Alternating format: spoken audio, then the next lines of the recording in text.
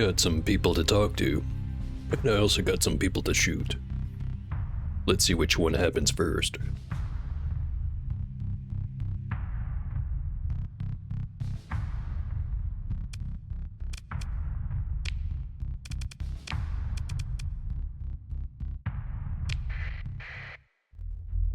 Alright. Last time around, went and picked up the Mark 1. And maybe let Tritacon scan it. Surely, this will not come back to bite me in the ass. But anyway. Other mission I had was... have to go to the Zephan system, all the way over there. Find some experimental packages. And I also have the one over here. Go and visit Ryan Arroyo. Got the Calicor archive. Might as well start on that one since I'm already here.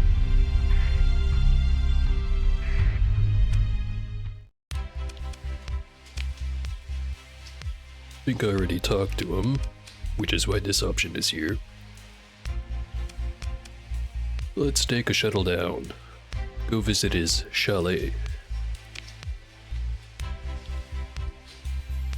Your shuttle descends into the young atmosphere of Yucca Spray, through towering battlements of clouds. A spray of rain is cast over your viewport, and it's wiped clean in a blink, by the heat and speed of your descent. The flight path soon deviates from the general approach corridor, which has been ticking off minor use fees from the Tritacon-owned flight control. General volume access fee, priority flight lane fee, service fee, customer satisfaction insurance charge, advertisement bypass fee. Just swipe the notifications off and focus on the landscape. Leaving behind the Tritac arcologies, diamonds growing atop the detritus of tiered slums. Over pipelines, a steel blue bay, jagged fjords, interrupted by ice jams and landslides. Up and over a great crumbling escarpment, like a black wave that fills the horizon. You cross a landscape of oddly hued tundra, spotted with thousands of milky green lakes. A new range of mountains rises on the horizon, torn in half by catastrophic workings of the terraformers, and beyond is a chaos of steep valleys, populated by dwarf pine and thin white waterfalls. The nav system sounds a tone indicating imminent arrival, and you see Arroyo's private chalet, a small compound of radical geometric architecture, surrounded by low outbuildings. Your shuttle approaches an ellipsoid landing pad that appears to hang in the thin air over a gorge. Human and a robotic servant greet you placidly as you arrive and lead you inside to a grand parlor done in dark geometric style. Gold inlay gleams in onyx tabletops, and the polished granite floor is set with tastefully patterned jewel-tone carpets, placed slightly askew. The view from the flawless sweep of diamond matrix bay window is, as Arroyo promised, spectacular. Rayan Arroyo is sitting at one of the bars. He acknowledges your entrance with a nod as the servants disappear. He taps his datapad with 2 fingers. You hear the soft signal loss ping from your datapad and your sidearm hand twitches instinctively. Arroyo acknowledges this with the rise of one perfectly groomed eyebrow. Calm down, just making sure no one's listening. He flips through a series of null readouts on a datapad and, satisfied, sets it aside. So Baird is calling in another installment. What will that be, Captain Max Friday?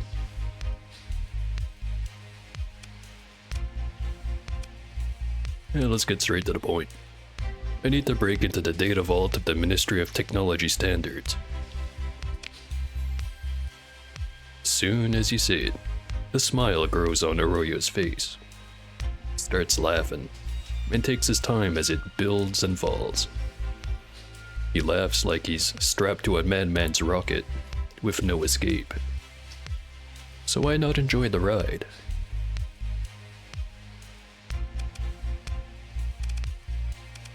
Give him a moment.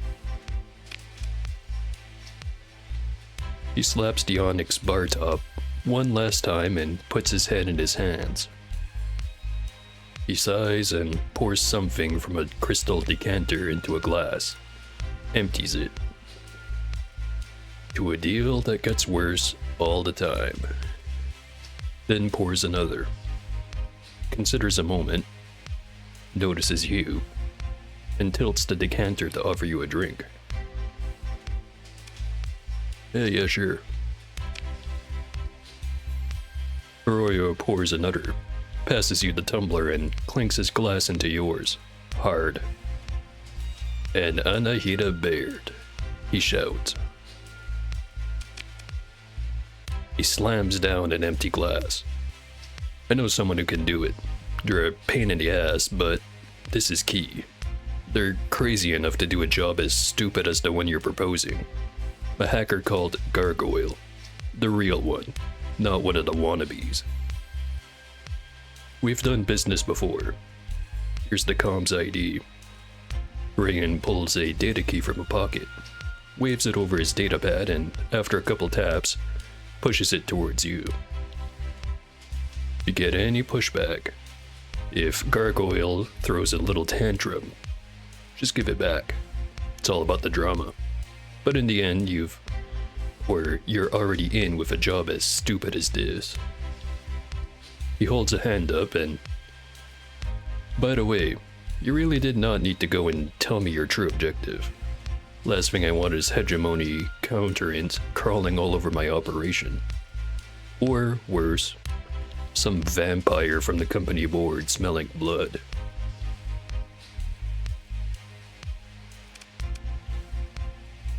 Can you tell me more about this Gargoyle? He gives you a look. No. Who cares? Doesn't matter. Most of anything you'll hear about Gargoyle is made up, and half of that is true, so don't bother trying. He leans back, looking elsewhere, content to talk to himself some more. What's important is that Gargoyle always gets the job done. My theory it's some kind of obsessive brain thing. He twirls a hand at his head to demonstrate. Probably implanted a cyber mod the wrong way around and got an AI instead of a frontal lobe. Have fun with that one, he says with a smirk. What's Baird got on you anyway? What Baird's got is a good investment, and the longer she waits, he waves at the luxurious surroundings, the career of Rayan Arroyo, the more interest she'll collect. Shrug. It's done well enough for me. We all make deals to get ahead, and I've seen worse. Done worse to others. Plus, I'm an asset now. Can't simply snuff an asset owned by a bigger player. He turns and stares directly at you. And you're an asset now too. Hypothetical question. What's she got on you? He gives a cold smile. I hope you know.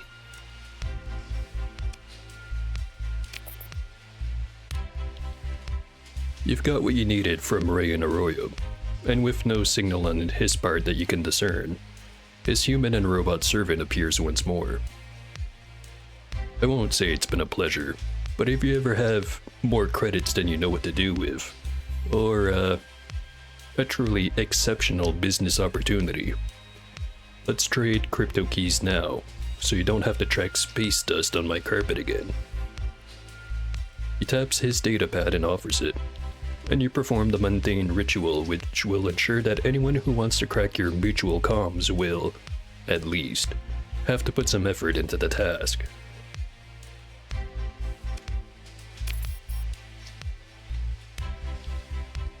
Your shuttle reverses the previous route, down from the highlands, across the plateau of lakes. You spot factory crawlers disgorging pipe and monorail pylons across the landscape, leaving long tracked trails of torn red dirt. Across the rocky chaos and the small cold sea, and over the mountainous slums crowned by glittering spires. Navigation pings and comm noises grows to a small roar over the heart of Tritachyon, and your shuttle returns to orbit. Alright, now I have to go over to Port Say Franchise Station.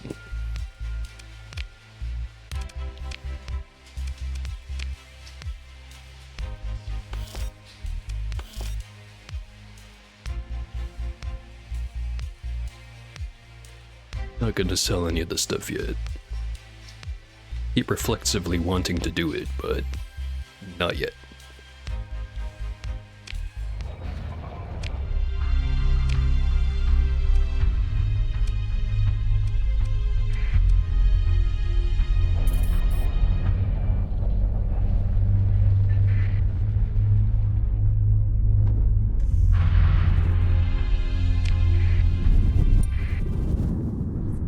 Lots of pirates flying around.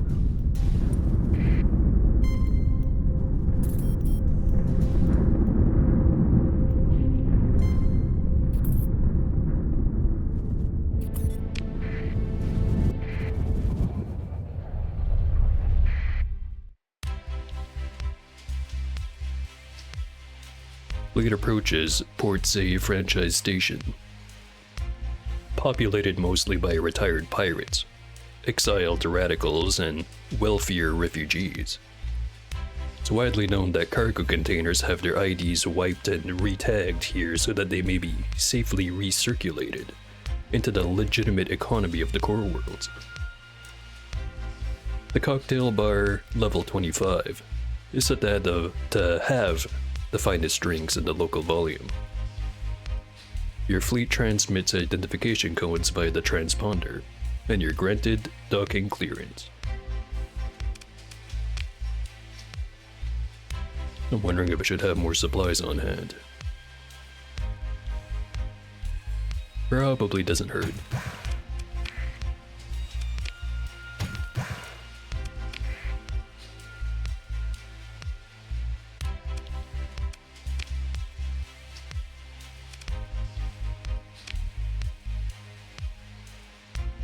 After connecting to the local network, enter the comms ID for Gargoyle, then pause at the prompt to initiate the call. You look over to your comms officer and they nod, ready to act. Soon as you execute the command, the electronic warfare console lights up like fleet action in the nebula. Comms wrangles the infosec systems with cool efficiency, coordinating active response with nav, sensors, and engineering stations. After perhaps half a minute, the storm breaks. The alarms quiet, and your primary display resolves from a mesmerizing fractal battleground to a heavily augmented face, grinning impishly. "You were ready for me," Gargoyle says too sweetly to be true before turning to an imagined audience. The rocket jockey put together enough brains to deal with my little hello. Gargoyle bounces back and applauds. "Well done." "So, you know who I am. Tell me, why did Rain give you my comms ID? Or presents, bribes, begging? Did he finally get in trouble with that junta of puppeteering vampires he desperately wishes were his friends? On the run from the law and needs a rep wipe?" A thoughtful pause. "You always make that face when you meet new people?" I've got a job for you. I was told you're the best." A job? No. Gargoyle gags theatrically. If I ever do a day of work, I want you to throw me out of an airlock, then throw that airlock into a black hole. The hacker lounges back carelessly, but still listening, because you told me I'm the best, and I am. That was nice. But I'm not sure you really understand what it is I do. A hand studded with interface nodule waves and your display fills with news clips. Industrial shutdowns, suspected sabotage, databases hacked, political comms leaked, credits missings, ghost fleets. What I do, Gargoyle sits up, looking serious at last, is magic. An institution, a polity, a warship, a fleet, the hegemony, the Ludic Church, the Tritachyon Metacredit-sucking corporation. These are machines made of people, and these people don't understand their own machines, or, a mock pondering tone, other people, come to think of it. The oneness of these holy constructs is mass delusion. But I, Gargoyle taps a head-mounted dataport. I understand. Simply, a finger points at you, or pokes at you from the display. Press there, then there, and the bubble pops. Push on the right place at the wrong time, and the mighty become a sad joke. Gust of wind, a fart of fancy, a flimsy shell that's cracked. Understand?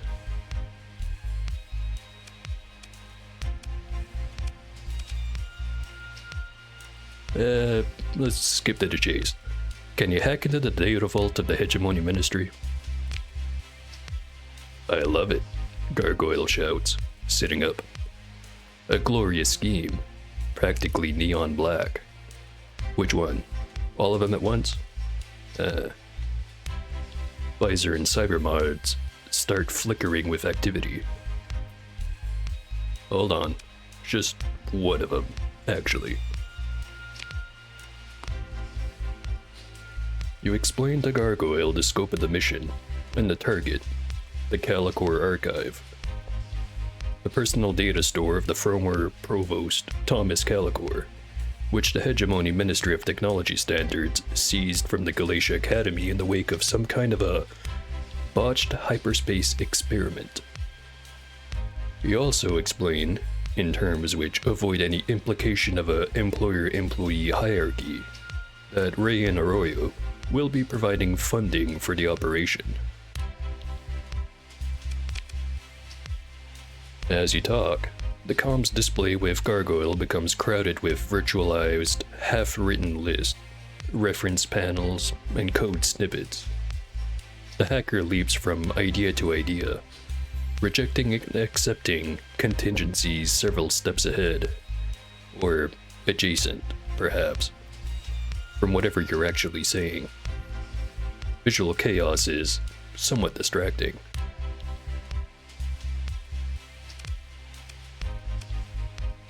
You need some time?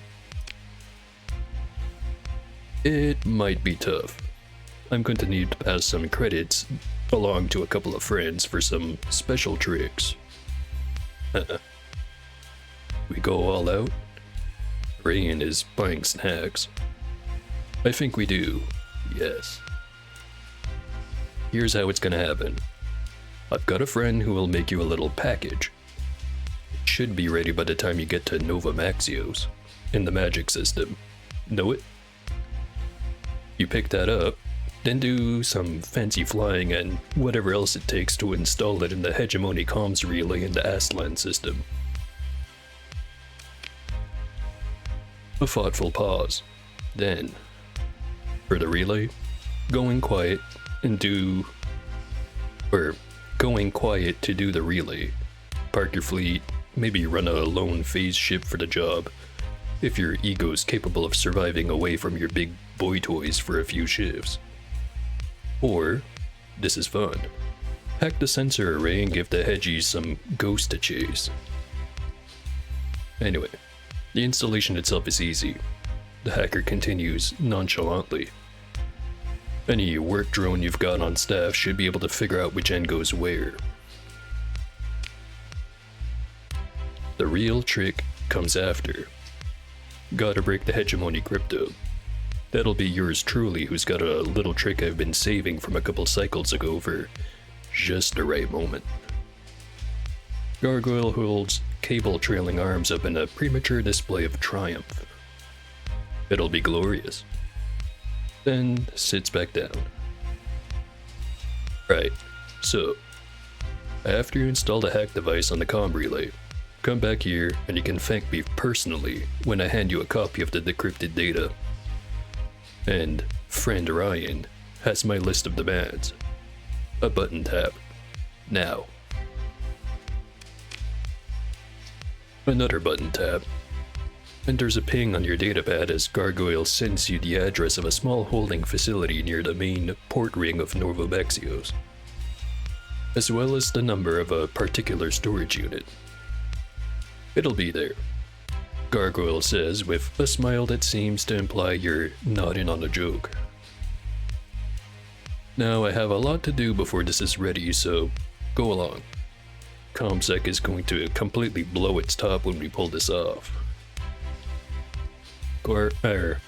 Gargoyle turns to another display, attention focused. Cyber augments flickering at an increasing rate as the comm line disconnects on you almost as an afterthought. Worky.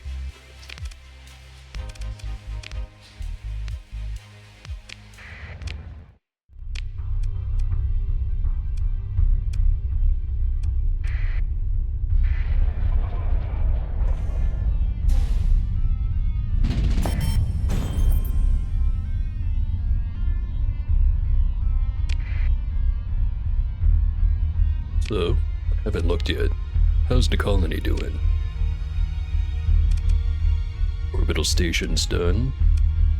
Should probably upgrade it. 37 days to ground defense, and then an extra 60 days for the patrol HQ. By which point, I'll have room for another colony, or industry, not colony. Although I could get the second one started. Alright, so next thing I'm gonna want to build here.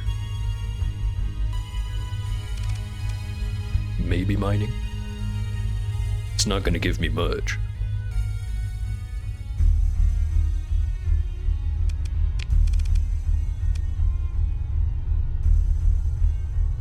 Not sure if I can stick the mantle bore. Yeah, no, not on a habitable planet.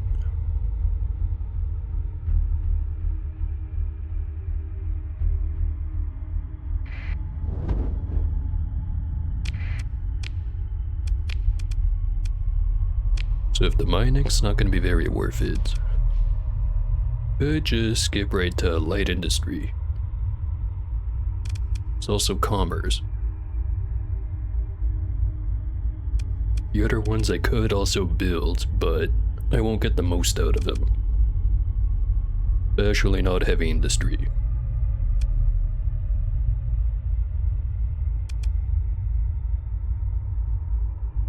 Well, that's not true.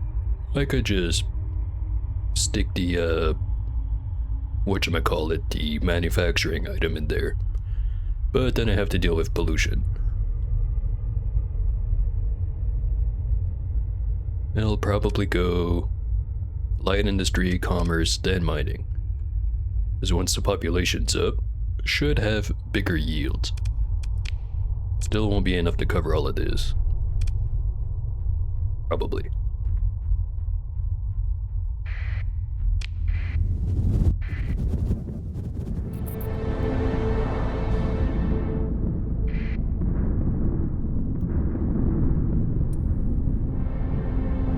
So let me check again.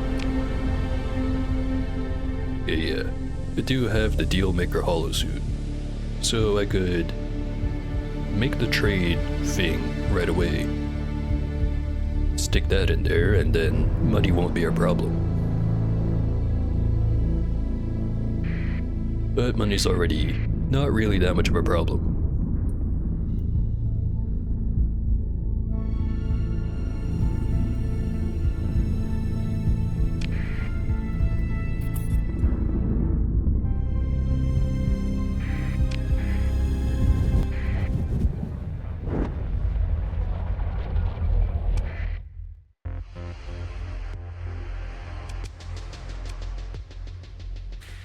We just have a bit of a sip, get back to the talking.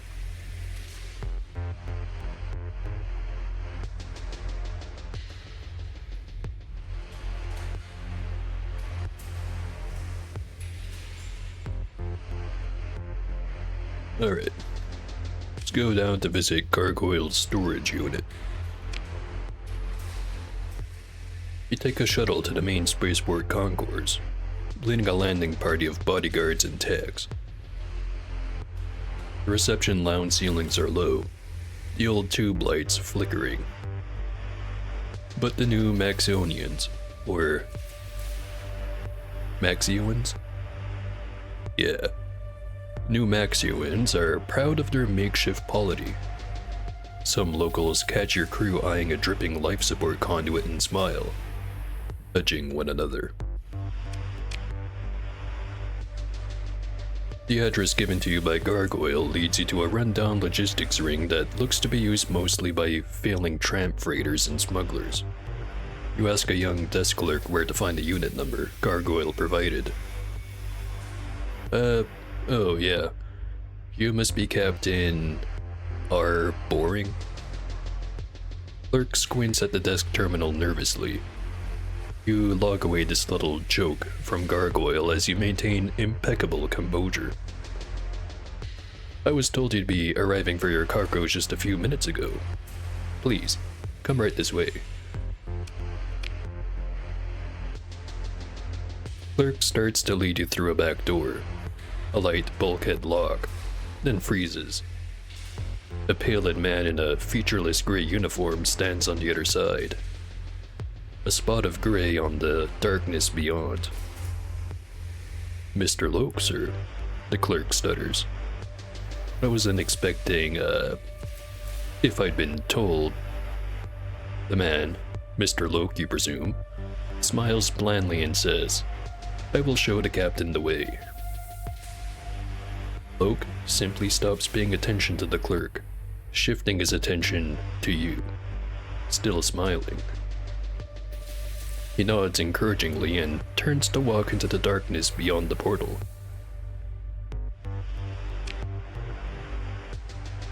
Mr. Loke leads you past rows of sealed storage units into a loading bay. Your footsteps produce a dull metallic echo. Something that smells of organic compounds is leaking. Still smiling blandly, Loke stops and, with the wave of his hand, unlocks a storage unit. He speaks softly to you. When she heard of this, Yorian told me she thought it was very funny. She wanted me to come and make sure you got what the Gargoyle asked Elisa to make for you. His watery eyes stare at the storage unit. It must be a nice thing.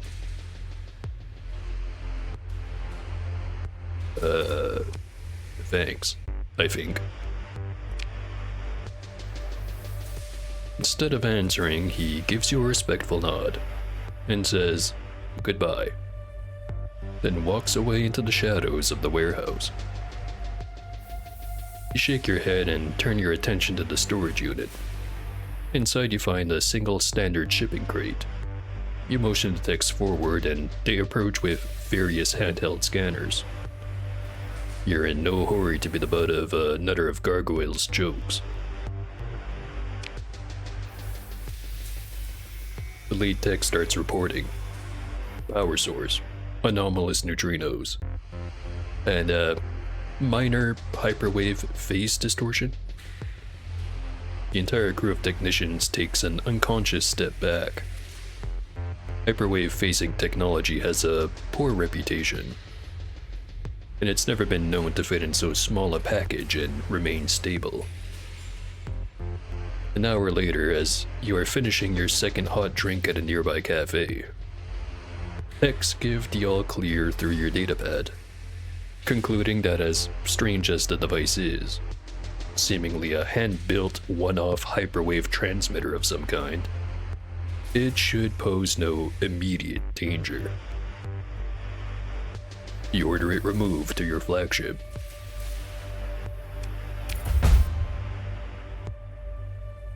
On the shuttle ride back to your fleet, you ponder tactics for inserting this device into the Aztlan hyperwave relay without being spotted by Hegemony Patrol. A small, fast detachment could do it, or phase ships using their fields to lower sensor profile. Or with a little luck, you could find a quiet moment between patrol rotations. The intercom crackles. Captain, we've arrived.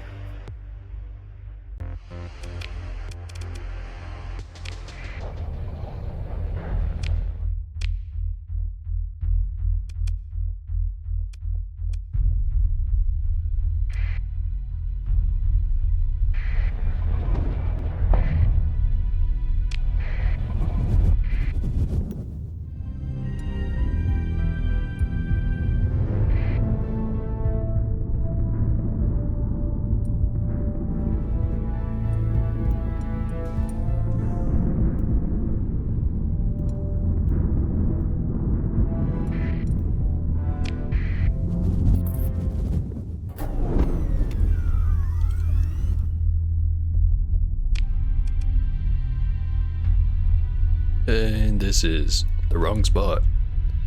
Whoops. Getting ahead of myself.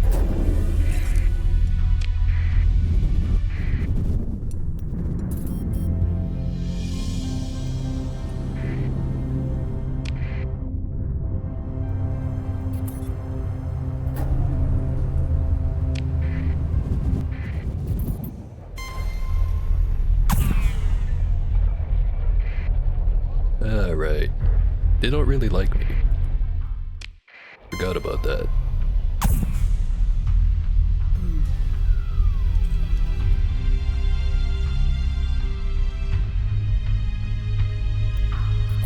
That's a lot of onslaughts.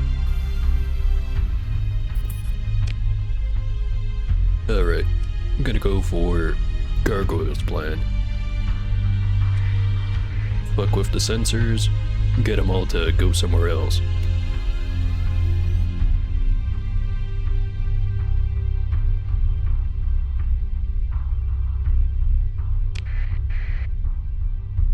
They're just swarming that thing.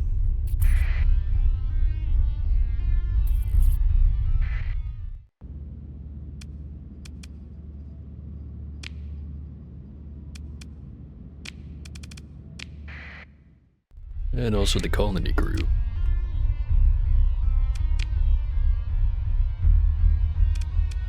Actually. Yeah, I don't have the item for light industry, so I'm gonna go right ahead with commerce.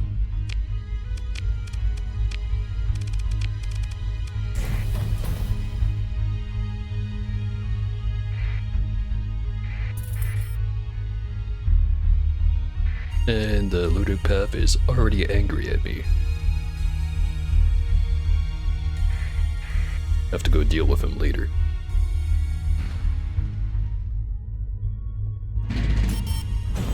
That is a lot of them.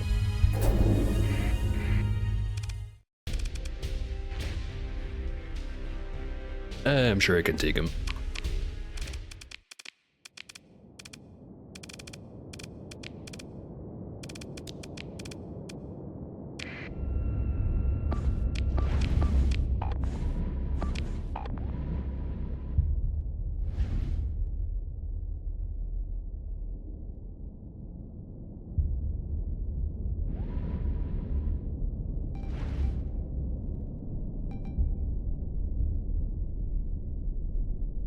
Probably could have tried a little bit harder to shake him.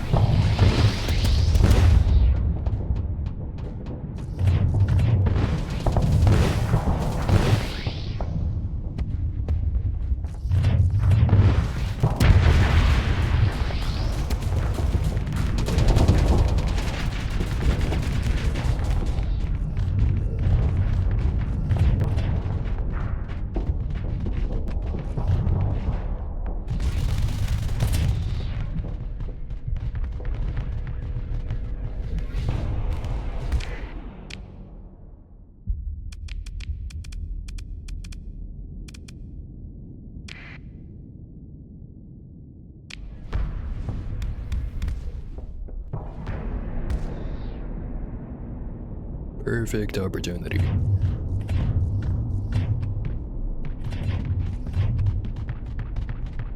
Okay, maybe not that perfect.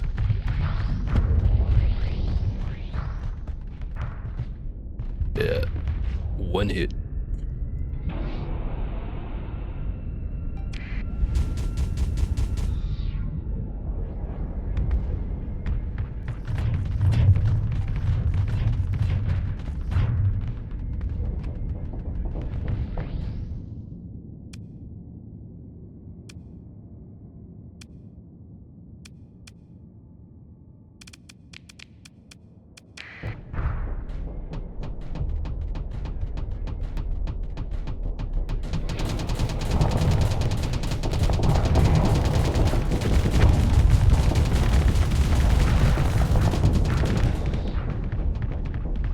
Engines out.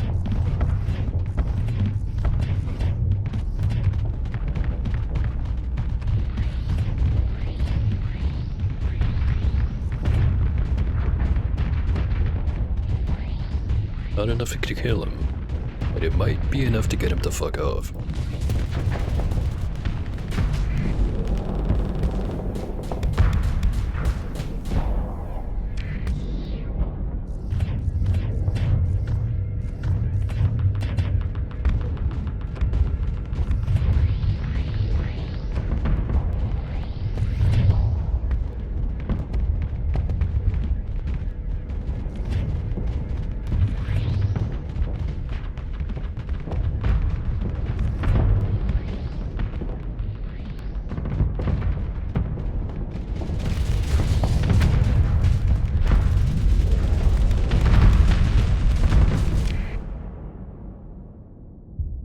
Most of them are right up there. This one is vaguely isolated. Try to do something about it.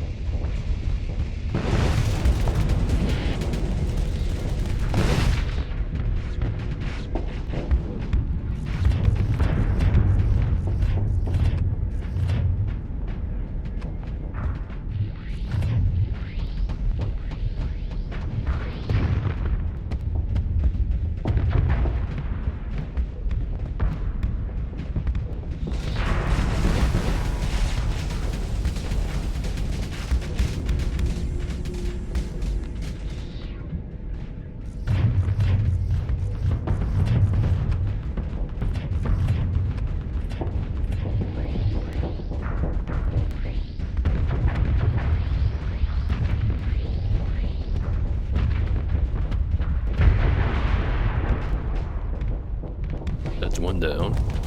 Only like 6 to go. Never mind, there's that one retreating one. So technically, 2 down.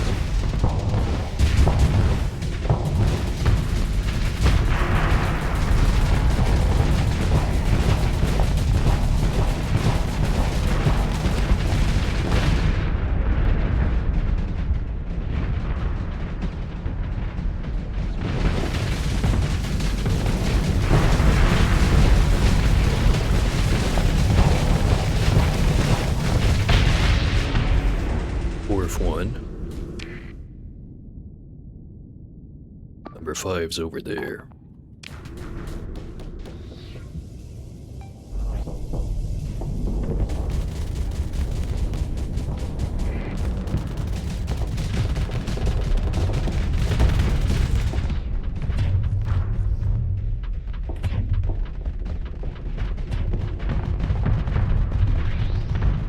Then number 6 soon after.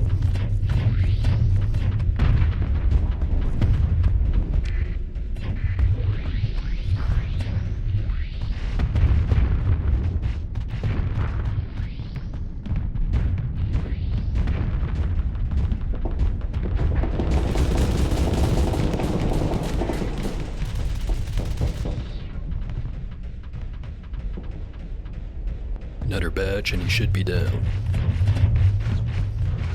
Especially with all his shit EMP'd.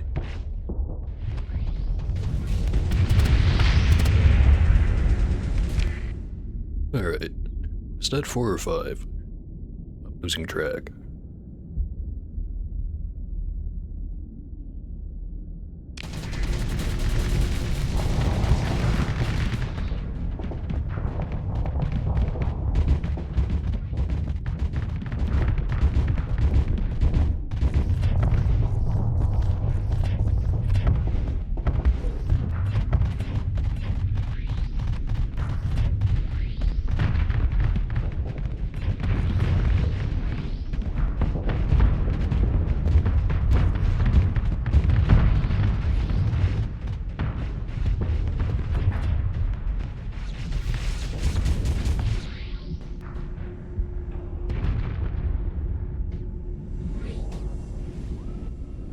Engines down. Not seeing another one approaching. I think most of what they have left is Dominators.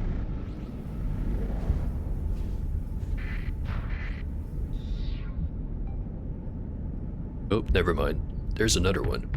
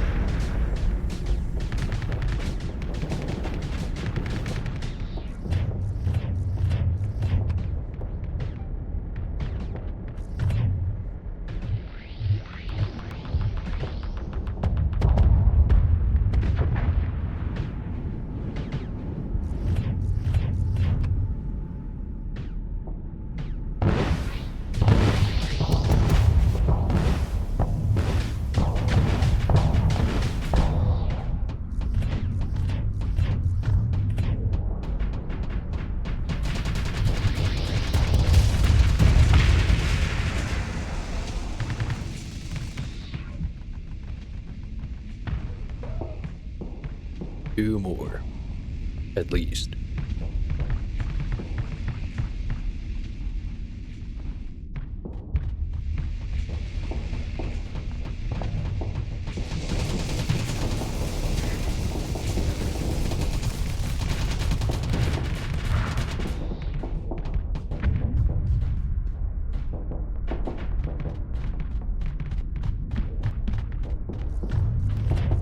No good spot to put the mines, just dump them on this dude.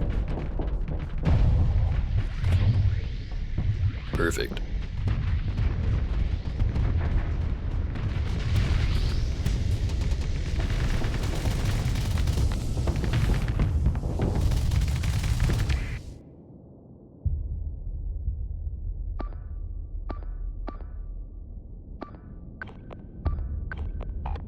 Time to get rid of that guy.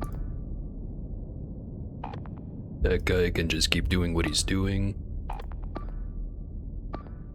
And everyone else is looking good.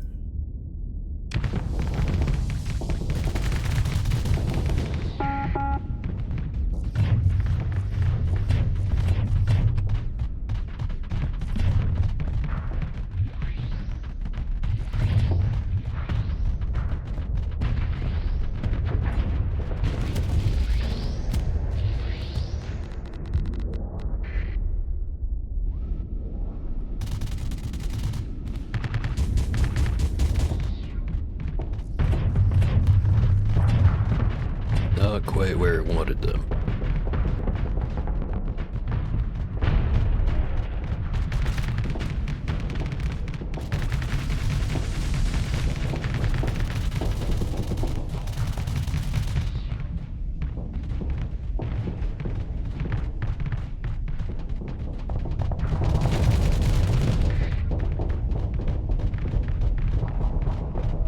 Stick the mines where there's no point defense, which just so happens to be right up your ass.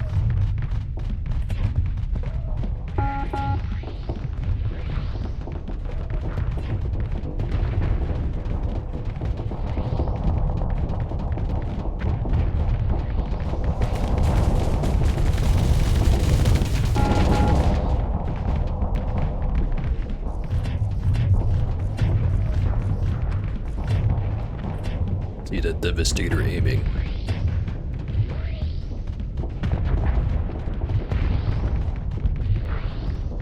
Not fast enough though.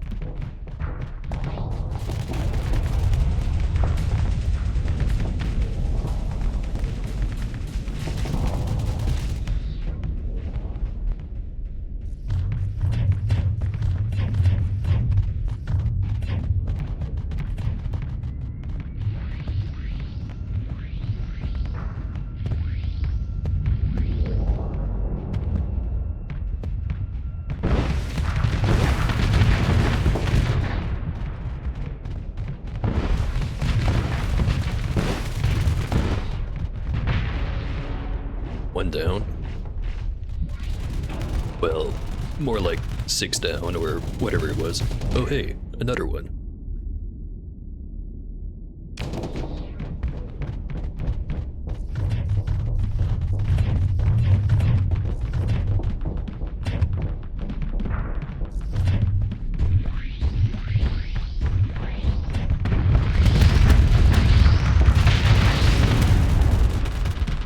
Number 7? Question mark.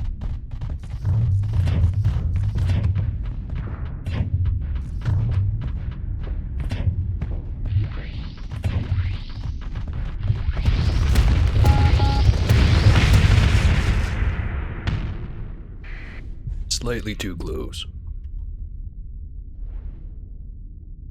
Alright, not seeing any more coming in.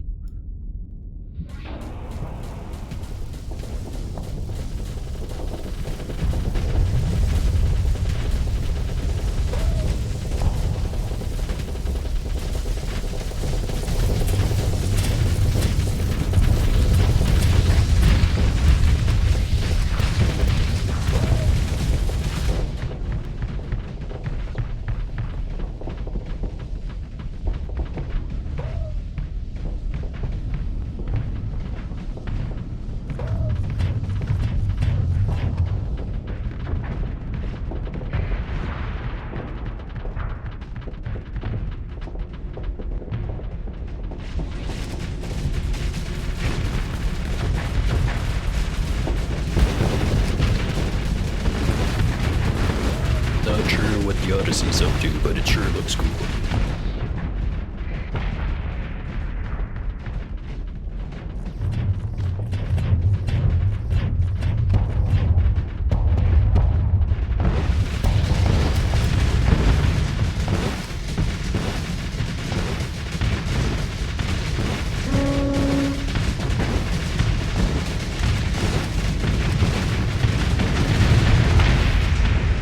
There we go.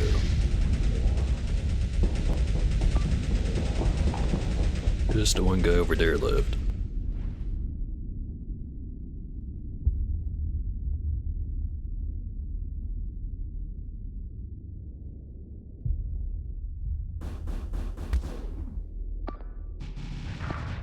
Not sure how he utterly failed to 1v1 the meatball. But he did.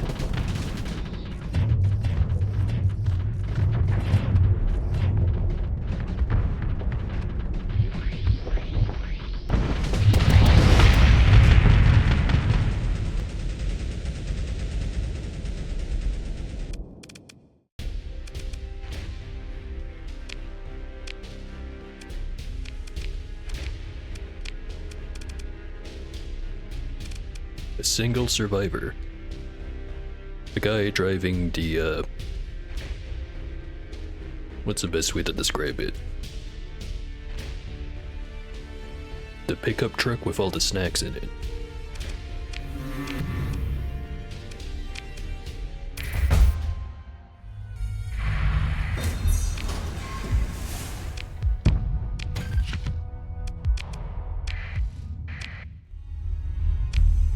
Alright, definitely failed the stealth part of the stealth mission, but let's get it done.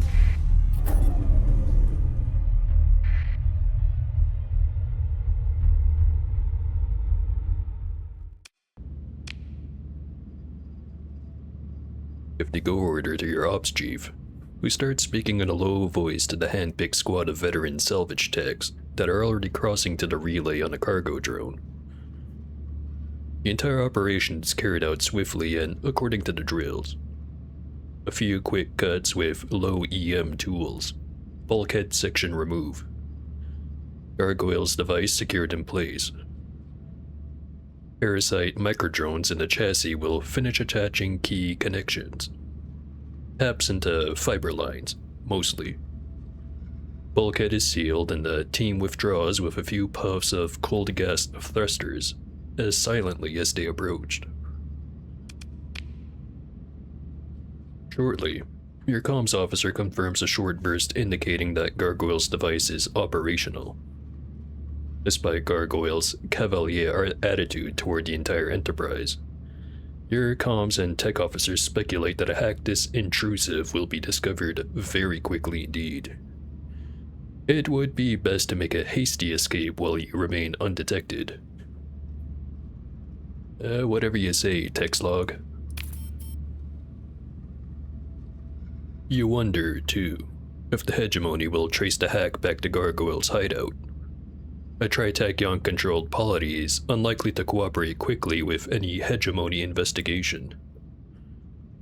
But then the investigation might not be official, and less an investigation than a Black Ops snatch squad. You should retrieve the archive from Gargoyle quickly.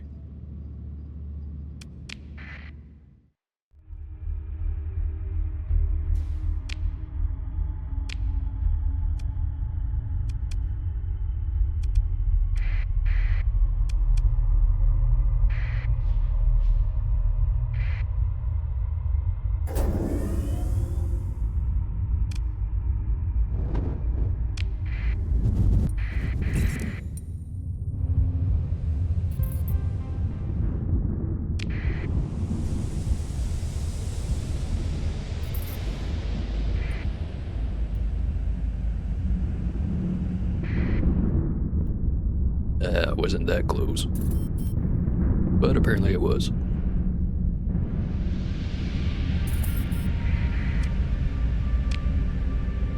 Ground defense is complete. Upgrade.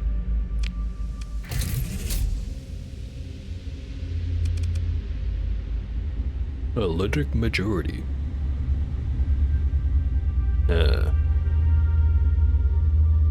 I'll allow it for now, just because of the population growth.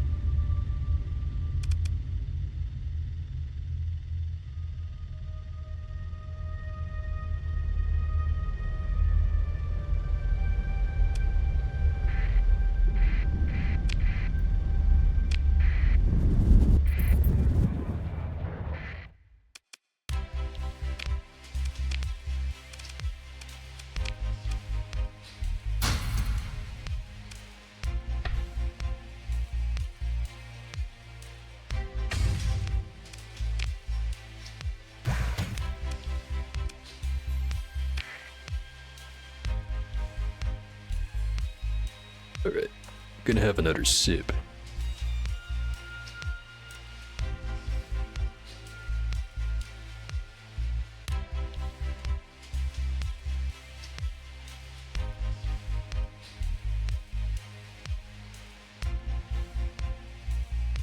And now back to the reading.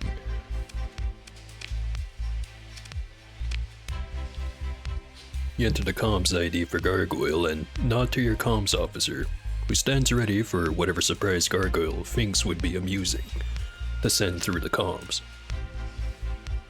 No tricks this time. Display instantly resolves into a familiar face with an unfamiliar expression. Fear. Captain, you need to take me on your ship and get me out of here. They know where I am. Oh, I've really done it this time. It's incredible. Gargoyle lets out a nervous laugh. The greatest data heist since the second AI war. The hacker seems to realize the gravity of this statement. I think they're pretty, very, extremely, entirely unhappy this time. It's not safe. Take me to the Galatia Academy? Anahita can hide me, right? After all I've done, she has to.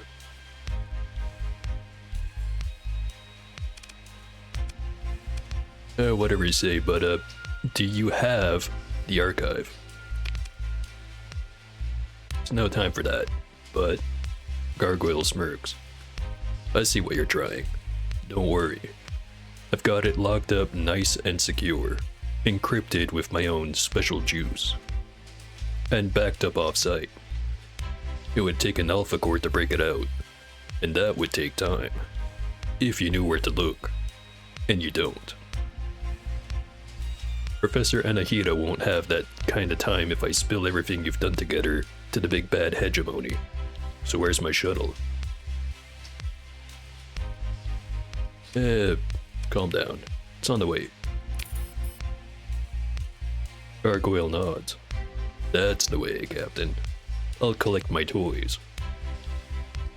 Your shuttle gets in and out with any suspicious inquiries from traffic control. You're not wise to what's going on yet. Probably.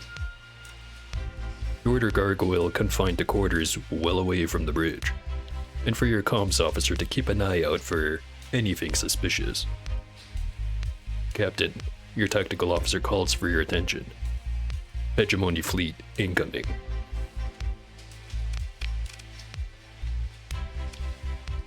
They're not that scary, but just because stealth is optional doesn't mean I shouldn't try.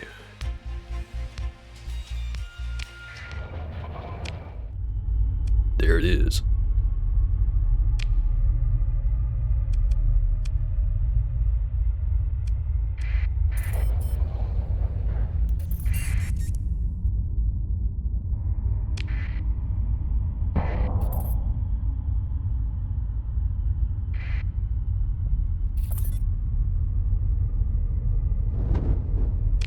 Zoosed right on past.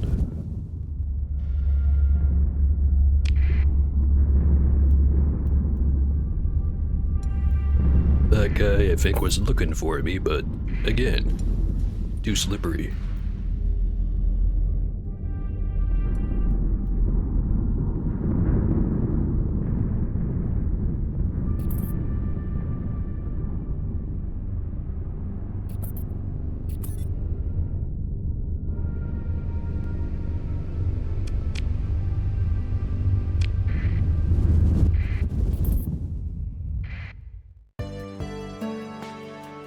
Your fleet is interrupted in the middle of a standard approach sequence. Instead of the usual traffic control chatter, your flagship receives a comm request directly from the office of the Provost. Captain, reports your comms officer. She wants to speak with you. The image of Provost Anahita Baird appears. Bring your special cargo by shuttle, she says, directly to this docking port. A chime signals that receipt of navigation instructions and docking codes.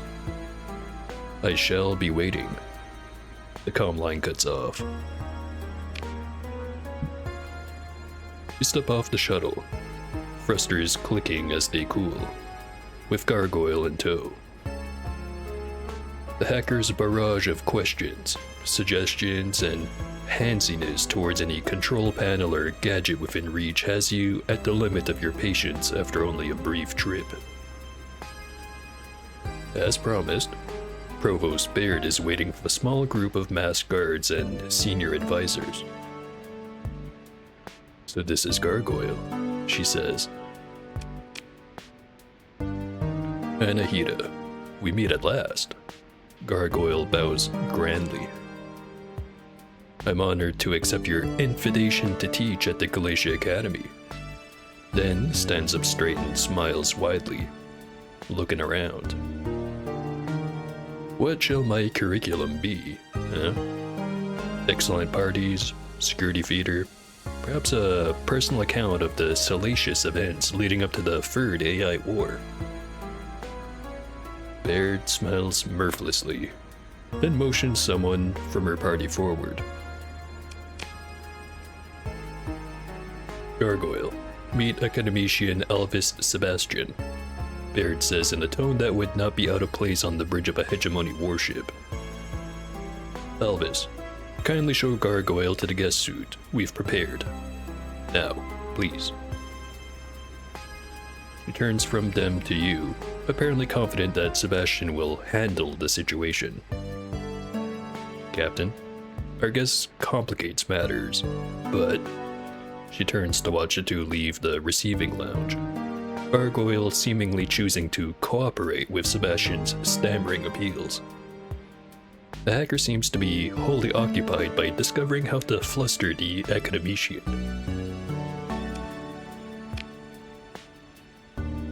It appears that I've gained another valuable asset in addition to the Calicor archive, she says.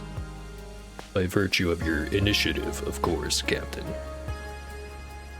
I will not forget that when the time comes, but... She takes in her surroundings and dismisses the guards and advisors with a wave. Baird holds up a hand to indicate an adjoining transport pod. Let us remove to a more suitable setting to complete our conversation.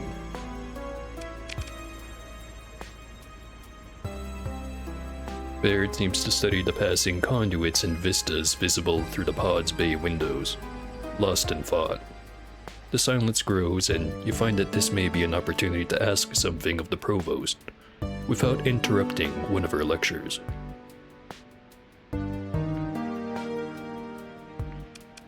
So, what's the plan if the hegemony suspects you're behind the hack? Baird looks at you. They suspect me already, of course. The Galatia Academy will appeal the original data seizure and demand the return of basic scientific research material, which is not illegal under even old domain law. This data breach only proves the danger of restricting basic research, as this situation enables unsavory parties to exploit discoveries without oversight from the Ecumenica. I appreciate the irony of my objection, of course, but this is war by public relations. There's no room for scruples. I'll be exactly as cynical as they already believe me to be, until believe the act, because it's true. As Baird speaks, you find a note of satisfaction in her description of plot and counterplot. Behind that truth, of course, she continues, is what really happened, which shall be a fait accompli once they discover it, and one too embarrassing to publicize. Right then, what do you think of Gargoyle? Baird looks at you, raises an eyebrow, then looks back at nothing. Singularly charming, she says, deadpan.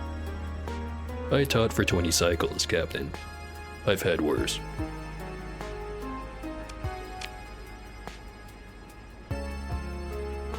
Through the silence, you can almost hear Baird thinking. The transport pod hisses to a halt, and you feel the subtle shift of agrav fields. You step off and note that this seems to be a back entrance, which allows Baird to avoid the waiting room full of important people unused to being asked to wait.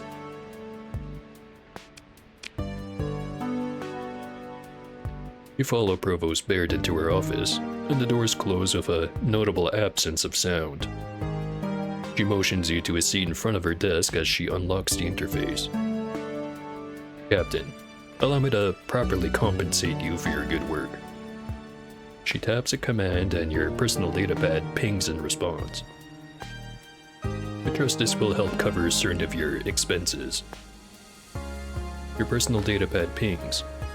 Incoming funds transfer. 100,000 credits. Add it to the pile. Now Baird's interface pings. An incoming signal. Ah, good, Baird says and slides a datapad over for your inspection. It's a detailed progress report on Gargoyle's activities, including timetables for decrypting the Calicor archive. Sebastian is more capable than he appears. He is both persistent and meticulous, as you can see. Emotions at the datapad. We should have the archive decrypted in about a week. The value of this research data is enormous, of course, but we still require the means to put theory to practice. And that means is coureurs. Hers is not a unique genius, mind you, Baird says with an almost uncharacteristic lack of certainty. We could find other candidates to lead the research team, but the study and training, no. My timescale is too short. We need Scylla coureurs. Find her, Captain, Baird says, and quickly. She turns away, dismissing you. We shall speak more about what I am building towards another time. You feel the doors open soundlessly behind you, and you sense the presence of mirror-masked guards like a slight increase in ambient static electricity. Time to go.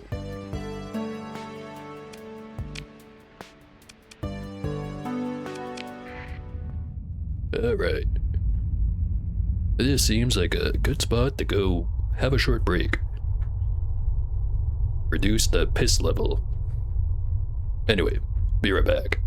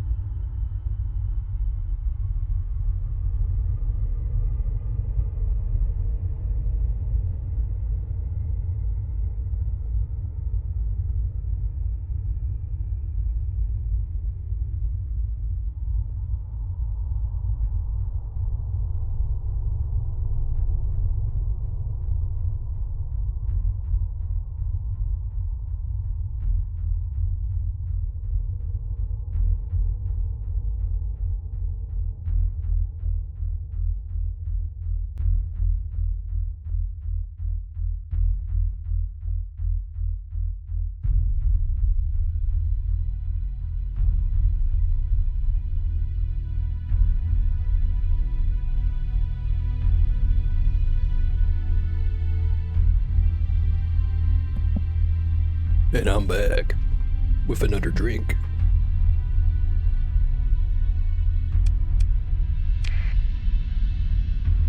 Alright.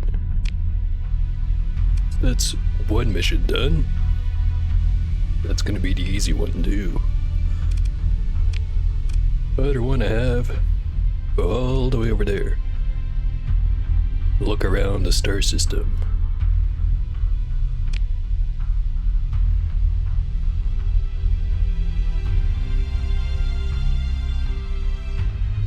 Could go steal some fuel from someone. Actually, I think all the people selling fuel at a good price right now don't like me very much. Hegemony doesn't like me, the League doesn't like me, and the Tic Tac does not like me. So that leaves Tritac, Independent, and the Church.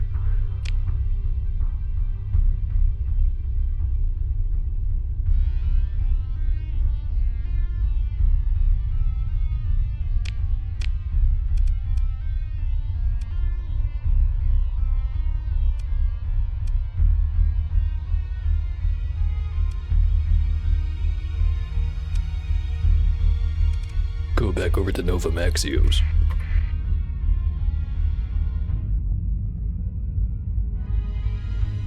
Maybe you scoop some up.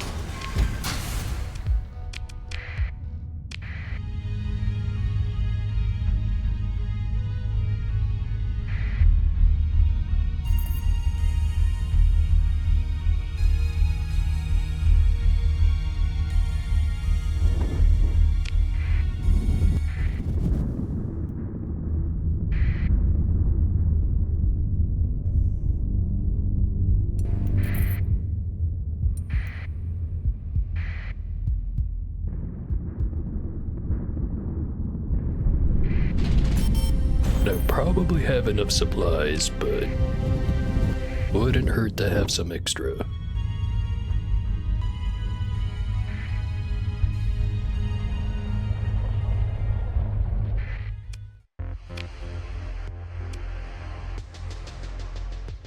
Not much here. Plenty of supplies too.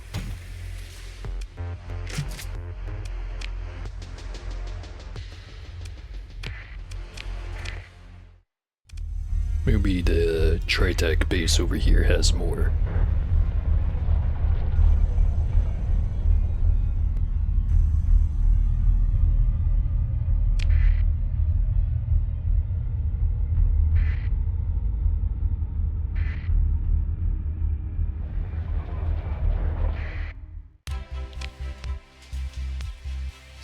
Not really that much.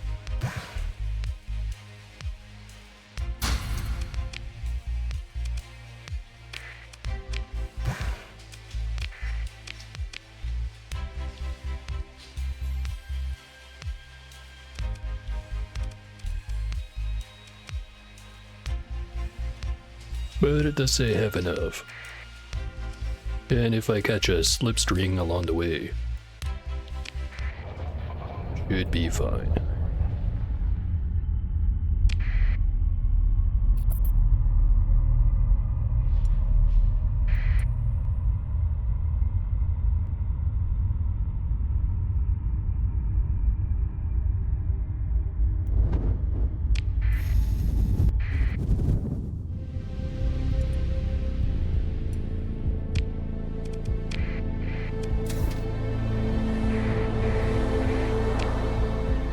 There's one somewhere down there.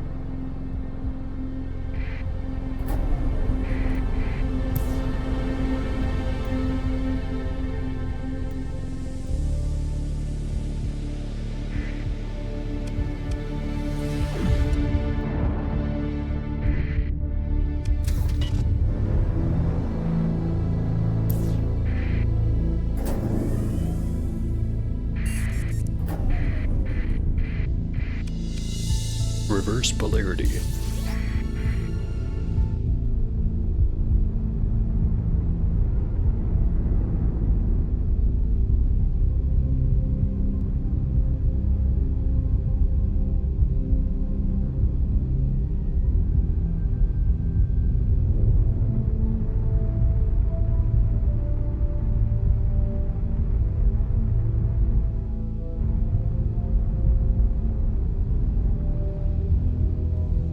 Slipstreams fading out.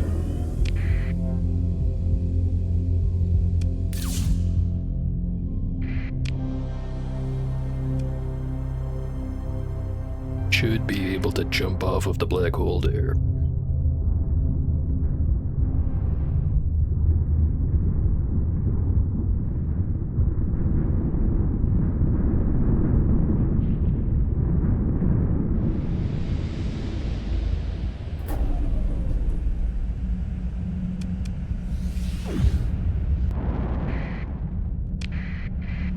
Pretty much perfect.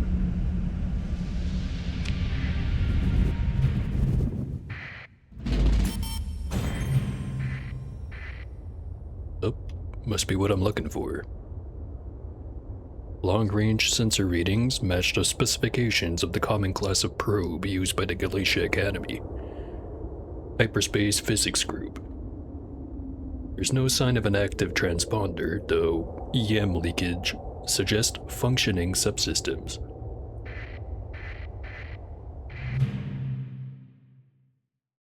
Your fleet approaches the probe. It's not transmitting on active transponder ID, but when your comms officer performs a direct ping, the return identifies the probe as property of the Galatia Academy. This is followed by a block of legal language threatening fines and alluding to unspecified dangers inherent in tampering with said property. You suspect that these mere words, a ghost of an EM pulse sent across cold vacuum, would dissuade a few of the outer system scavengers you've crossed paths with. Investigate. The salvage crew is dispatched under your operation chief's watchful eye. Using codes provided by Provost Baird, the team opens the probe to install a short-range relay which allows your technician full reign of the probe's data environment. Tech reports feed active. The probe hull is sealed with a few quick bursts of a plasma torch. Your ops chief recalls the salvage crew.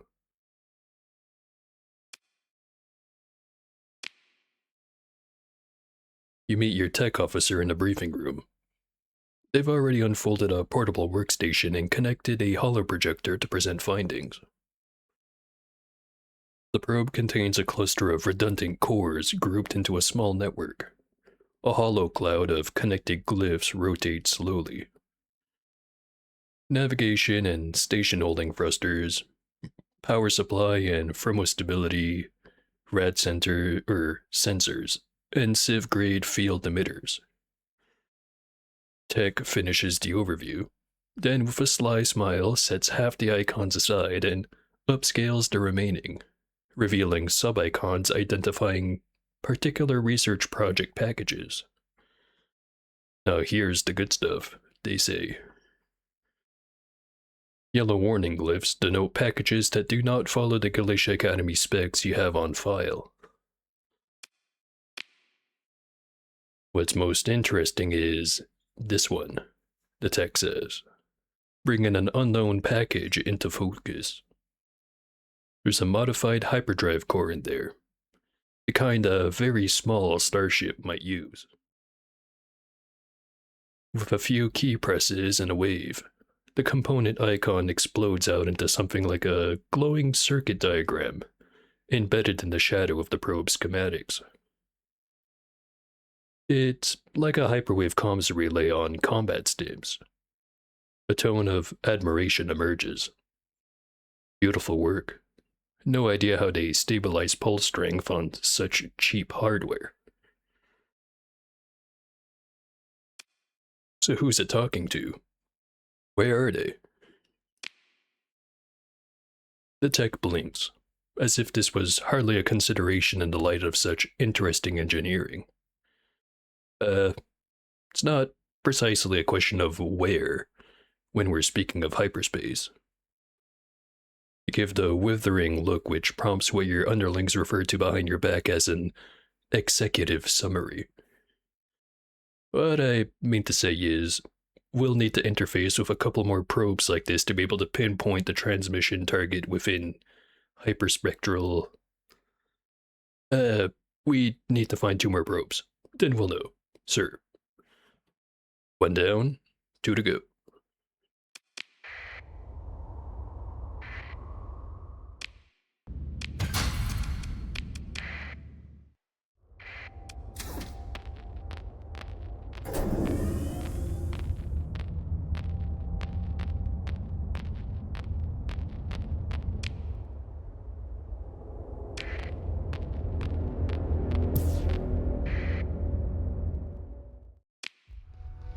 Nice looking rock. Yeah, it's pretty alright.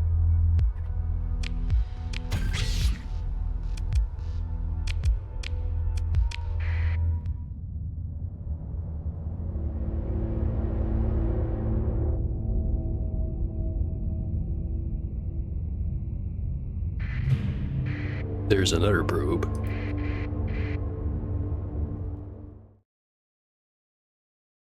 Your fleet approaches the probe.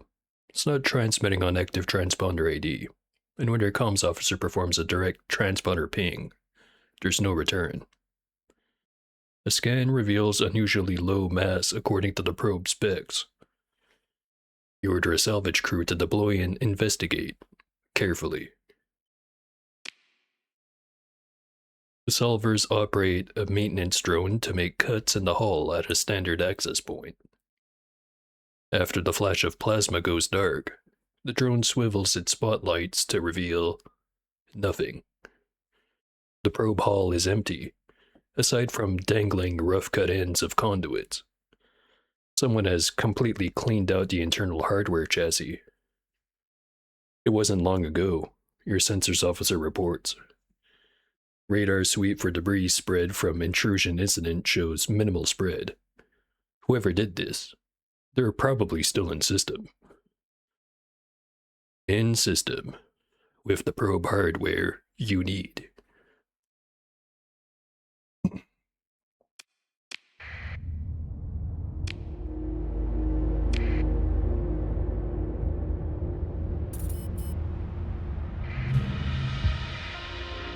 Research station.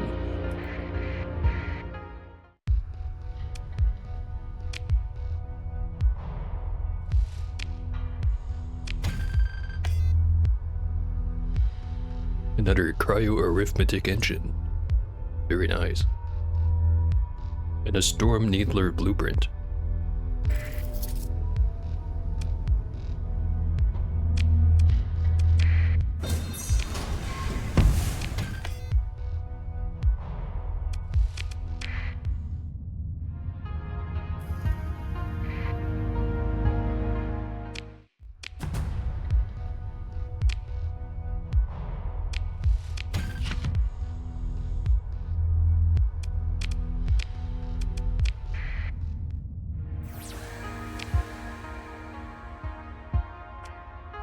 One thing over by the star. The fleet moving around.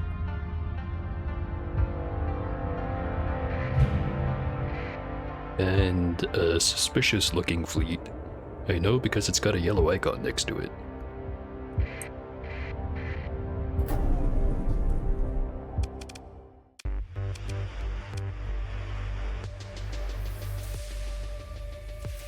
The independent fleet carefully maintains its distance, keeping ready to disengage in the event of hostilities. Despite your fleet transponder being turned off, appears to be aware of your identity, likely due to the presence of notable ships in your fleet.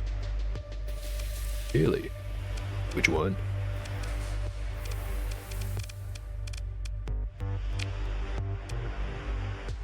Scavenger Captain flickers into your comm display.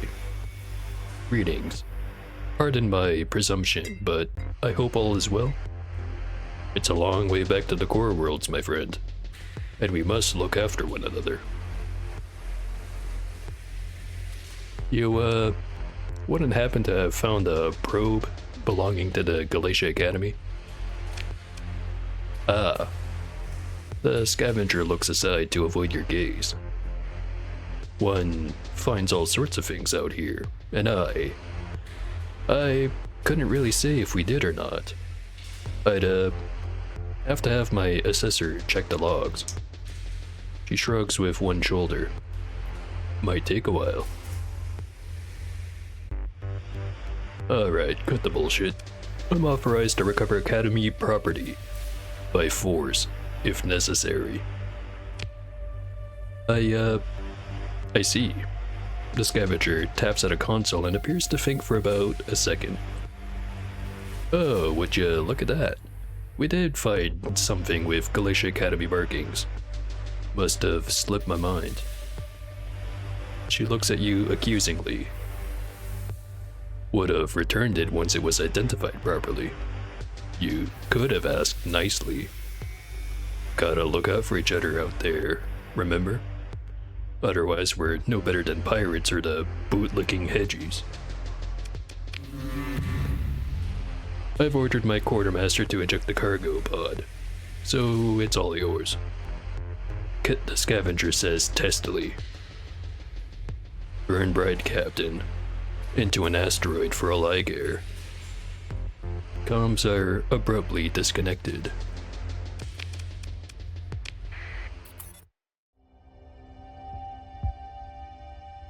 I'll let him go this time.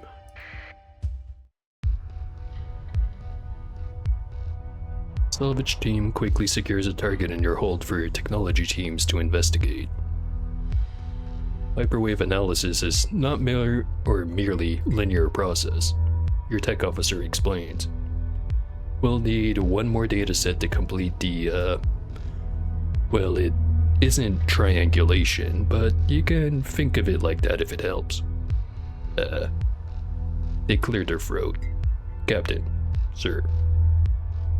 You dismissed them to return to their work. 2 probes down, 1 to go.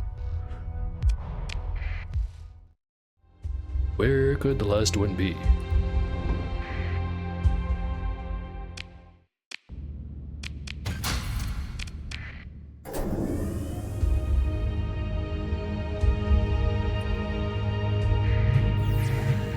There it is. Having a bit of a bath.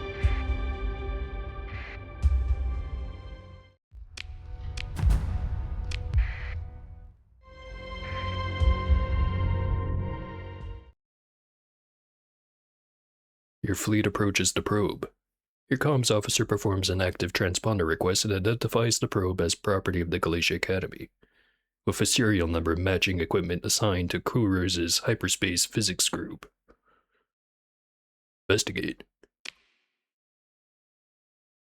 This is the 3rd time undertaking this operation, so your crews know exactly what to do, and do it quickly. Schematics of the third probe float before you in the briefing room. Our tinker's been at work, your tech officer explains, highlighting the ghostly specs of a highly modified miniature hyperdrive core.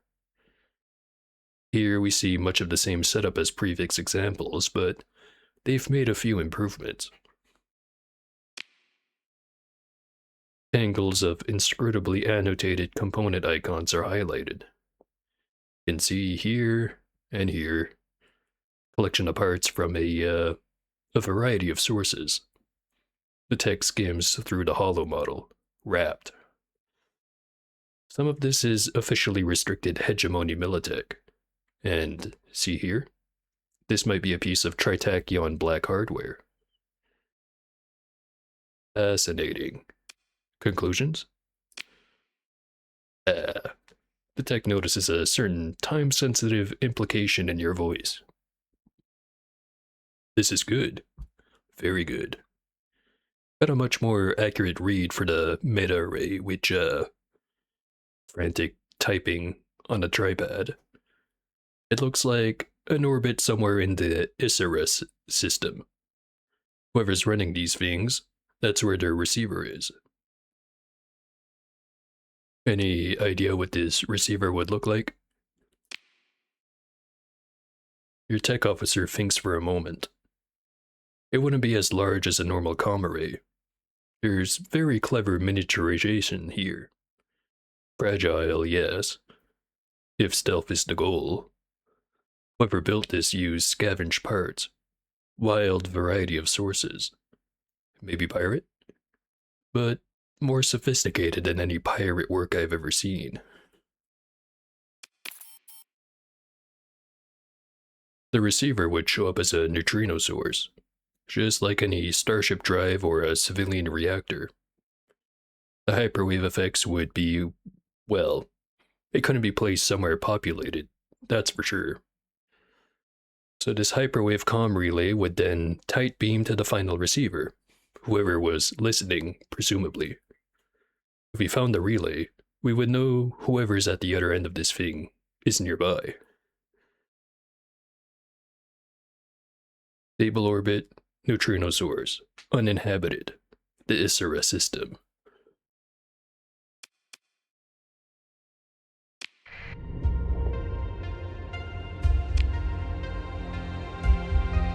Alright. Get the last planet, check out around the gate, and head right back over.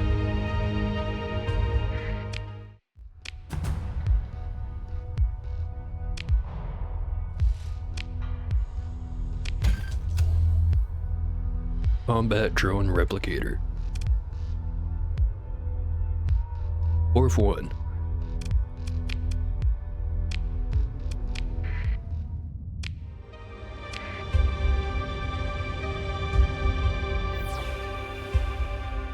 Nothing around the gate. Kind of unusual.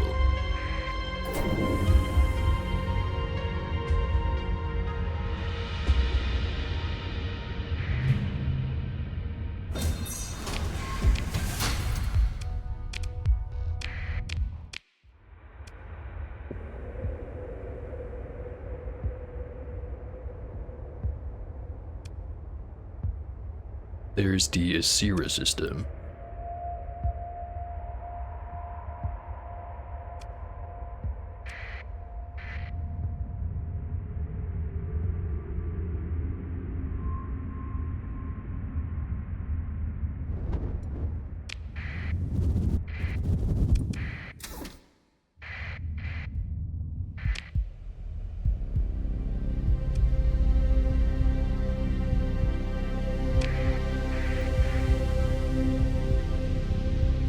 Scanner says there's stuff right ahead. And by stuff, I mean slipstream.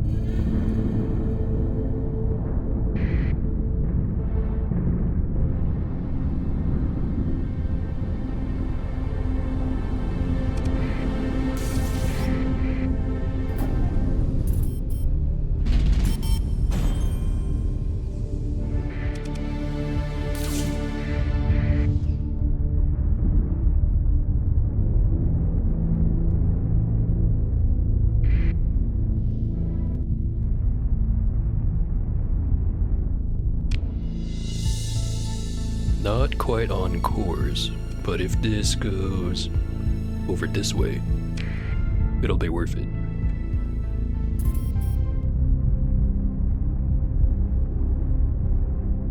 Which it's not really going that way.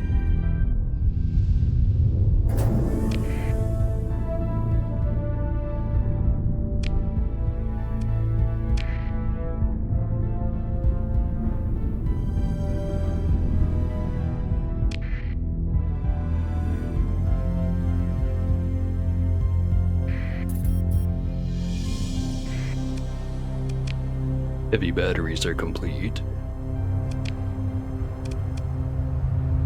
Upgrade the battle station to a star fortress.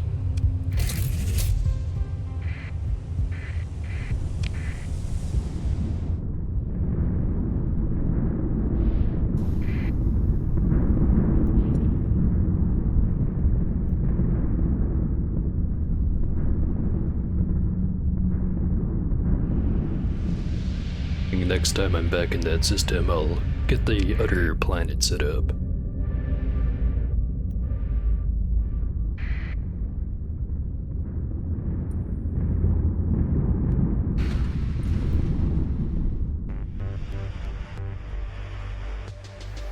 You're being hailed by an independent fleet. They assume a neutral position.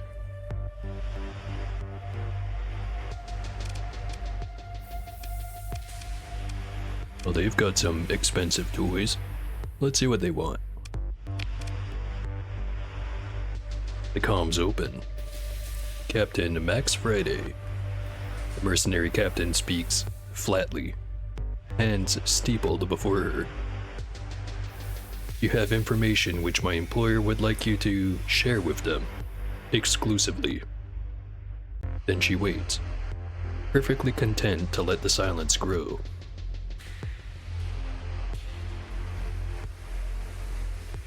And, what information would that be? She raises her eyebrows. I think you know perfectly well. You came here to find something. A small smile. Or someone. You appear to be traveling with purposeful intent after investigative activity at your last stop. My employer believes that you found what you were looking for, and would like you to share that information under exclusive terms. And, who exactly is this employer? My employer. The merc crosses her arms. Who is interested in exclusive access to your information. Who also has a passion for discretion. So you need not worry about your reputation if you sold out your own employer. She considers. Much.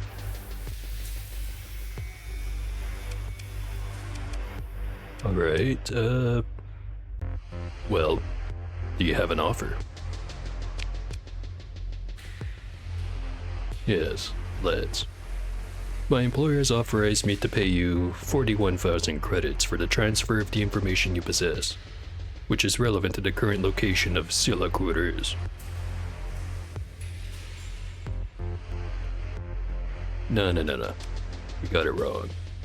I meant, how much will it cost for you to forget that I exist? The merc stares at you, then says, I see. That's quite impossible.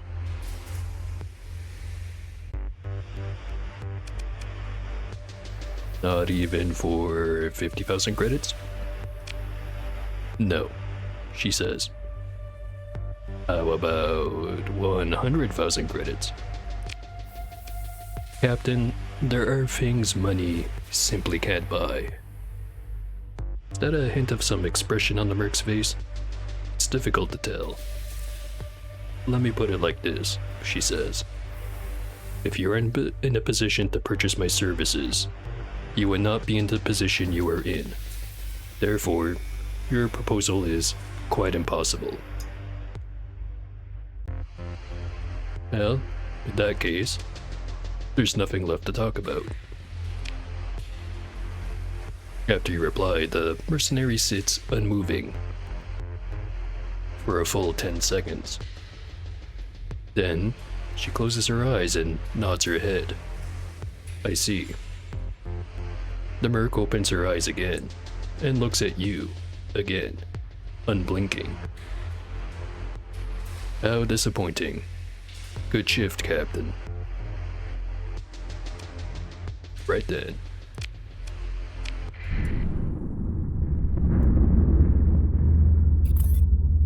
I should bill you for making me hit that hyperspace storm.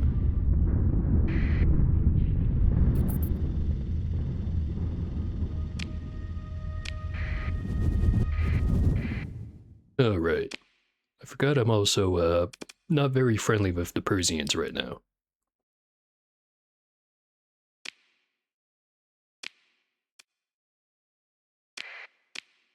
I've got an idea.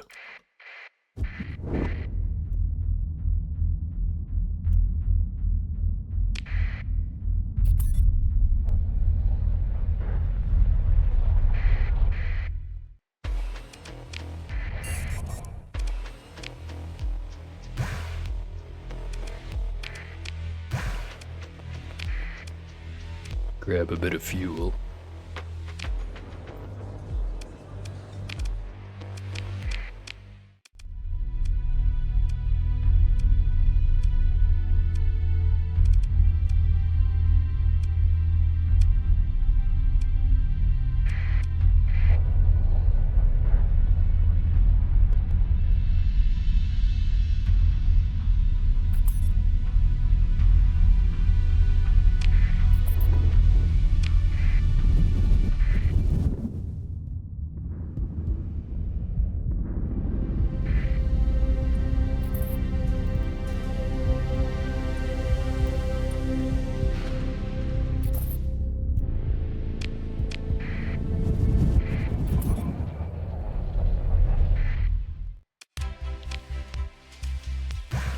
more fuel.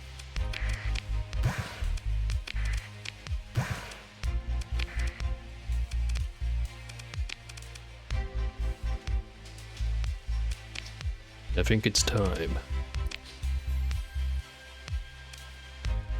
I would like to resign my Tritachyon commission. You sure? You'll be missing fantastic opportunities to advance your career. Tritachyon rewards those who reward themselves, after all. And need I remind you, there are those in the company that might see this as a sign of weakness. Yep, I'm sure. I can see there's no changing your mind. Someone gave you a better offer, didn't they? Nah, don't say anything. I understand completely. If they're paying that well, don't forget me if an opening comes up. In the meantime, I recommend you steer clear of Tritachyon space for a while. And just like that, pirates are suddenly a lot more trusting. Hegemony doesn't shoot on sight anymore, and the Dictac is willing to go back to sell me fuel. I am noticing that there is one faction there that is still just as mad. The League.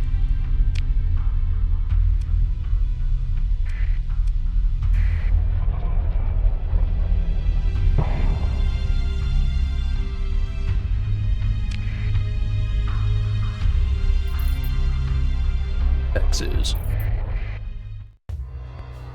Can't get around them, can't get under them, can't go over them. Just have to go right on through. Also, how you doing, Foxworth? Hopefully you're doing good. But I do have just the right thing to smooth things over, as soon as I find the right person to talk to. Just got back home from an adventure. Ah, hopefully a good one.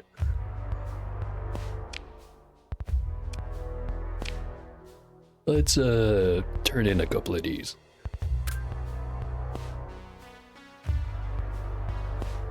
Maybe 50 of them. Smooth things over real good.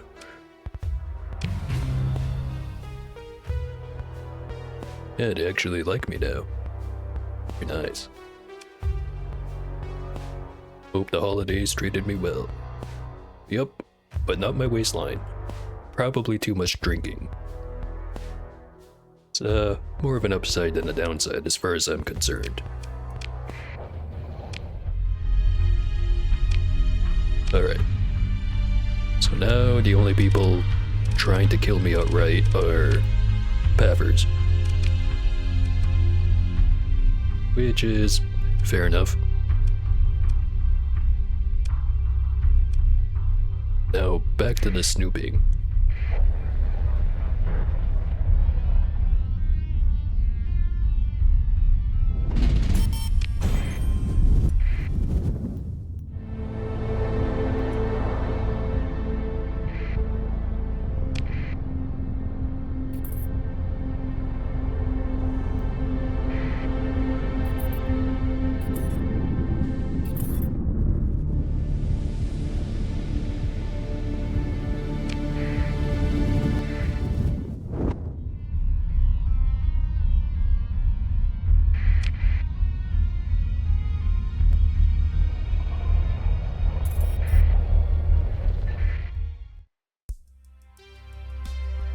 Your fleet approaches Lakai or Habitat. Not orbital. Habitat. Totally different from the other one that has orbital in the name. Anyway, was originally built to service a small group of asteroid prospecting companies, but is now dominated by Kazaronian gens-owned military shipyard combines. Lakai Habitat's nightlife has something of a reputation, hearkening to its days as a pirate outpost.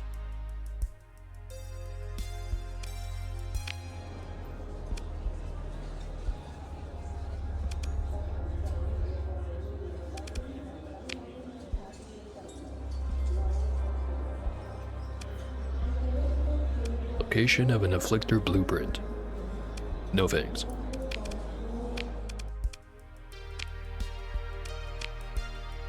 Let's talk about some fuel before I piss someone off.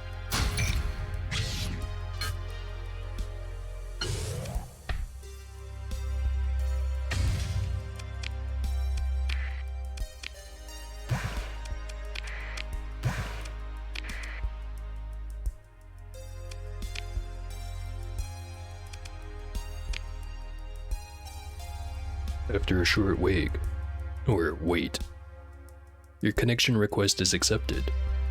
This is Archon Sheliak Farley. How may I be of service?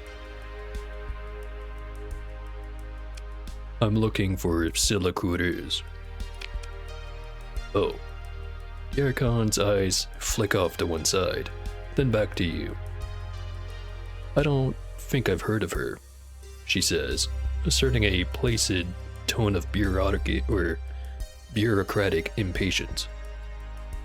You know, there's a public comm directory of this sort of thing, Captain. Right. Do you happen to know anything about the Galatia incident? Yeah, actually.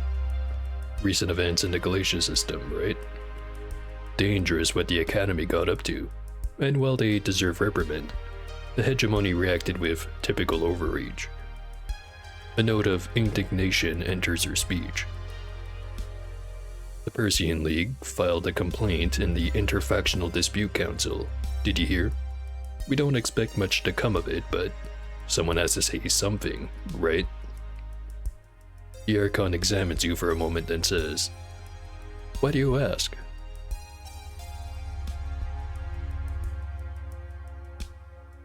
Do you think something like that could happen here? Of course not, she says curtly. I'm kept informed of all major industrial and research projects in this system. And the pirates, the last word spoken with a tone of some annoyance. They aren't capable of anything truly catastrophic. Unless another warlord shows up, but that's why we pay our shares of the Persian League at Armamentarium. The Archon sits up straighter. So I assure you, Captain, you've nothing to worry about while doing business on Lakai habitat. Right. Good to know. I'll rest easy then. Glad to be of service, she says sharply. Right. So, they're playing dumb.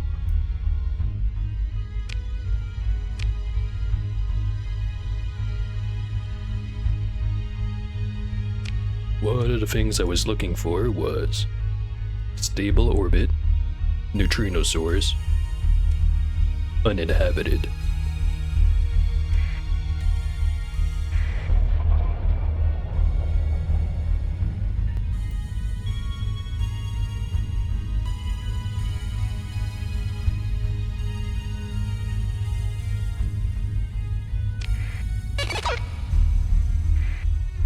A pirate raid.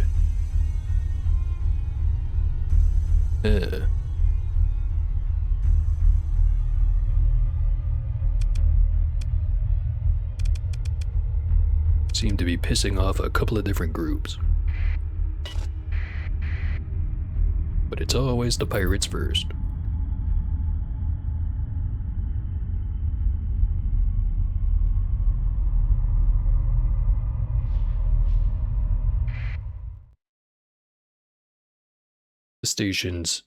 This station's primary reactor has become stuck in the dirtiest possible failure mode. Considering standard safety mechanisms, this can only be the result of intentional sabotage.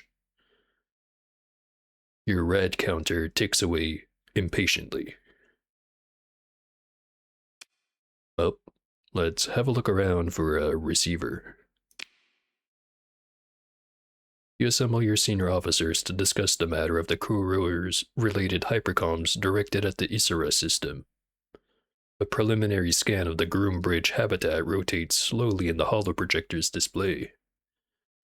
Theoretically, your nav officer says, a hyperspace interacting field could be pulsed only periodically.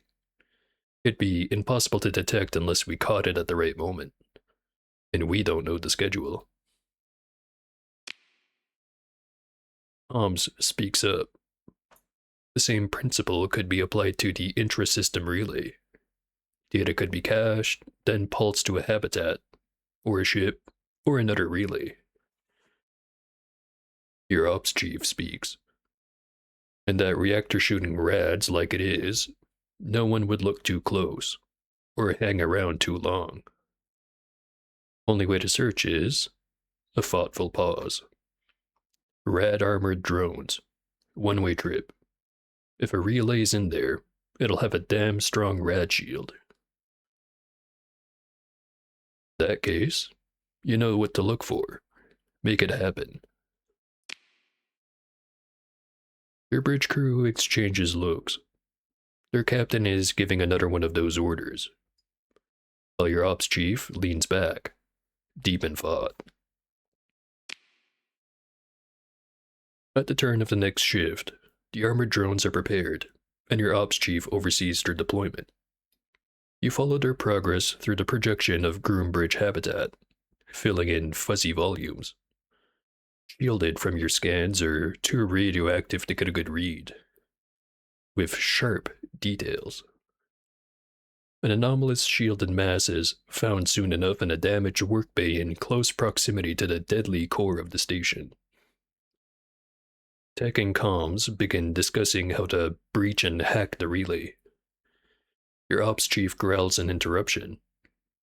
If I were them, I'd rick it to blow if it got looked at funny.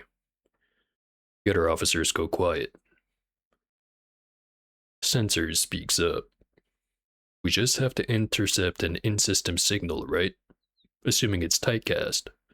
We could deploy a cloud of detectors.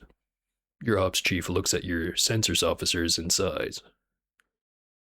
Do it. Within hours of establishing a makeshift detection cloud, the relay sends a comm squirt. The whiff of an outbound signal is projected by your navigator on your flagship bridge main holo display. The line points towards Lakai habitat. Not quite, but close enough. Maybe a relay in a close orbit. Just have to follow the path of the beam, your comms officer comments. With only one piece of evidence that Cooters is at Lakai habitat, you're not absolutely certain it would not be dismissed as merely circumstantial if you attempted to leverage it against the authorities.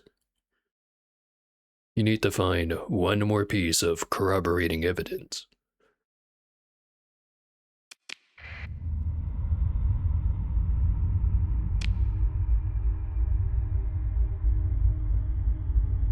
Now I could go back there. Or I could go ask the pirates about it.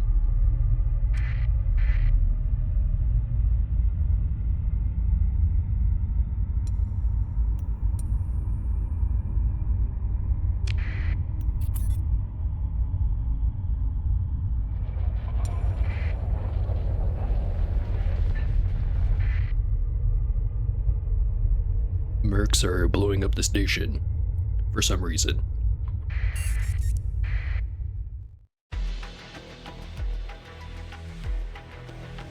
Less hospitable, less agreeable, and less easily dominated from Kazaran than Lakai. Captain Station was passed over by League expansion efforts and largely intentionally forgotten as relations between the League and the Church stabilized. Captain pirates have a long-standing unofficial arrangement with their law-abiding neighbors, which results in more trade and fewer raids and counter-raids than one might expect. A nice place, full of very reasonable people.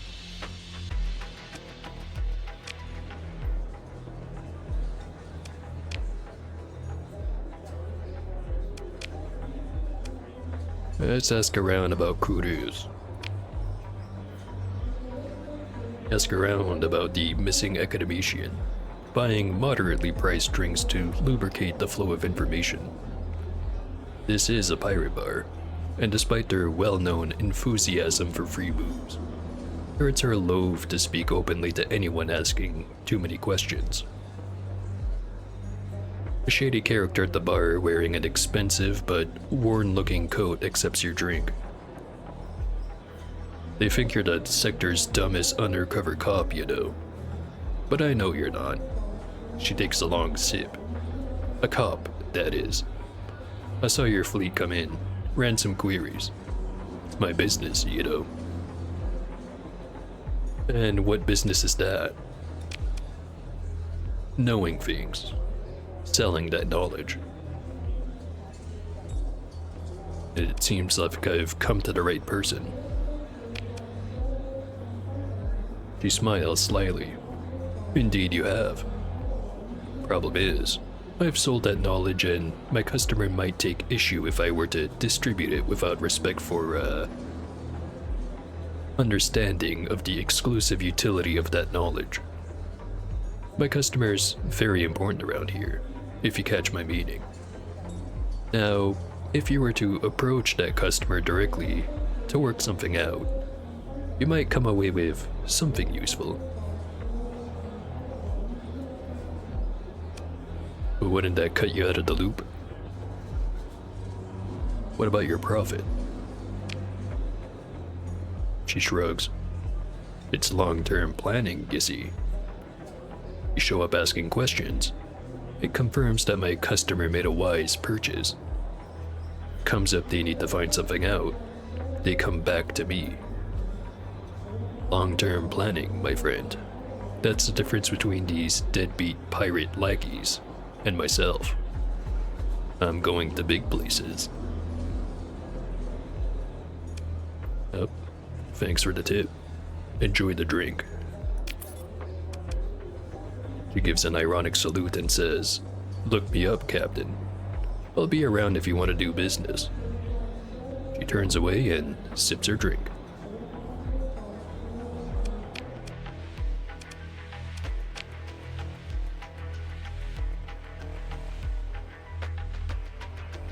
Never did specify who. Let's start with the biggest one here, the boss.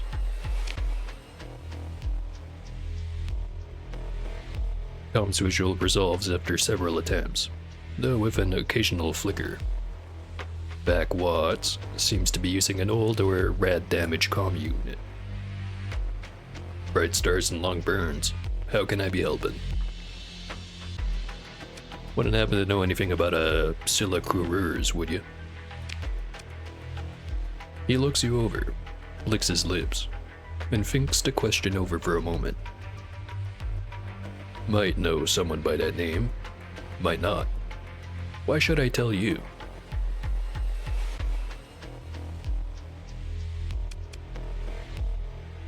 Well, name the price. I'm sure I can afford it. The pirate boss leans forward. You have my attention, good captain. If you could come up with, let's say, 30,000 reasons why I should help you out, it might be that I'd be so inclined. Yeah, sure. Chump change. Got away with words, you know that? Backwad says with a conspiratorial smile, flashing gold teeth. Very persuasive. I may have heard something from someone. It's my business, right? Knowing who's making the moves in the Isra system, and to who. He leans close to the comms pickup and speaks quietly. Word is the Persian League started asking a lot of questions about someone named Coureurs. And that was because the hegemony started asking around first. And then, just about all at once, the League snitches all stopped asking about Coureurs. That tells me, Max, it looks like someone found who they were looking for. It also tells me they're not a real experienced operation. Leave it to the League, right? Appointing offices by influence more than ability. I'd never abide by that. Anyway, shortly after that, a unit of top pay-grade League agents, fresh from Kazarin, set up shop on Lakai Habitat. Now, being a curious individual and a friend of the friendless, I was on the lookout for a League crackdown on our legitimate business operations, but it didn't come. Just the same old, same old. So, what are those spies doing on Lakai? I asked myself. Paid a real professional surveillance contractor and they got me a list of names, rented properties, a schedule of activities. Looks like they've got some fancy safe house set up. The pirate boss taps a datapad and your comms pings to alert you to an incoming file. You've bought yourself a copy of that data, my friend. Well, I do like to keep informed. He leans back, putting on a casual act. Me, I just ask questions. Maybe you're looking for answers, and maybe you'll find one. Maybe it'll teach those League goons a bit of humility. The pirate smiles broadly at this thought. Just don't forget who helped you along, right?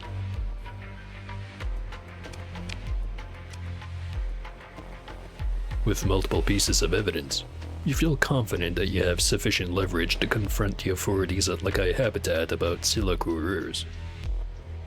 It's time to talk to the Archon of Lakai Habitat.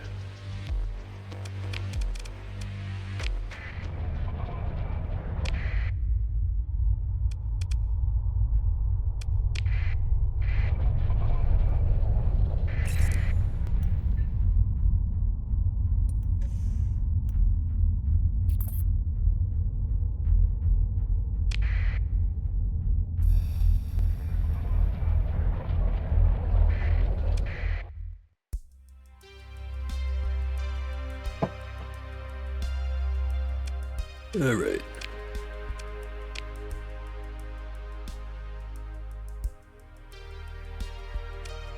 I'll get straight to the point. I know Coureurs is on this station, and I can prove it. The Archon freezes up, stammering. Of course, Now's the time to drive it home. What inconvenient truth will you reveal to the Archon?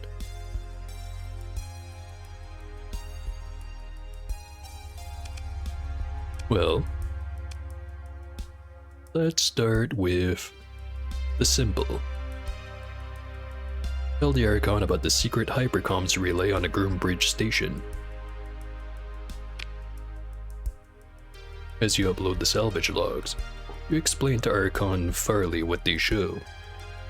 That you discovered a secret hypercommunication relay in the derelict Groombridge habitat that's been sending periodic transmissions to a repeater close to Lakai Habitat. And it, in turn, has been receiving transmissions from an array of probes around a distant star. And this array was compromised by a scavenger on the far end, and the Archon goes pale. So pirates or even pathers could be odd. The Archon shakes her head. Could this happen? They'd said there'd be no wild experiments. And they also told you that they'd be sneaky about it, right? So, have a look at this League intel. You explain to Archon Farley that you have full documentation of the org chart, budget, and watch schedule of a League fleet intel operation on Lakai. There's even a line item for a safe house, and it all aligns suspiciously close to the cessation of the fleet intel search for Scylla coureurs. You forward the documents you received to drive the point home, that you got everything on this sloppy operation by throwing a few credits around in system. You hint at what a Paffercell could do with this information. The Persean League doesn't seem to be taking Lakai habitat security all that seriously. The Archon clenches her jaw and says under her breath, "Assured me there'd be no problems. They promised." Well, let me see who it is. Don't owe the Persean League anything. If anything, sounds like they owe you. I'm under strict orders to keep intelligence matters of the Persean League policy secrets. Archon Farley sounds defeated.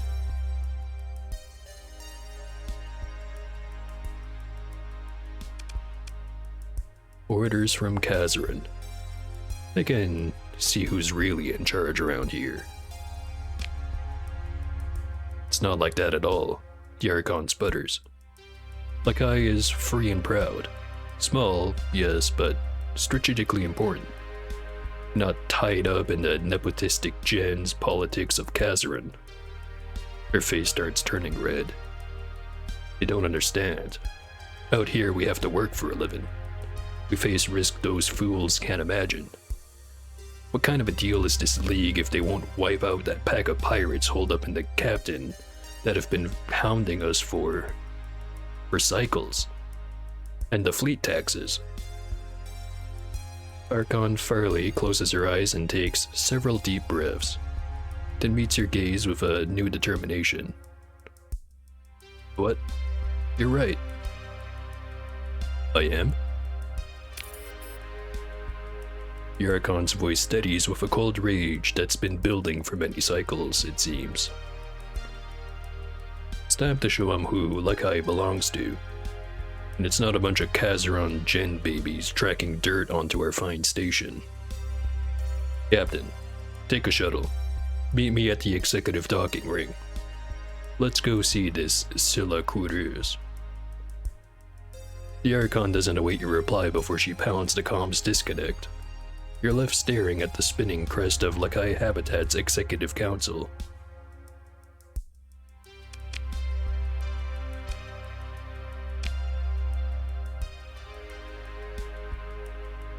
Let me just have a little sip first. All this talking's making my throat feel all scratchy.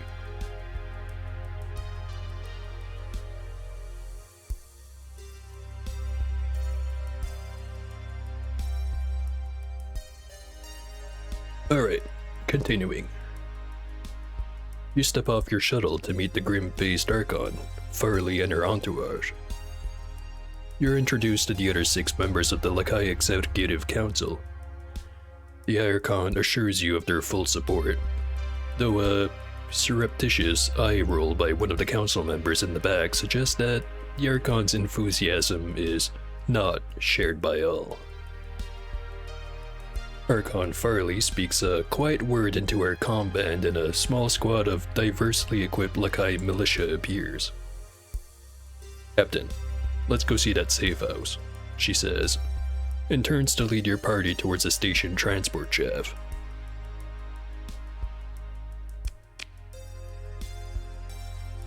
The safe house is a low-rent commercial warehouse in the medium security volume of this station ring.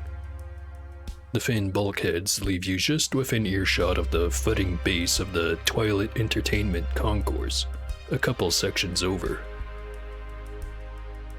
As a score of officials and station militia approach the entrance of the safe house, a standard cargo log, a trio of lounging League agents leap to their feet. Well, let's see how it happens. The station Archon strides forward and, channeling the resentment you stoked, harangues the League agents for endangering the station, stomping on the rights of League citizenry and, above all, gross incompetence. The young Kazaronian agent in command wipes a drop of sweat from their forehead. Archon, we've got this. League security demands. No, you don't got this. This operation is riddled with leaks. The Archon glances briefly at you, and your meltdown of an operation is a direct threat to our security. Lakai Habitat is exerting its sovereign rights in this matter as of now, with the full support of the Executive Council. The League agent lowers their wavering pistol, and at that, the flanking agents lose the strength of their composure. The Archon takes the agent's pistol, checks the safety, then shoves the agent away, leading you to the airlock. The control panel gives way to executive override codes, and the Archon motions for you to pass through the armored doorway. Enter. A woman stands before you, holding a datapad, looking quizzically at the newcomers. You look around the dark space, taking in the shadowy equipment racks, humming machines, and cargo crates. A small zero-G style hab pod in the corner must be your domestic space. Scylla Coutures, I presume. Yup, that's me, she says cautiously. And Archon Farley. This is unexpected. To what do I owe the honor? The Archon nods towards you. Captain Max Friday, who has a way of poking around in other people's business. Now it's your turn. I have a message for you. Archon Farley eyes you, a non-verbal inquiry about whether she's intruding, and concludes that she is. I'll let you two speak privately. Citizen Coutures, I am informing you that you are now under the direct protection of the Lakai Executive Council. We shall ensure your safety on the station and, she cast a glance back at the League agents, and ensure your right to freedom of movement as per the Persian League Charter. As if just remembering its existence, the Archon slips the League agent's pistol into her belt, nods, and steps towards the ongoing shouting match, back in the airlock. Baird wants me back, doesn't she? Coutures crosses her arms. Yeah, probably. I hand over the message. You pass the datapad to Coutures, and she takes it to a chair set at a workstation a few meters away, activating a privacy field that dulls the sounds and blurs the image. Great opportunity to look around. You turn to examine the workshop. Racks of sub-AI processing cores sleep in cooling cradles, festooned with wires. An agrav-equipped overhead winch holds a machine casing and safety locks above a macro assembler, with its modular components exposed. The workbench nearby holds several multi-purpose engineering arms hovering over some devices. Or one device, specifically. Its innards arranged like an exploded engineering diagram. A couple minutes later, the privacy field collapses, and Coutures emerges. She looks tired. She hands the datapad back to you and says, I'll come with you.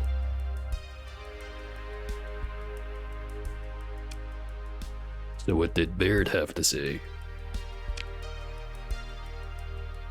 Coutures looks at you with eyes hardened, and gives an ironic half-smile. Baird always gets her way, didn't you know? Well, let's get going then. Okay, but I need... Coutures looks over her workbenches, computing arrays, and projects in various states of completion. My, things. You inform her that you have a special team that's well practiced in moving delicate scientific equipment. In fact, you'll introduce her to your ops chief to make arrangements right now. Within the hour, with the full cooperation of the Lakai Executive Council and the station quartermaster, you have Scylla quarters and her equipment packed and transported to your fleet. Next stop, Galatia Academy Station. Baird always gets her way.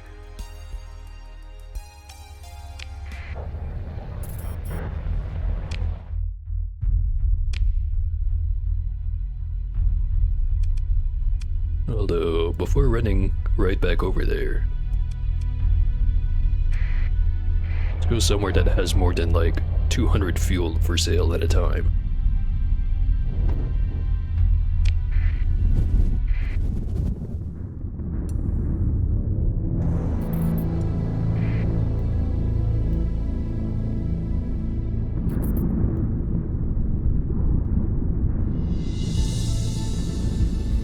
Actually, they've got a bounty going on.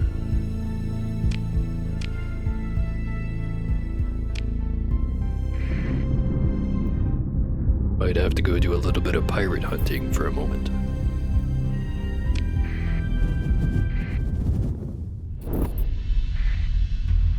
Or maybe I skipped that. I do have a surprisingly good reputation with the pirates.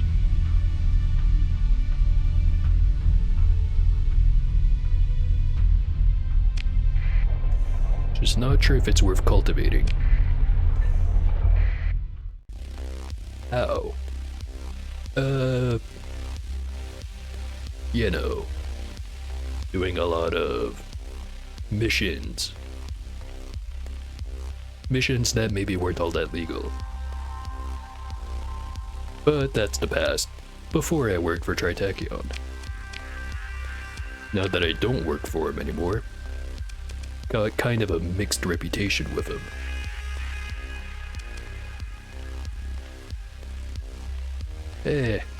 I'm sure they've got like a statute of limitation kind of thing going on in the sector.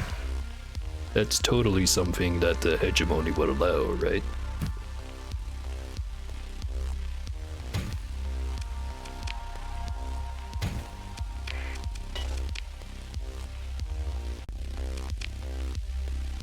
Try not to get on the Sindrian's bad side again.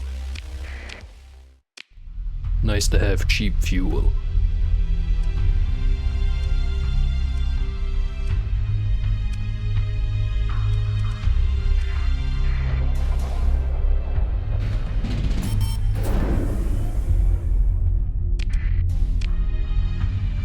Wait, how am I in the negative?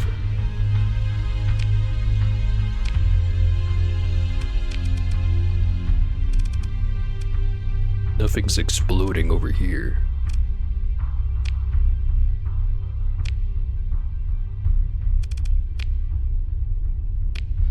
Right.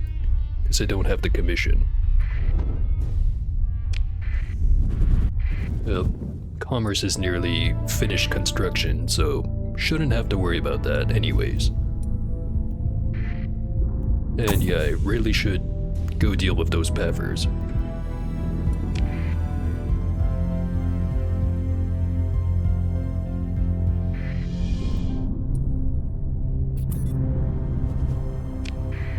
I think the way they work is the higher stability, the less chance they have at successfully completing their stuff. But probably still should deal with him sooner rather than later. Anyway. Baird wants to talk to me again. Captain, it's good to see you return. Finally. Bring her by shuttle, she says, directly to this docking port. I'll meet you there.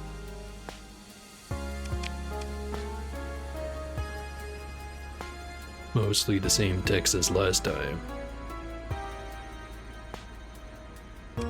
So good to have you back with us, Scylla, says Baird. Wave to the good man. Sebastian smiles widely as you wave back. Baird is intent on quarters.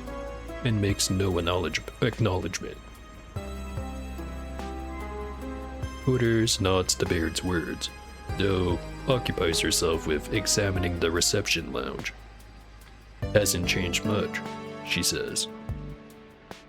Something in this doesn't please the provost, you think? Well, says Baird, I believe you'll find that quite a lot has changed. Academician Elvis Sebastian, please, come forward. Thank you. I understand that you knew Scylla back. At his vigorous nod, she says, yes, of course. Sebastian begins to welcome Cooters, shaking her hand, asking her about the trip. Cooters raises an eyebrow at the question and Baird interrupts. There will be time for that later, Elvis. Please, show the newly reinstated academician Cooters to her quarters. Then, show her the new laboratory. Baird pauses, seeming to examine Cooters for a response. But Scylla simply bows her head slightly in acknowledgement, without meeting Baird's eyes. Scylla, I hope you can thrive here. Again, please, go with Elvis and, keep an open mind, Baird says. With a sigh, Baird turns from them to you. Captain, thank you for finding her and bringing her home. Provost watches the two leave the receiving lounge. During the chat, Cooters finally starting to smile. With Scylla, we can begin it all again. Baird holds up a hand to indicate an adjoining transport pod. And another chance to ask some questions.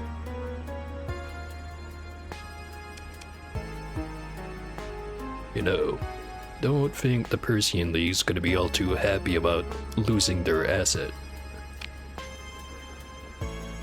Some among their ranks, yes.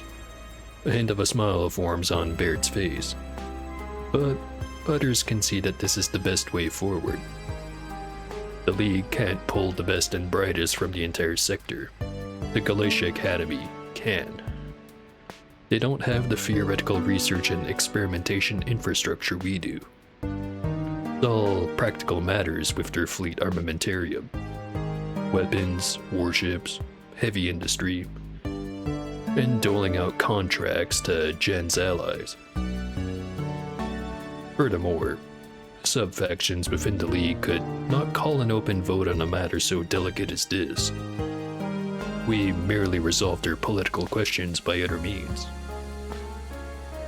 The Provost tips her head towards you, acknowledging your role.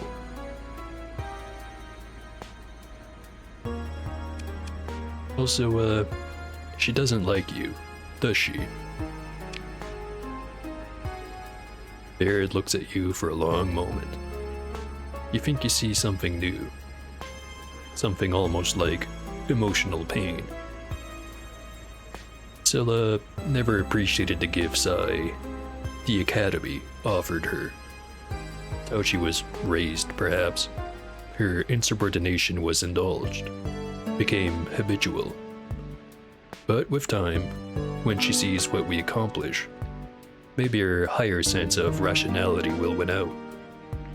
I know she's capable of it.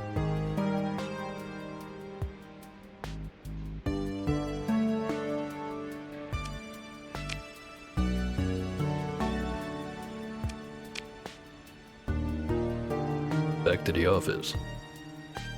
As you enter Baird's office, you notice that Gargoyle is in the sitting area, heels resting on the common table. The hacker casually closes a holo display. Oh, so good of everyone to join me. I was getting awfully bored. Thought I might read some files, but you got here just as I was getting started. Although she shows no outward change in expression, get the familiar feeling of potent apprehension and clarity which fills your gut when a high-powered starship weapon is armed to fire. Provost Baird speaks with firm authority. An amusing prank, I'm sure. Now, remove your feet from there before I have you removed from my office again. Yes'm, Gargoyle mutters suddenly, dropping boots to the floor.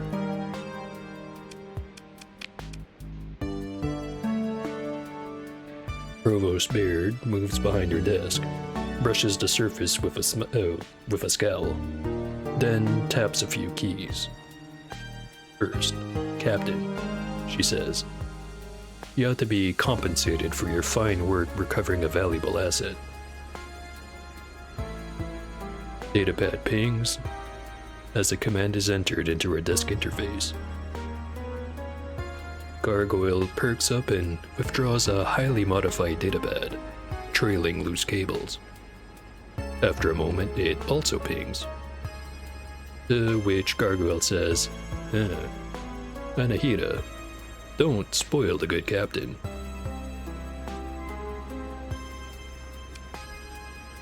You wouldn't happen to be watching my accounts, are you? Gargoyle gives you a guilty look, slowly stowing the datapad. Don't even start, Baird snaps. Fight about it after this meeting. She gives her head a shake and returns her attention to the desk interface.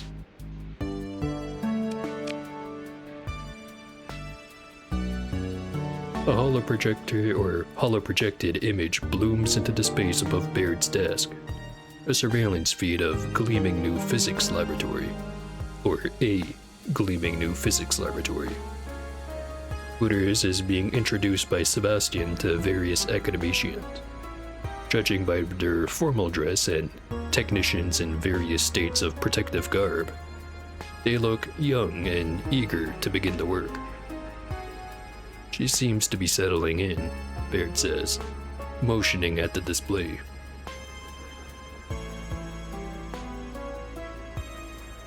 Sebastian is more capable than he appears.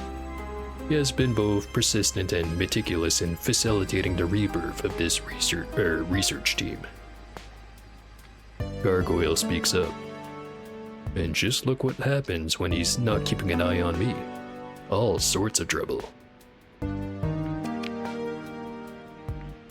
Baird nods in acknowledgement and says, my team's been working on the Calicor data.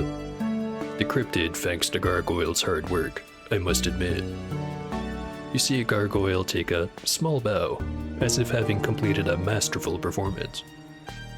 Though we've started reopening previous avenues of research, she says. Having Cooters here to form the heart of the advanced theory team will result in tremendous progress after Calicor's bungling. This is her life's work, after all. And, Gargoyle interrupts, I cracked those hegemony snooper sats. All reports will be green across the board. No suspicious hyperspace folding going on here, officer. Baird nods in acknowledgement again. Indeed. Gargoyle has been very useful. Turns to you. And you as well. I anticipate that you will be instrumental in carrying out these experiments to their full effect, as I expect that some will entail dramatic results.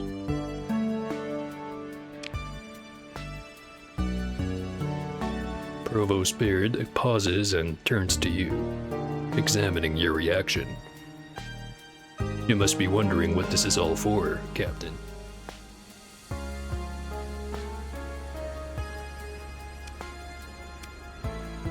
Yeah, I think it's pretty straightforward. You're obviously trying to reopen the gates.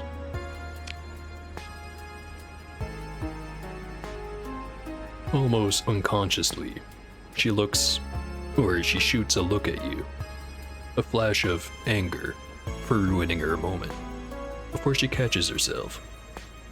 Yes, Captain, and more. This is about opening up the galaxy again. Everything I've done, everything I've worked for, has always been about the gates. Gargoyle makes a tiny applause at this revelation, somewhat undermining the gravity of Baird's speech. Baird ignores this, taps a datapad, and the holoprojector flickers a 3D hyphae map into existence.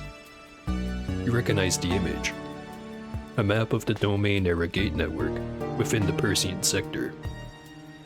The dense spot in one prominent lobe contains what you know as the core worlds. Or, more precisely, what the gates can do, Baird says. Gargoyle speaks up again, more earnest somehow than usual. Freedom. Imagine that, Max. The technology of the domain used to enslave humanity, liberated. The small minds that rule us are all still shackled by domain mindset. All alike in their own way. Tritac, Ludders, the hegemony. Soulless minions of orthodoxy. All of them. Imagine if we took that all away from them. Imagine if anyone could go anywhere, do anything. Gargoyle cackles, rocking back and forth. You notice that Baird has watched Gargoyle without emotion through this speech. As Gargoyle settles down, becoming distracted by a datapad. Probo speaks to you in a tone of commanding finality. Return in a week or so, Captain. My people need time to work, and you've earned the break. Keep your head down. Factions are restless after what you've pulled in this era. Baird turns to her desk console, expressions moving across her face as she appears to skim messages. That is all, Captain. And Gargoyle, she says after a moment.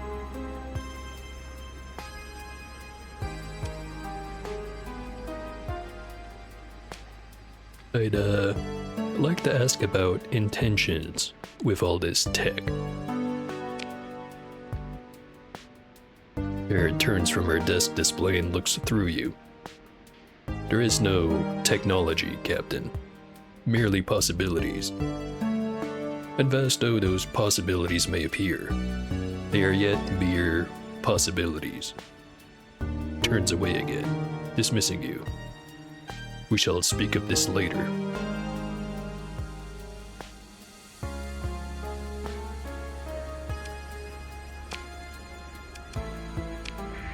Alright.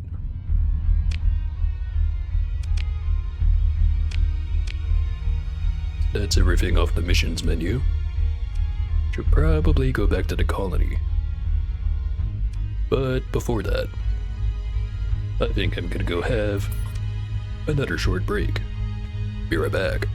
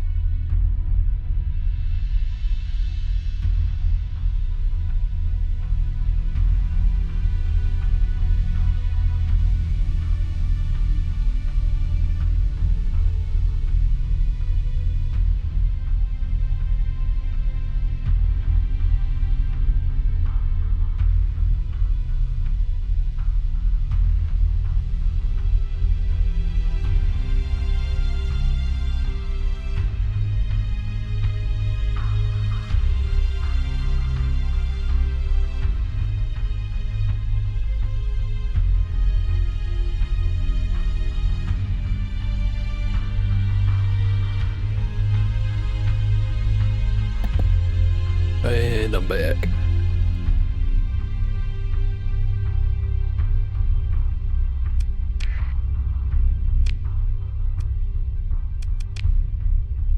Gonna be quite a while before the pirates show up.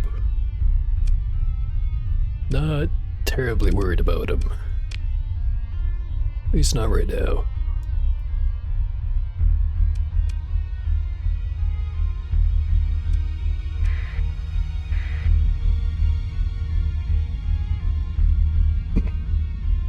Do have a couple of items I can stick in the facilities over there. Namely, a combat drone replicator and a cryo-arithmetic engine. You know, since I have so many of them, just laying around, gathering dust.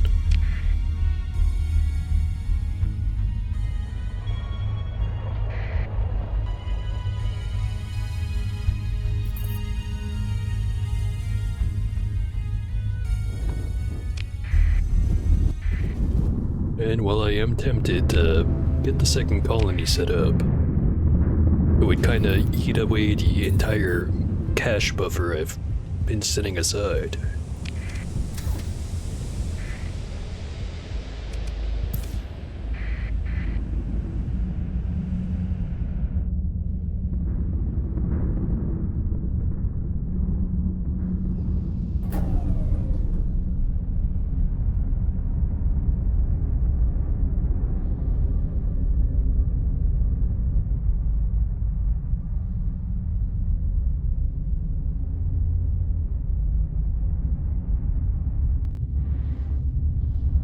So now that I mentioned cash, maybe I should have looked at the bounty missions before leaving the core worlds.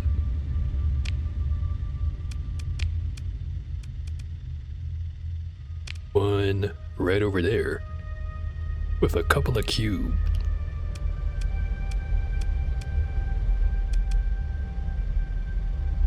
Yeah, I'm sure I could take them.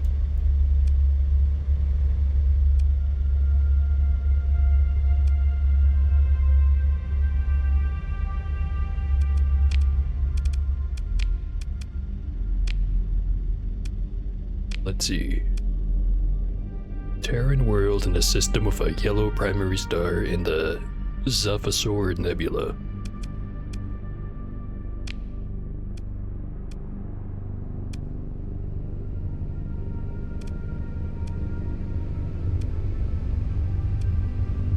Looks like it's gonna be a two birds, one stone kind of situation.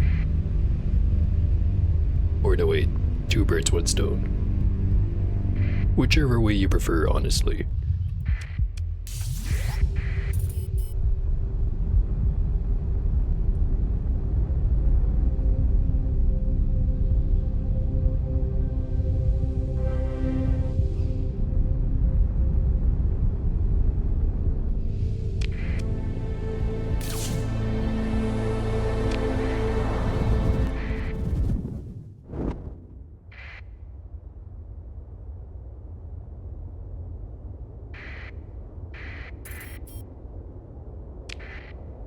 Although, doing that would kind of shit all over the pirate reputation.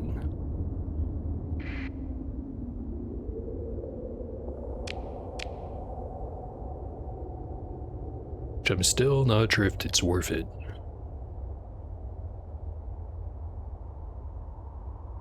Fuck it. We're gonna try to maintain it. It's just the fleet. Which actually, these guys also count as pirates. We'll figure it out.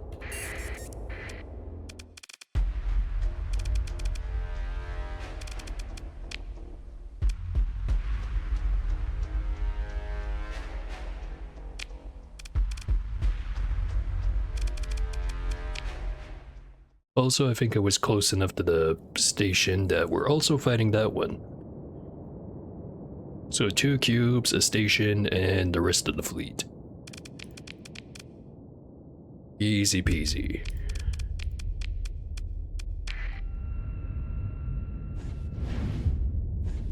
I mean, really, how bad could it be?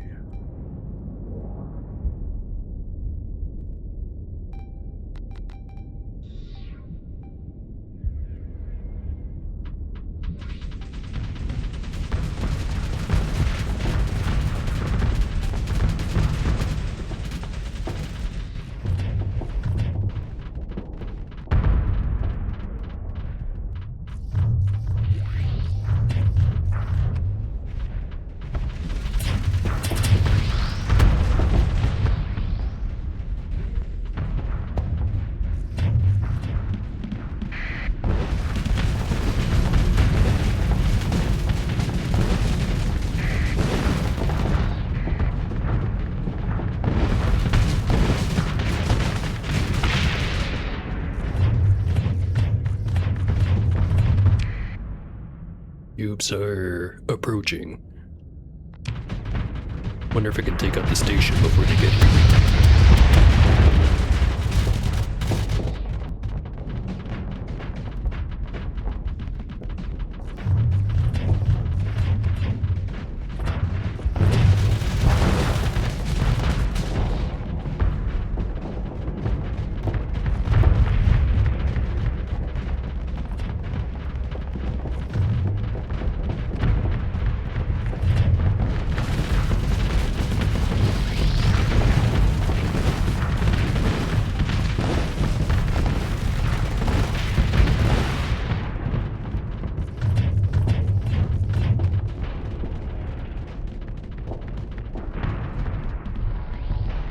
There it is.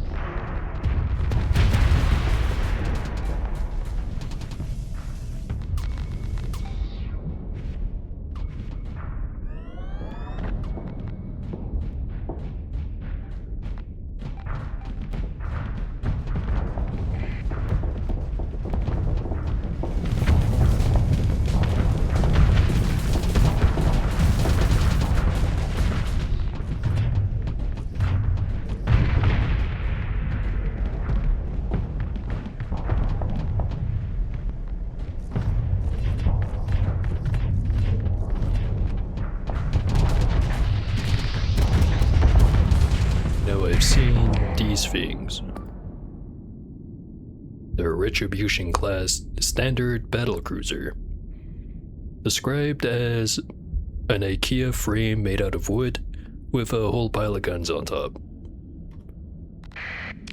Can't help but agree.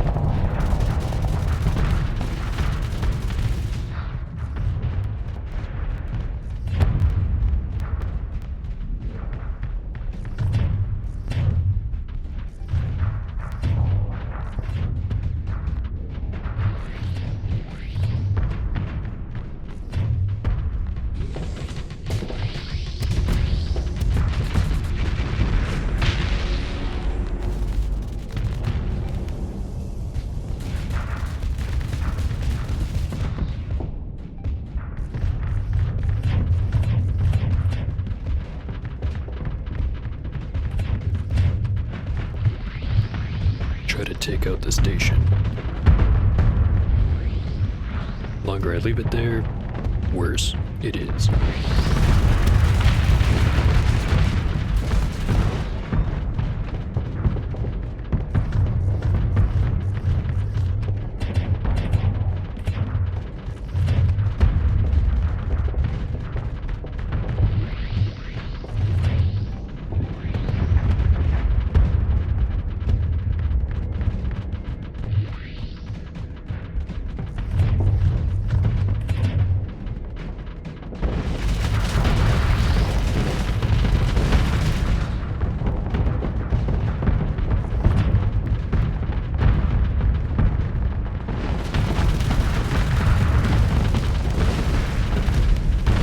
The frontal armor.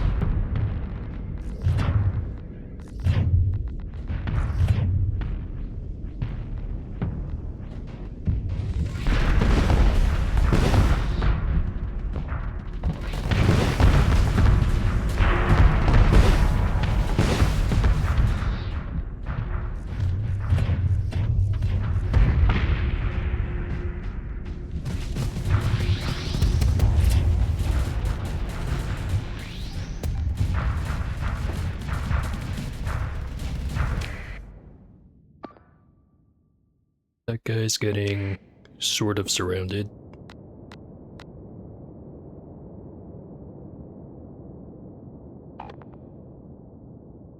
Rest of them are doing fine.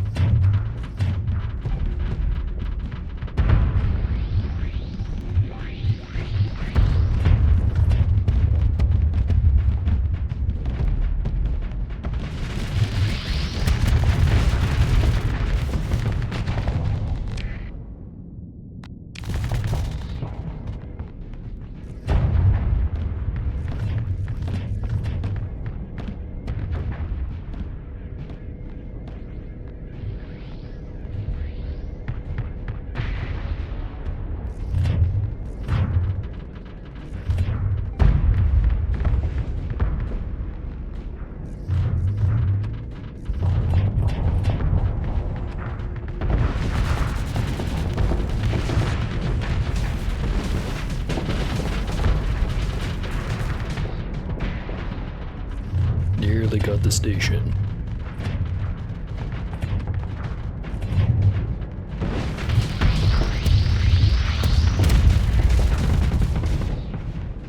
Not quite near enough.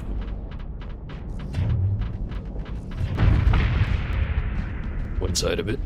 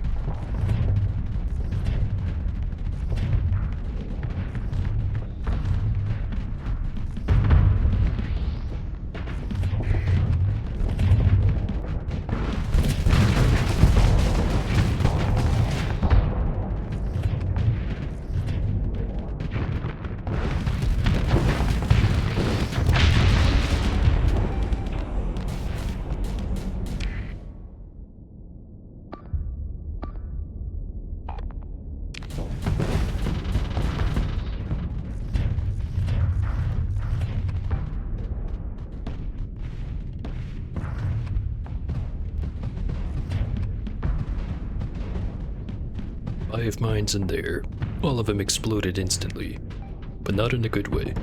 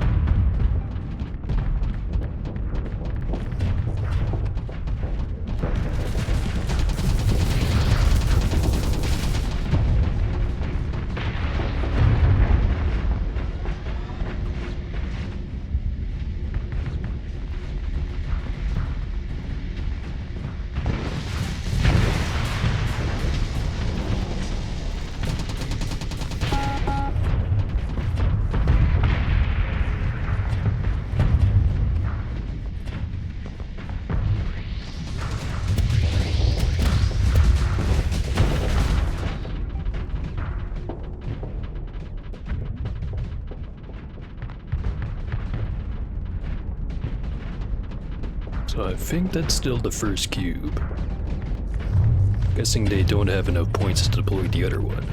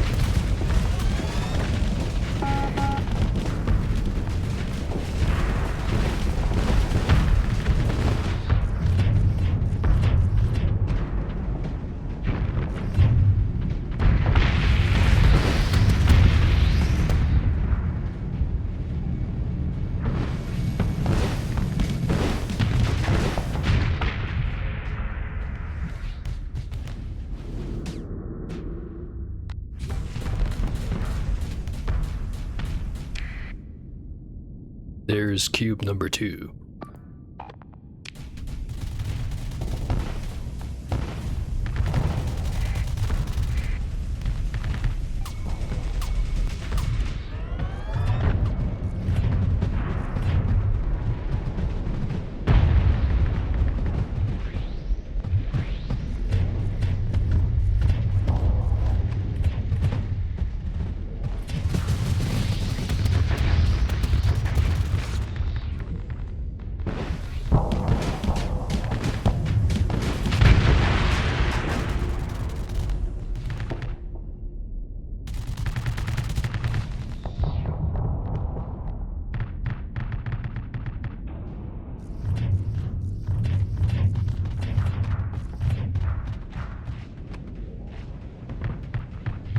Perfectly maneuvered around all the mines. Still got God anyways.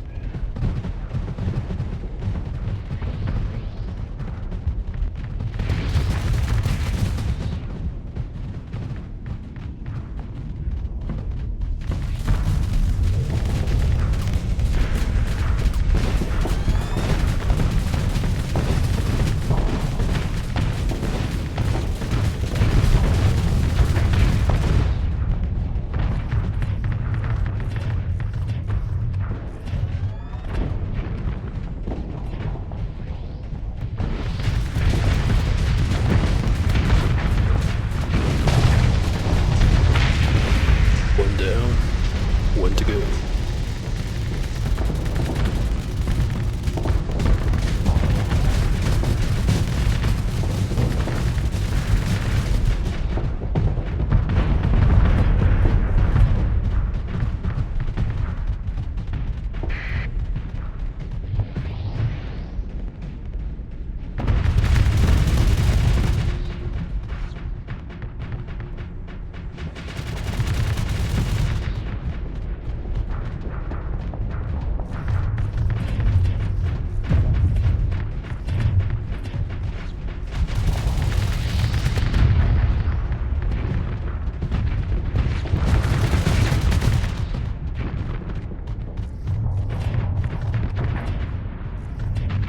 Focusing on me. Guess it makes sense, but it's not gonna save him.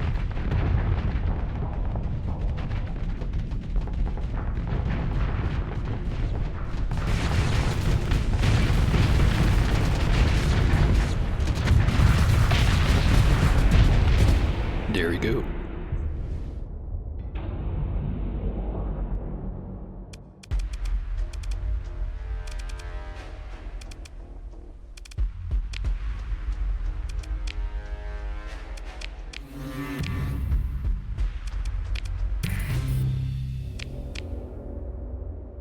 And it's a bit of a rep loss.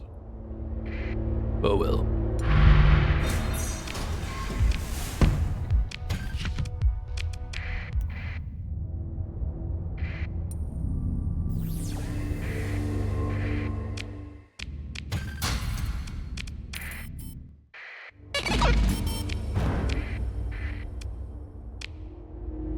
Pirate raid is on the way.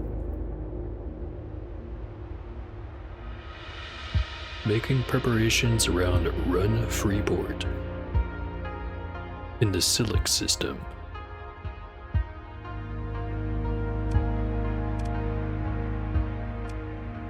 Got 8 days to get there and squash all of them. Made up of 2 fleets.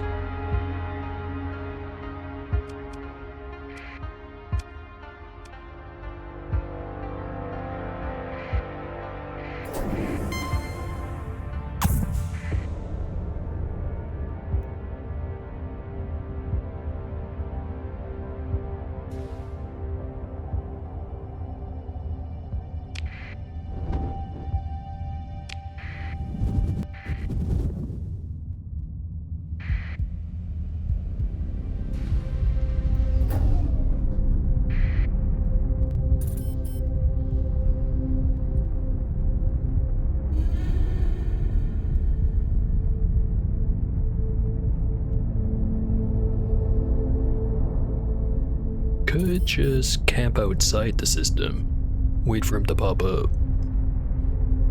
Don't get as much salvage that way, however.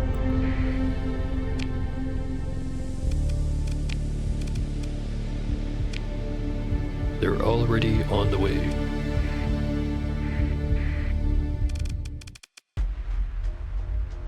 Yeah, fuck it. The pirates already hate me.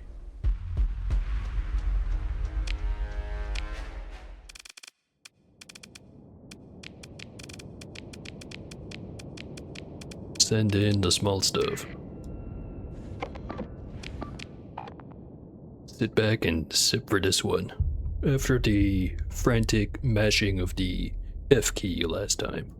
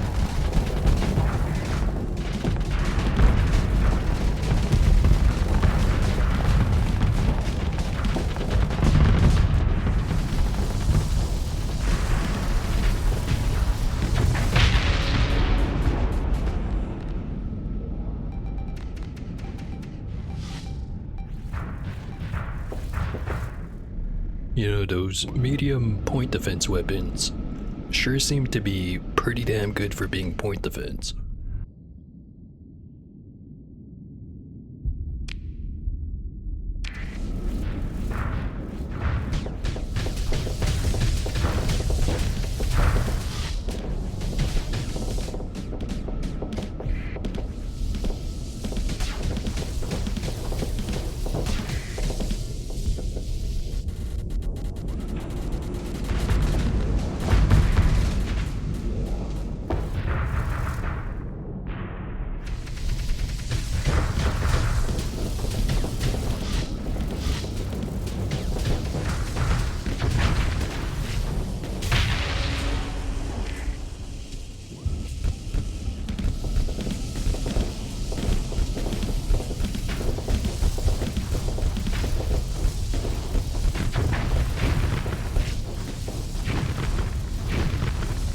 Absolutely melting them. If only I could have like 5 more ships like this. With weapons like that, I mean, could easily get more Auroras.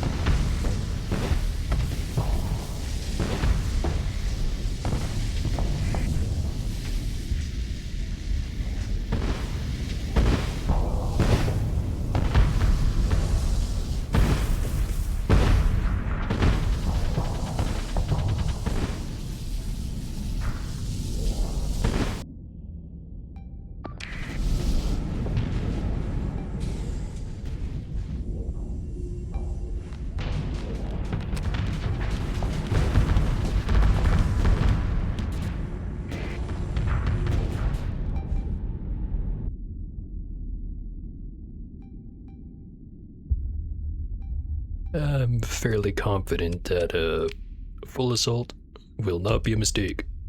Not this time. See how it goes.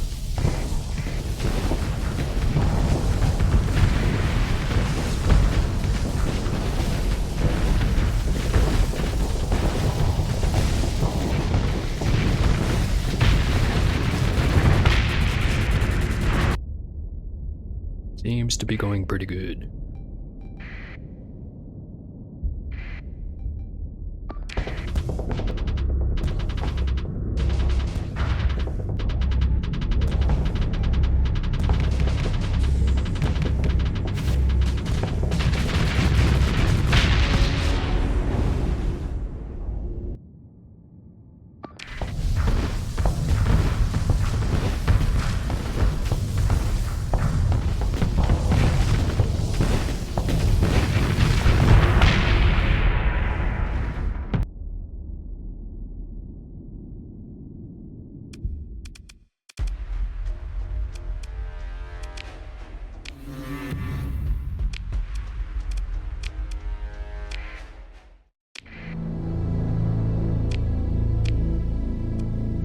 Alright, these guys are already on the way. Technically, all I have to do is wait right next to my one colony, and they'll come right over to me. Save this bounty for later.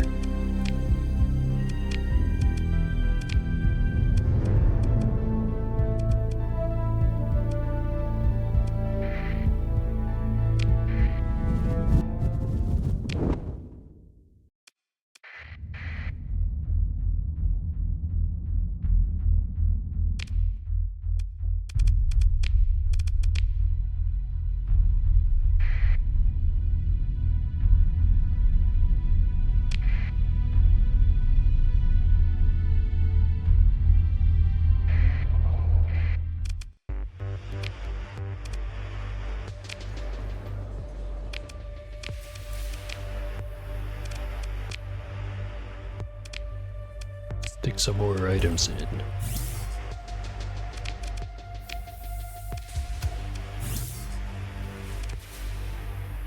And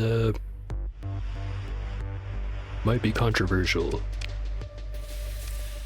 Gonna get rid of the AI core. As if there is just the advanced tech items and stuff. I only have to worry about the pathers being mad. If I have the AI cores, I have to worry about the hegemony inspection fleets that are just gonna mysteriously start raiding my trade caravans.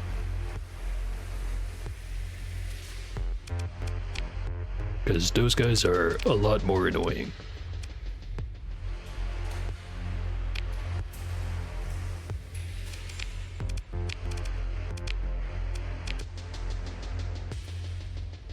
Alright. Does not work on a cold planet. Or even a ambient temperature planet.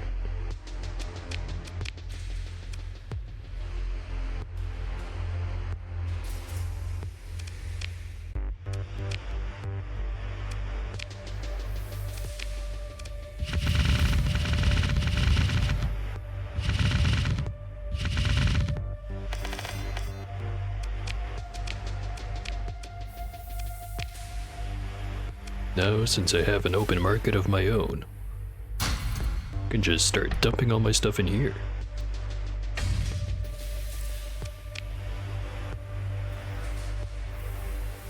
And maybe finally get around to trading in all that stuff.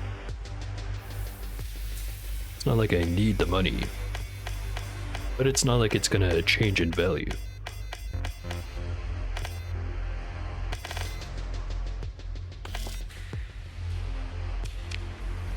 Can do that? Do what?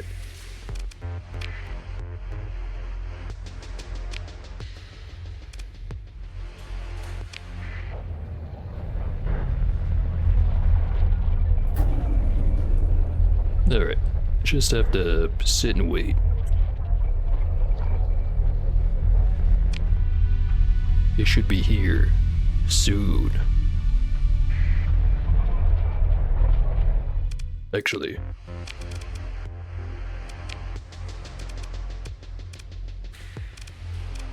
I'll keep these two Furies, but I'll get rid of this one.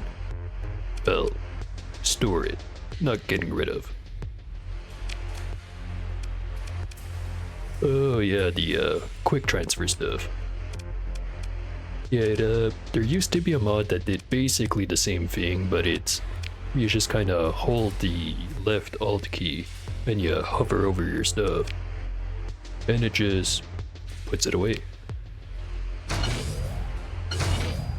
That.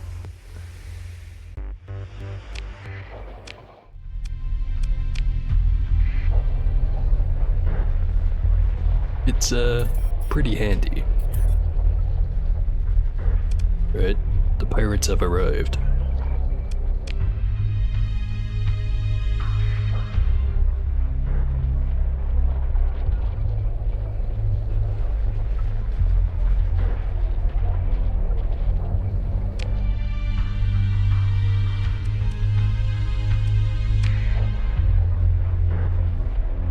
Sure hope they're not gonna go over and steal my comm satellite.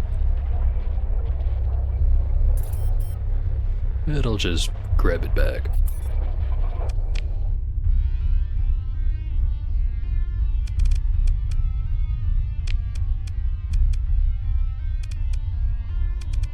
I should see if there's more of these bounties for the bases.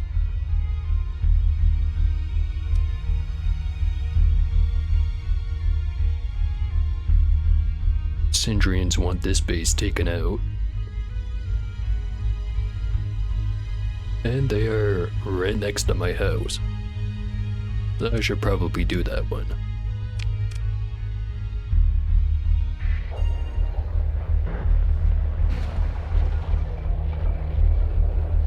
There's one.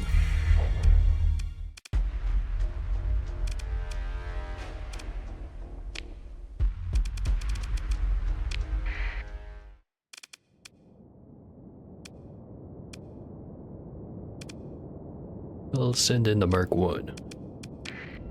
I don't think the pirates are going to be winning this one, but... Oh no, wait. It's an escape mission.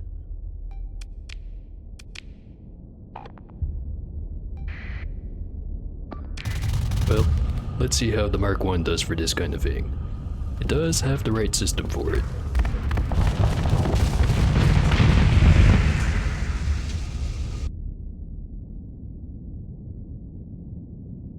Don't think I'm gonna be recouping the deployment cost, however.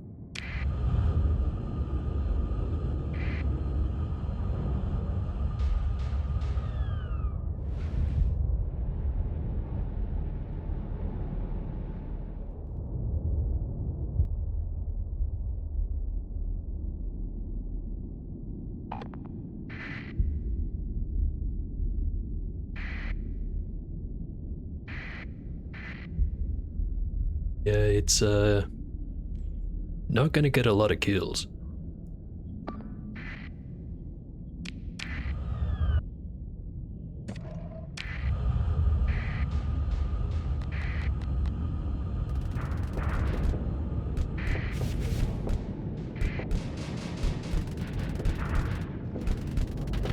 Need to stop making that mistake.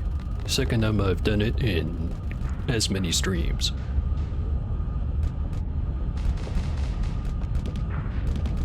Probably the one downside of not having any frigates on my fleet. Well, there is the monitor, but that doesn't really count.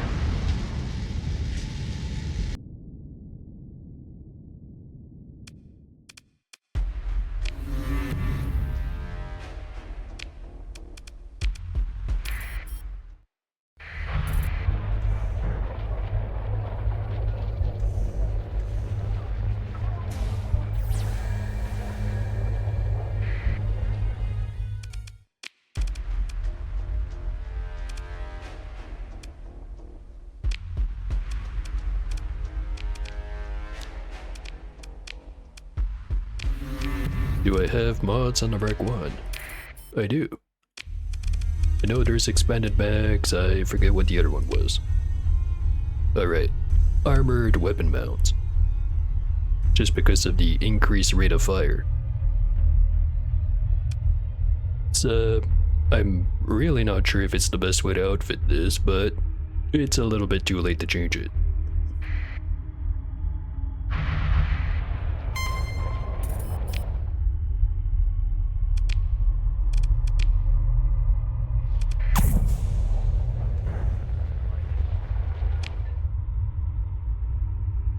No idea where the other fleet is. Assuming that fleet over there was even one of them.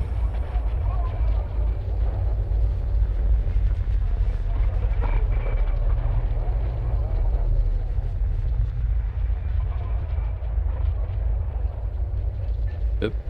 Just gonna sit here, wait, sip my drink.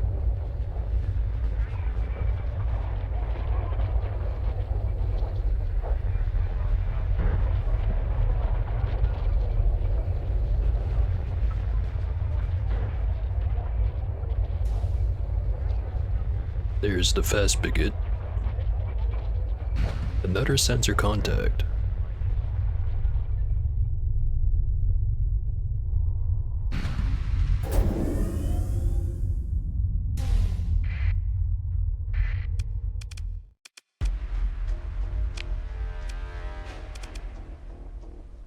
Alright, they're not retreating this time.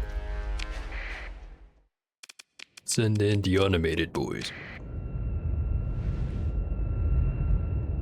Give them the kill orders right away. Not that I think it's gonna change anything. They're, fearless to start with.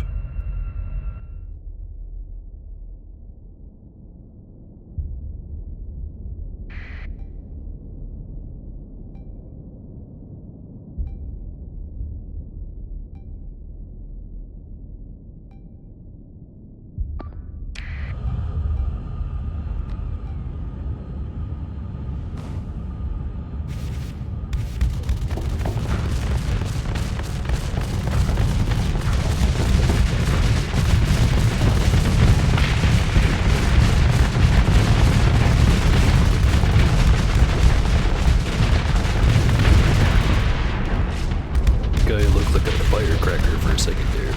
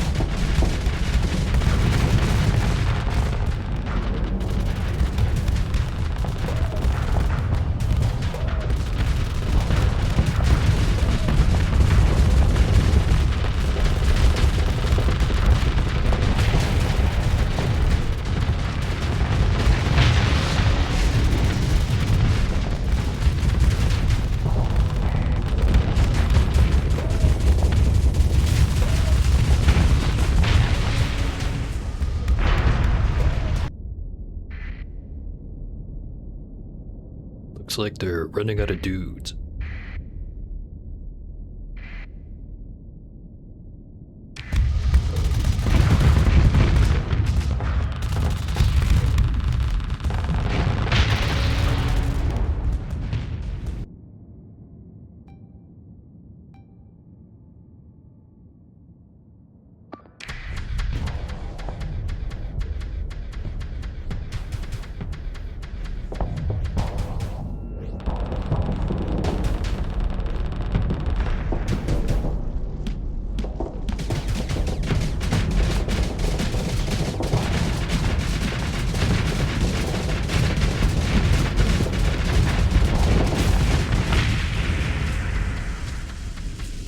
Yeah, it's definitely a weird one, especially the Mark 1.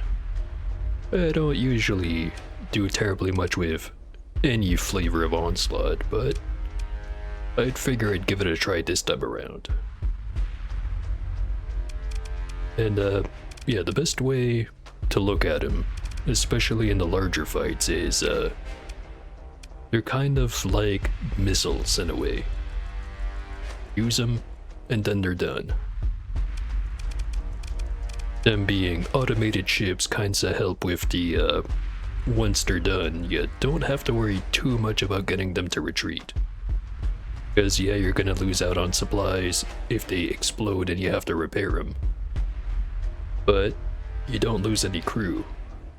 And it's really not that much supplies. At least once you have a colony set up and you're not too worried about money.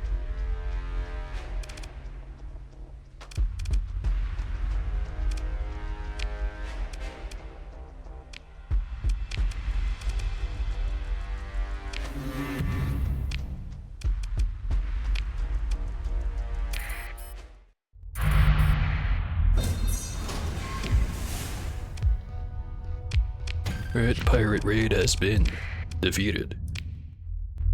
Very nice.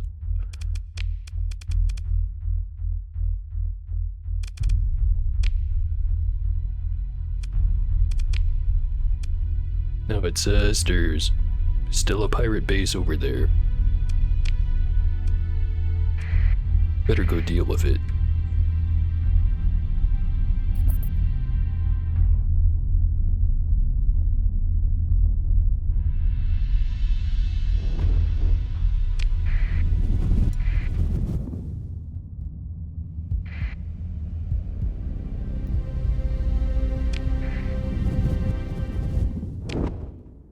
Now, where could they be?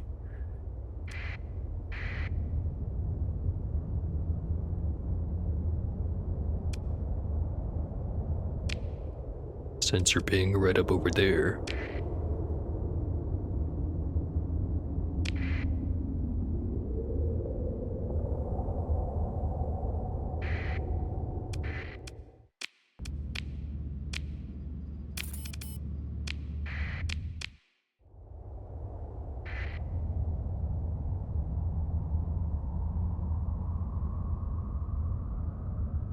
Usually the pirate bases are always orbiting something.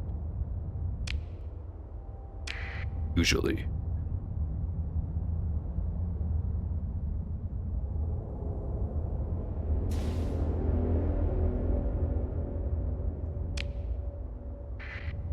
It could be somewhere in the belt. It's kind of a big belt though.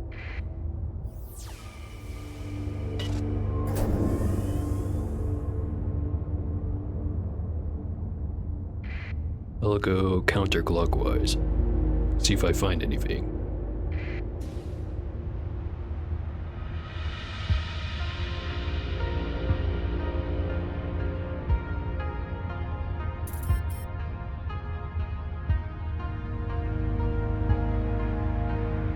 Is that it? It is.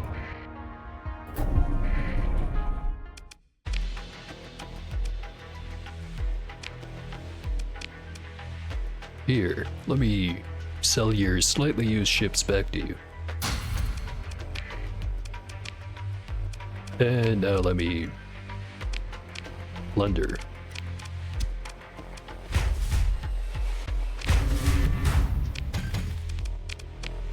And now the rest of it.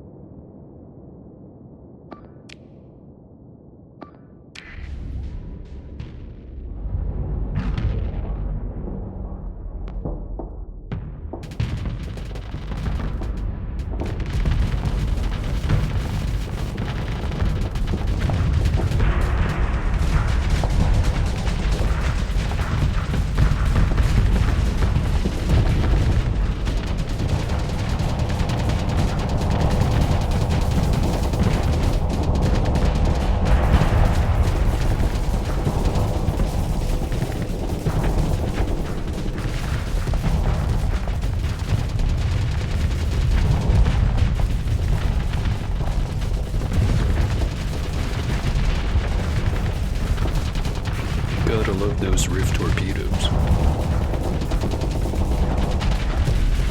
The point defense shoots at him, and never seems to be able to do quite enough.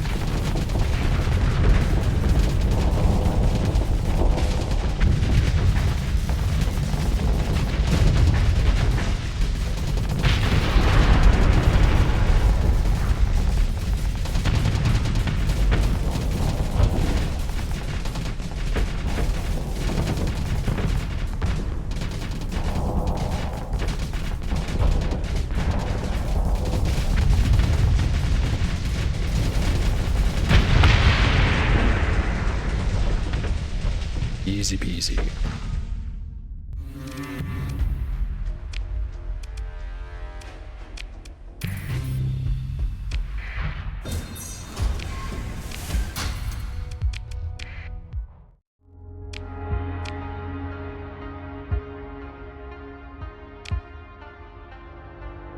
Do still have dilutic path cells that I have to worry about.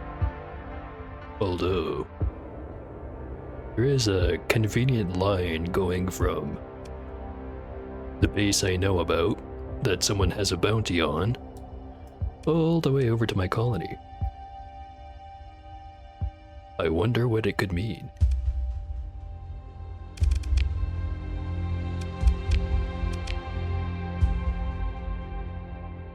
Go ahead and go get that bounty first. Let's see. Gas giant in the system with a giant primary star in the Cinnamon constellation.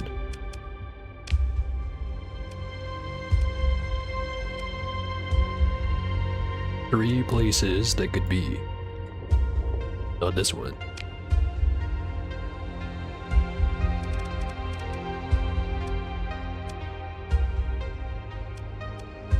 One gas giant there. And one gas giant here.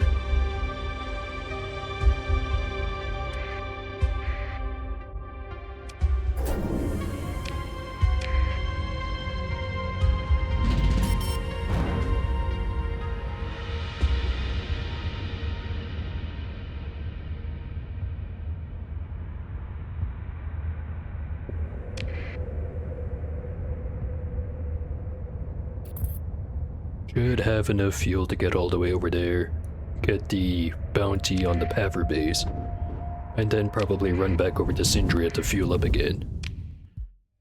They do sell for less than standard price, so it would be cheaper than grabbing it from my colony.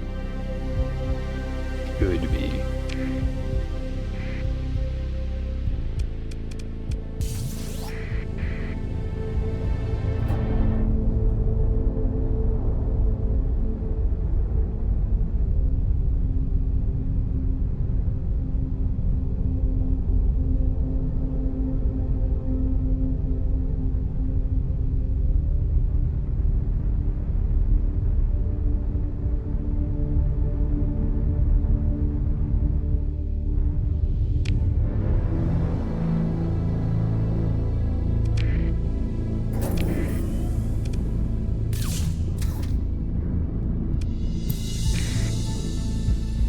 Something tells me I should have gone up this way instead.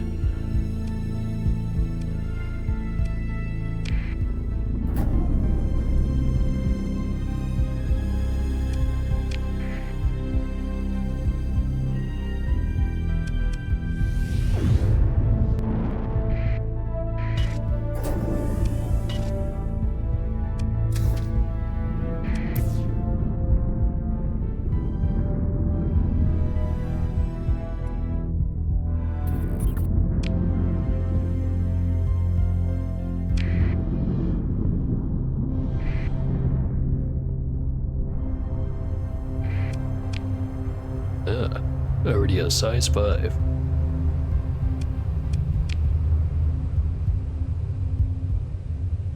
Next up, light industry.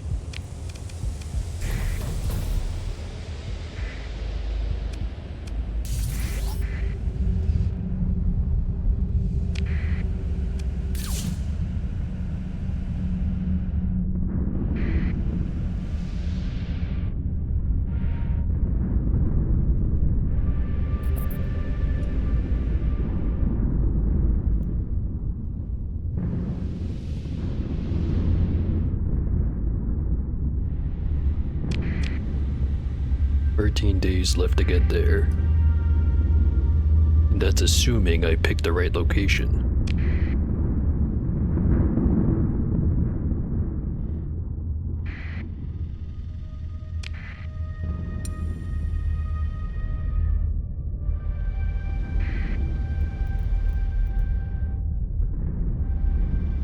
But a quick save, just in case it isn't.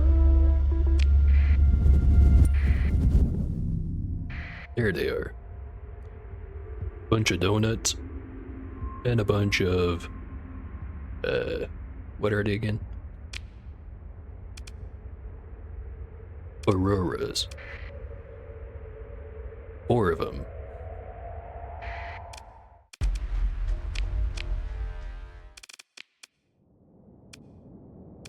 Let's meet high-tech with high-tech. Beat them at their own game.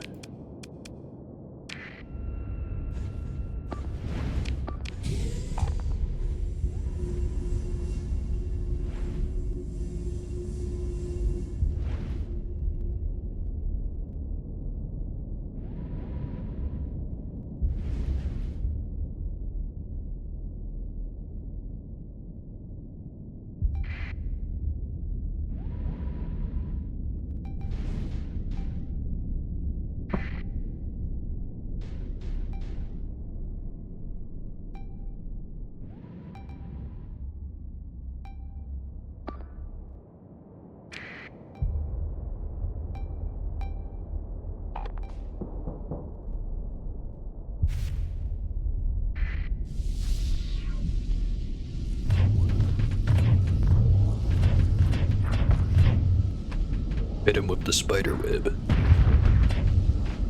Works every time.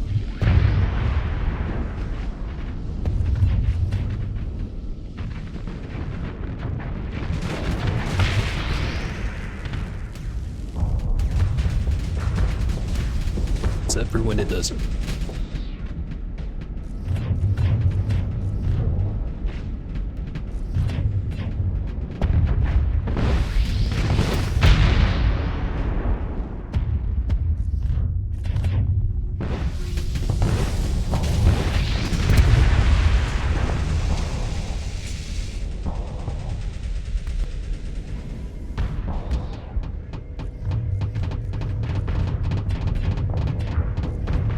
Now, unfortunately, mines are not going to work very well against a pair of guns up until the shields are down.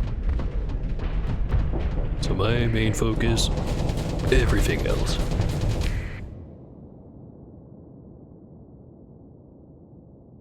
Which just so happens to be all around donut number 2.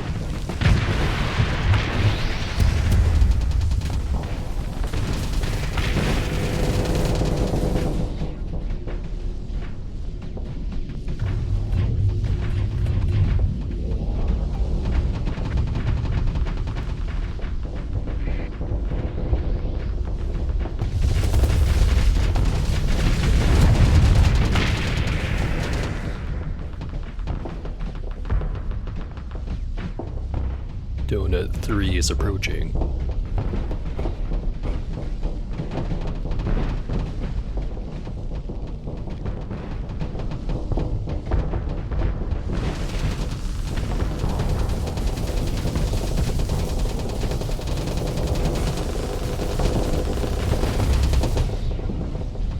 Shield is nearly saturated.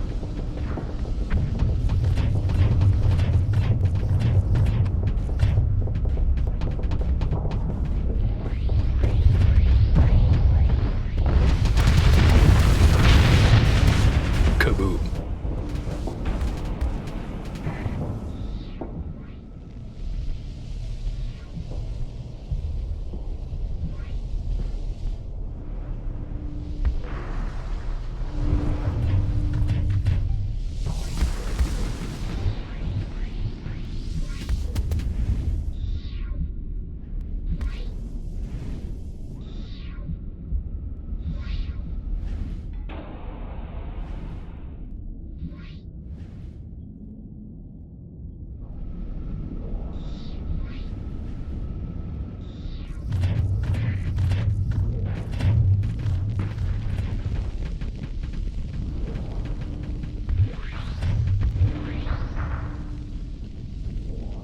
No dice. And yet, still landed a hit.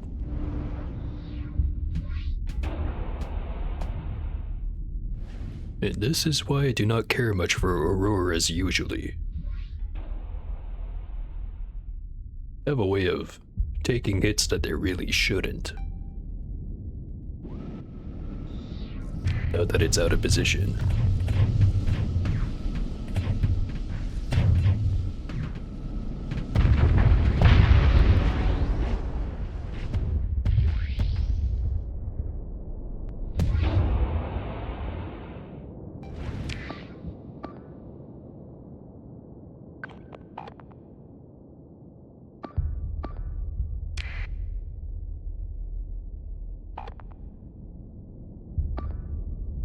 What the hell is Stick doing all the way over there?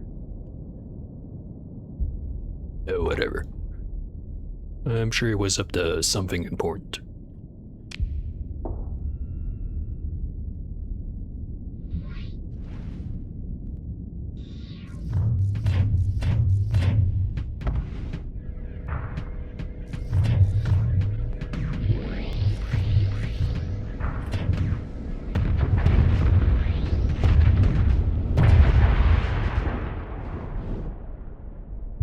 Stare him at him hard enough and they just give up.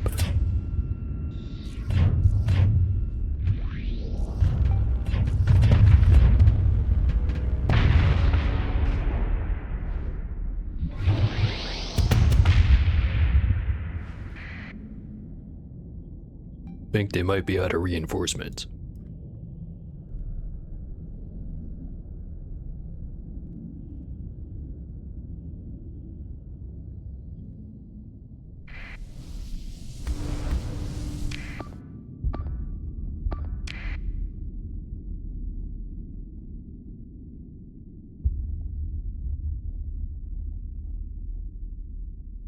Too many friendly fighters, I can't see what its hull condition is. 100% hull. Flux is not very high.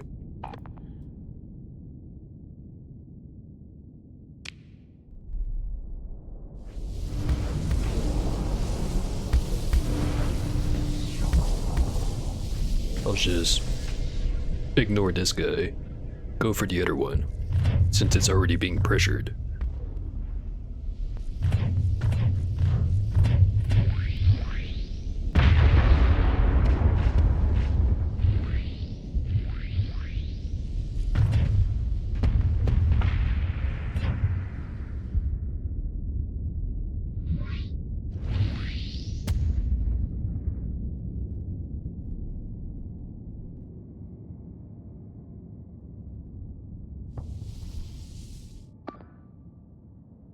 Hull is going down, flux is pretty full. Looks like I'm showing up when the party's basically already over. but let me do it anyway. A parting gift.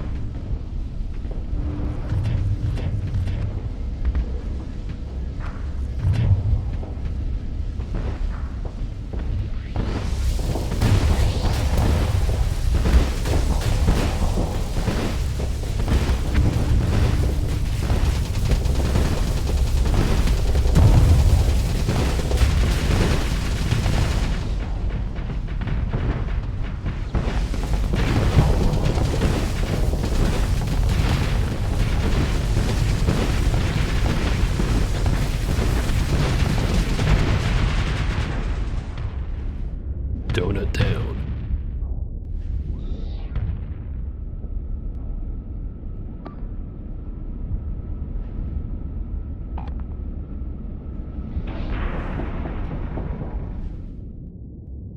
If I'm lucky, that phase ship that's trying to run away is gonna explode from malfunctions. Doesn't seem quite capable of running away in a straight line. Kinda going in a really big circle.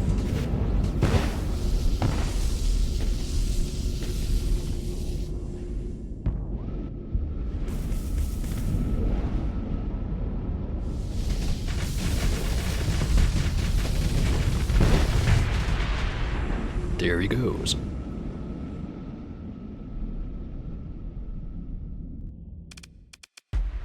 Easy peasy.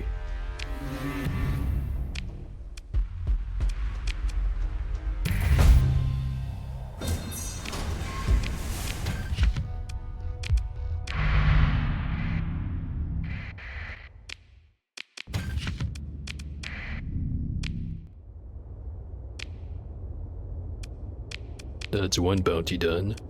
Now the other one.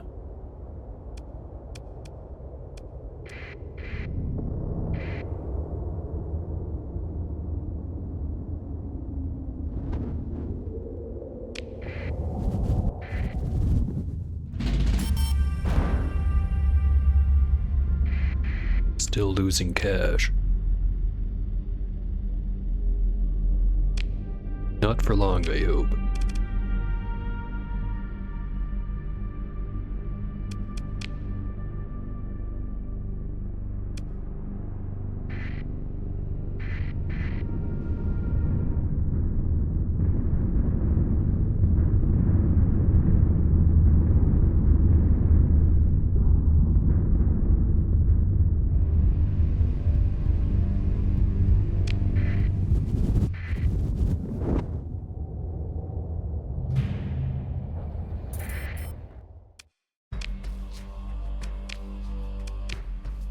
Oh, I would like to buy all of your fuel.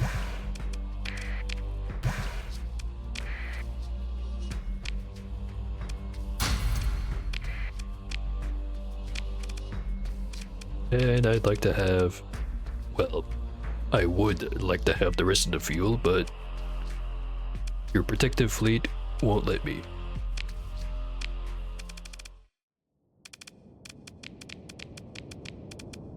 Send in all the big boys. And a couple of meatballs. It's overkill, but I like it that way.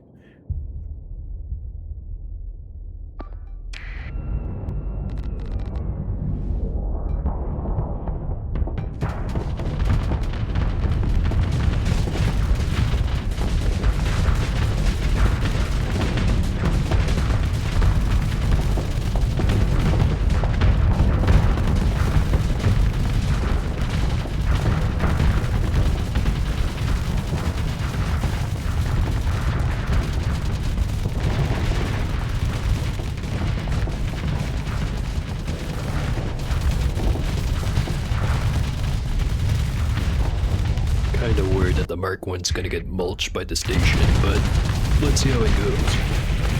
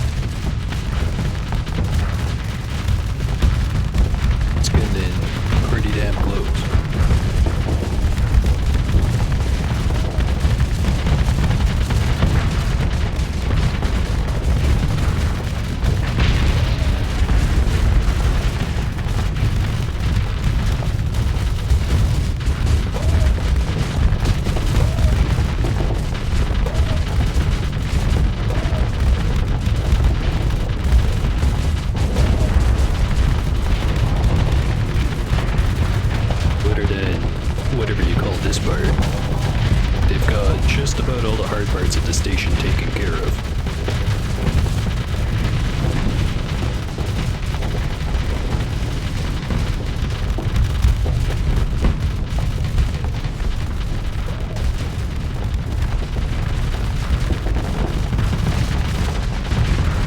Taking a lot of unnecessary hits.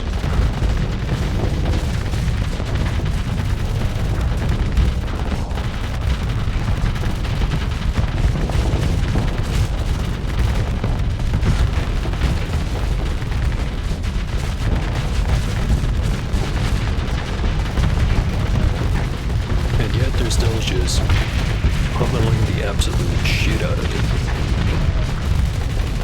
Okay. You. Kill that guy. Pronto.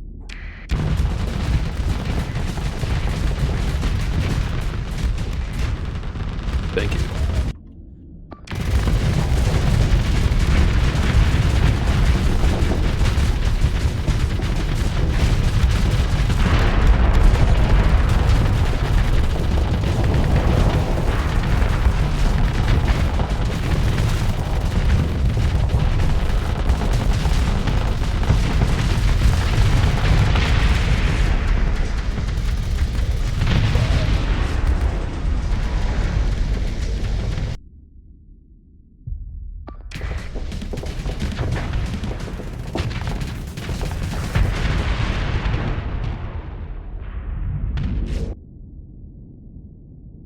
And that's all of it. Other than the two who got away.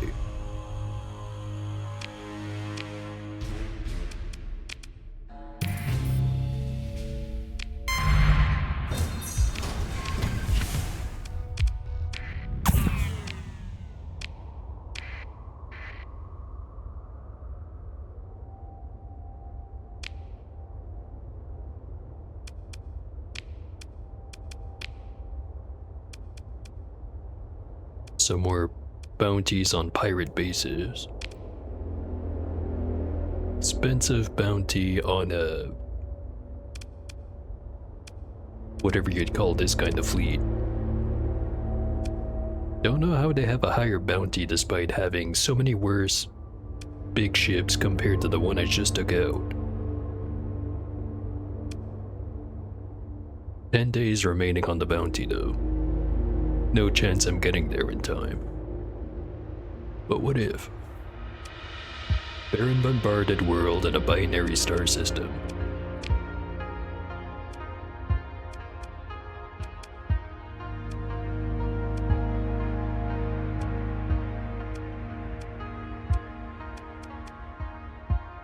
One Baron bombarded here. Pasago.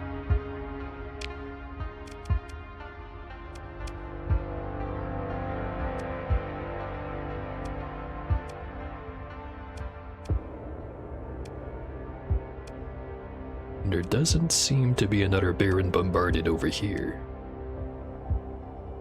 So theoretically, I could get there in time.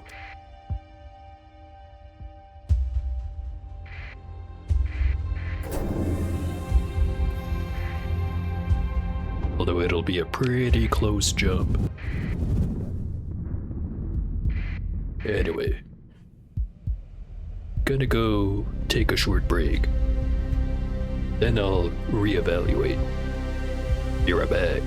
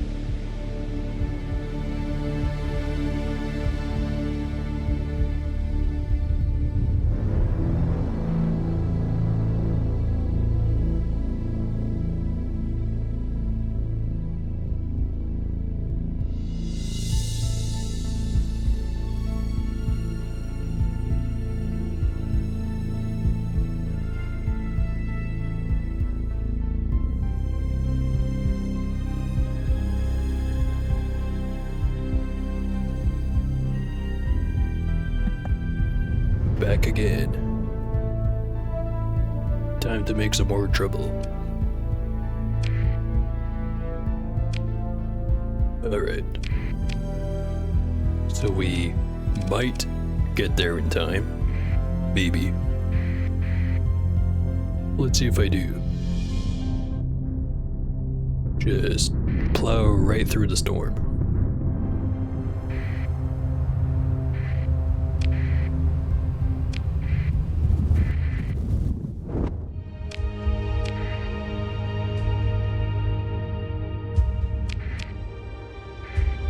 Four days left, 2 days of burn.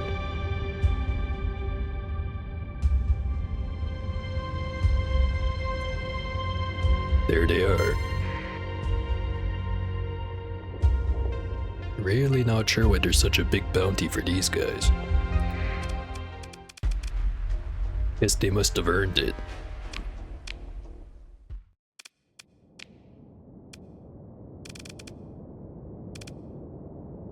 No, I haven't used the champions in a bit.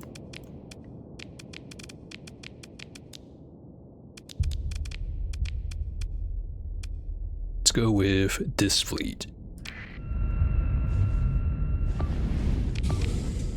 Should be more than enough.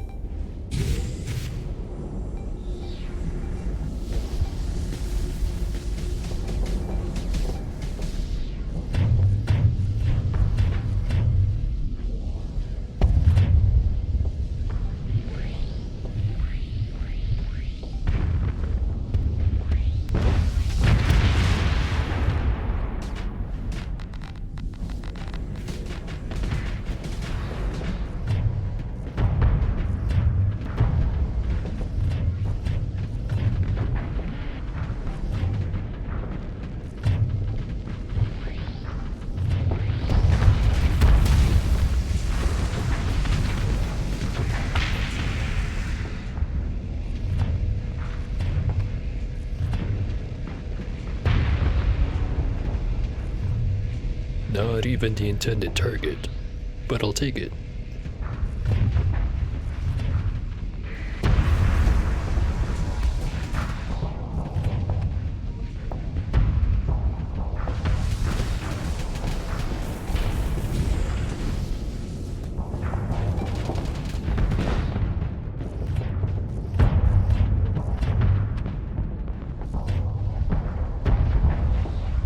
The closest to a big ship they have is those two Moros.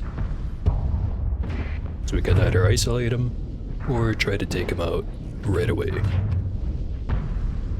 I think it'd be more interesting to isolate.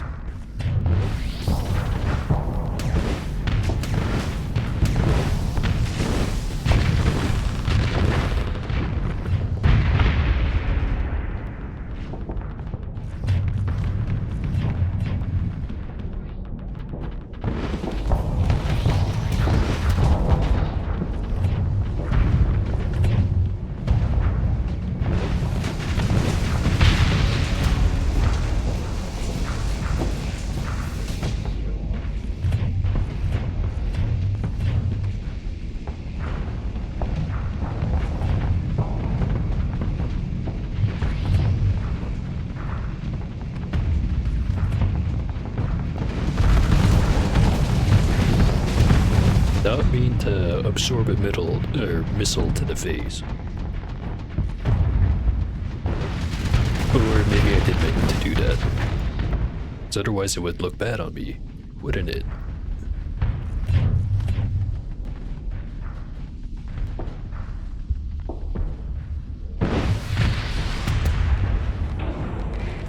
Whatever. Give it a few seconds, and you'll never know. Other than the damaged armor.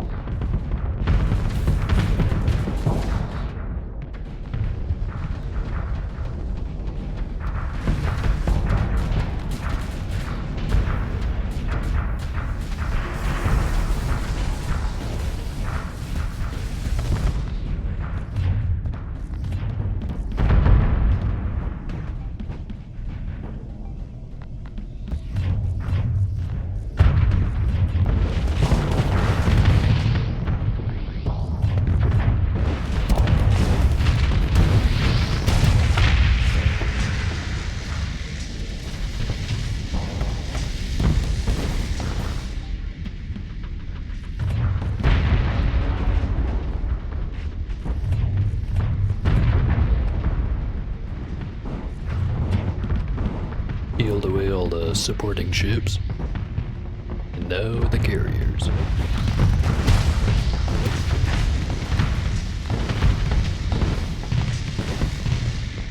Right after I get rid of this guy.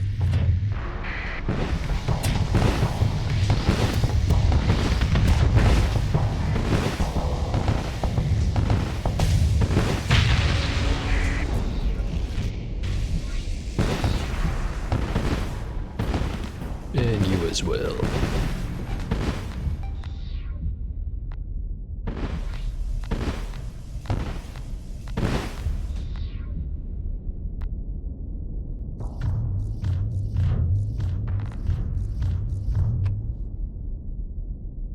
Let's see what happens.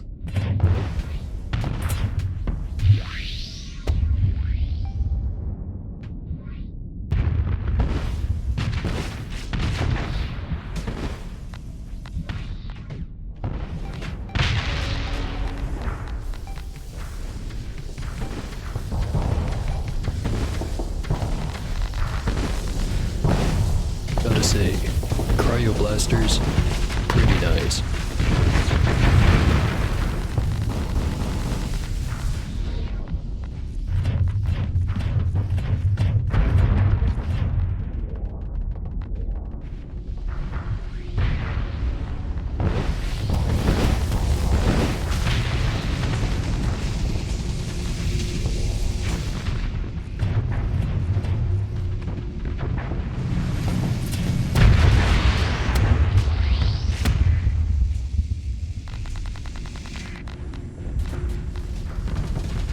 Lost a Fury class.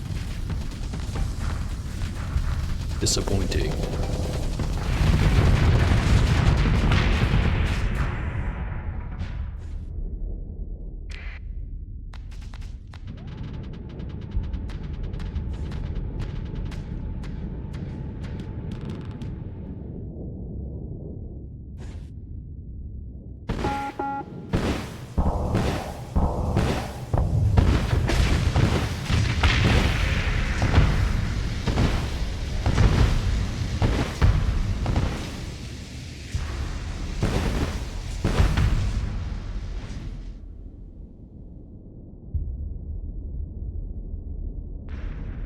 There's another one somewhere, but I'm gonna call it at that.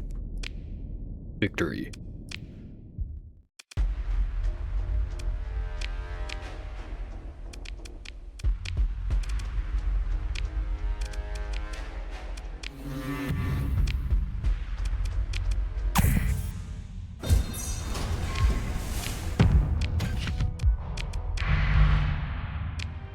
Alright, another bounty claimed.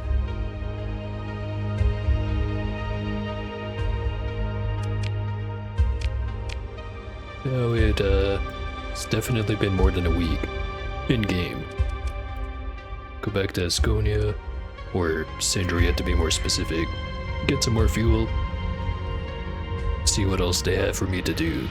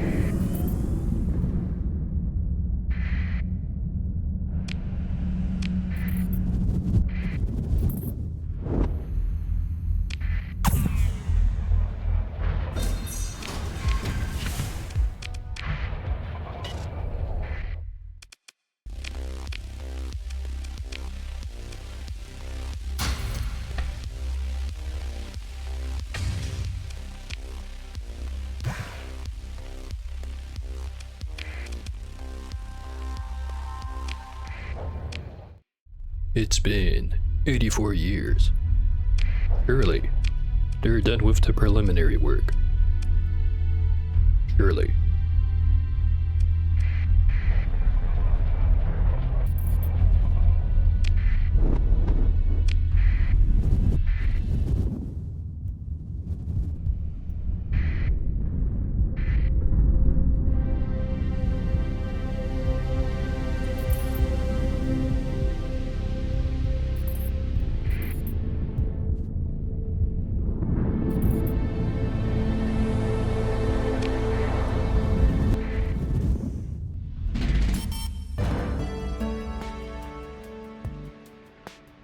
As your fleet follows the automated instructions of local traffic control into a parking orbit, your comms officer calls for your attention. Captain, your comms officer says, it's an academician Sebastian. He'd like to speak with you. Academician Sebastian appears, fidgeting, in your display. Captain, hello, how are you? He says, then stammers. I'm sorry, I'm supposed to ask you. Provost Baird would like to meet with you concerning a very important development. If you would please come meet her as soon as, at your convenience, that would be wonderful. He pauses for a breath. That's it. I'm sure we'll see you soon. Thank you. Bye. You managed to close the comms link with unusually little small talk from Sebastian.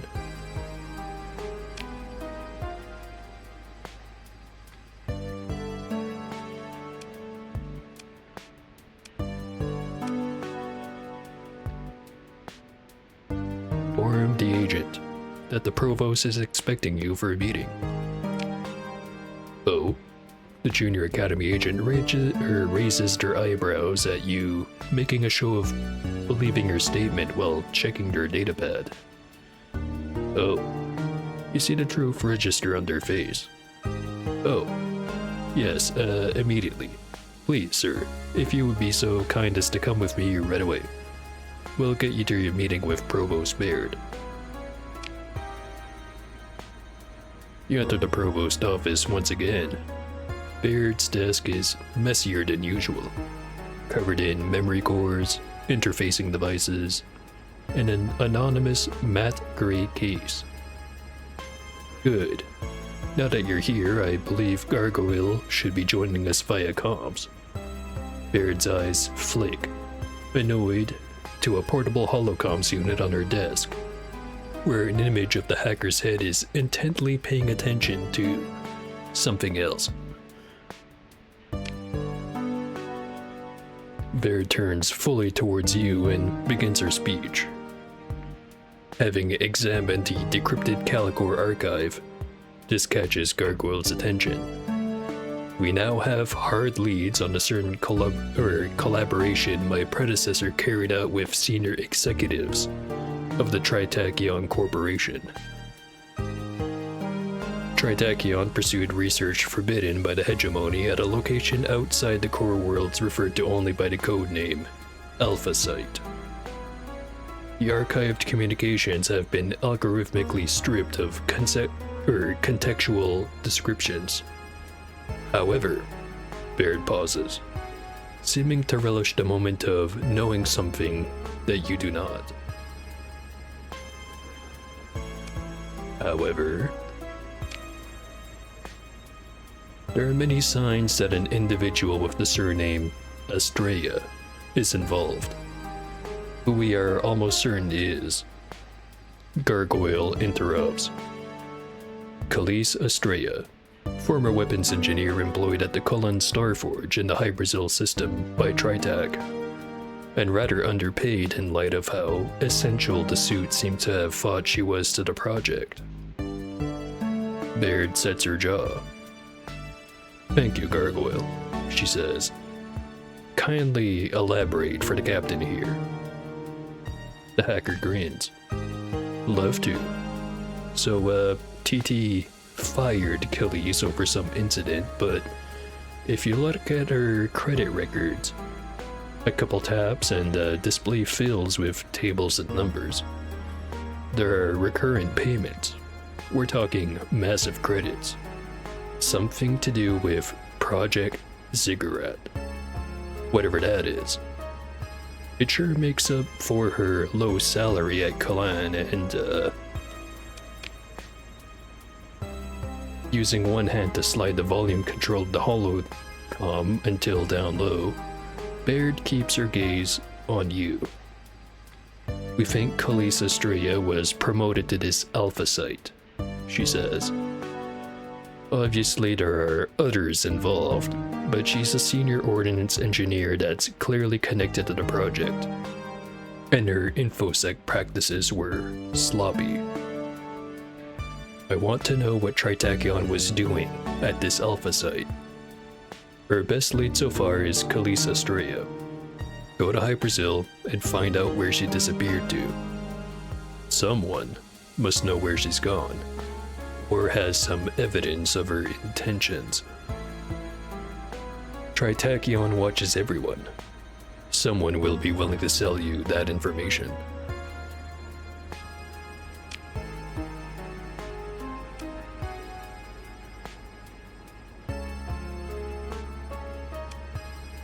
Baird turns and stares through the shaded diamond matrix. Windows overlooking the annex and concourses of the Galatia Academy. I'm sure that you can find her for me, Captain. Just like you found Gurus.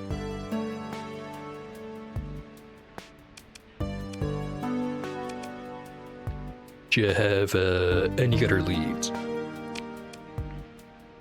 For now, Baird says, no.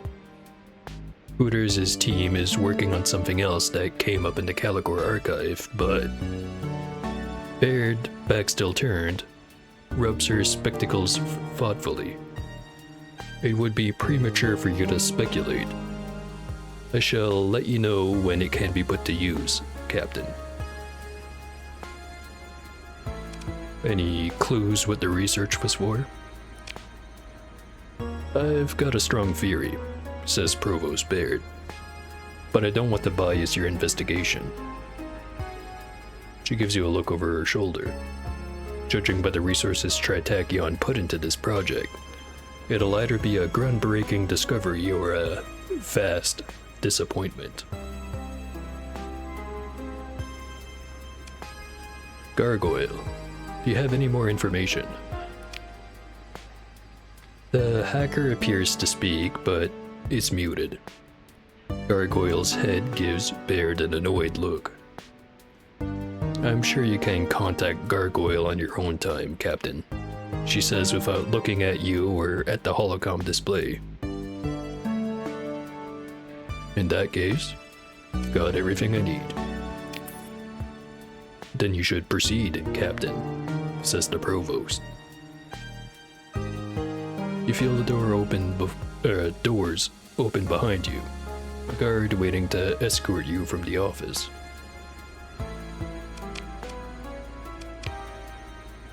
Alright, now for what Gargoyle had to say. You enter the ID, hand hovering over a glowing confirm sigil. Your comms officer nods, ready to respond to whatever surprise Gargoyle thinks would be amusing to send through the link this time. Display resolves from a mesmerizing fractal battleground to a familiar face grinning impishly at you. Ah, Max. Are you back to find something interesting to do? I've got all sorts of wonderful ideas.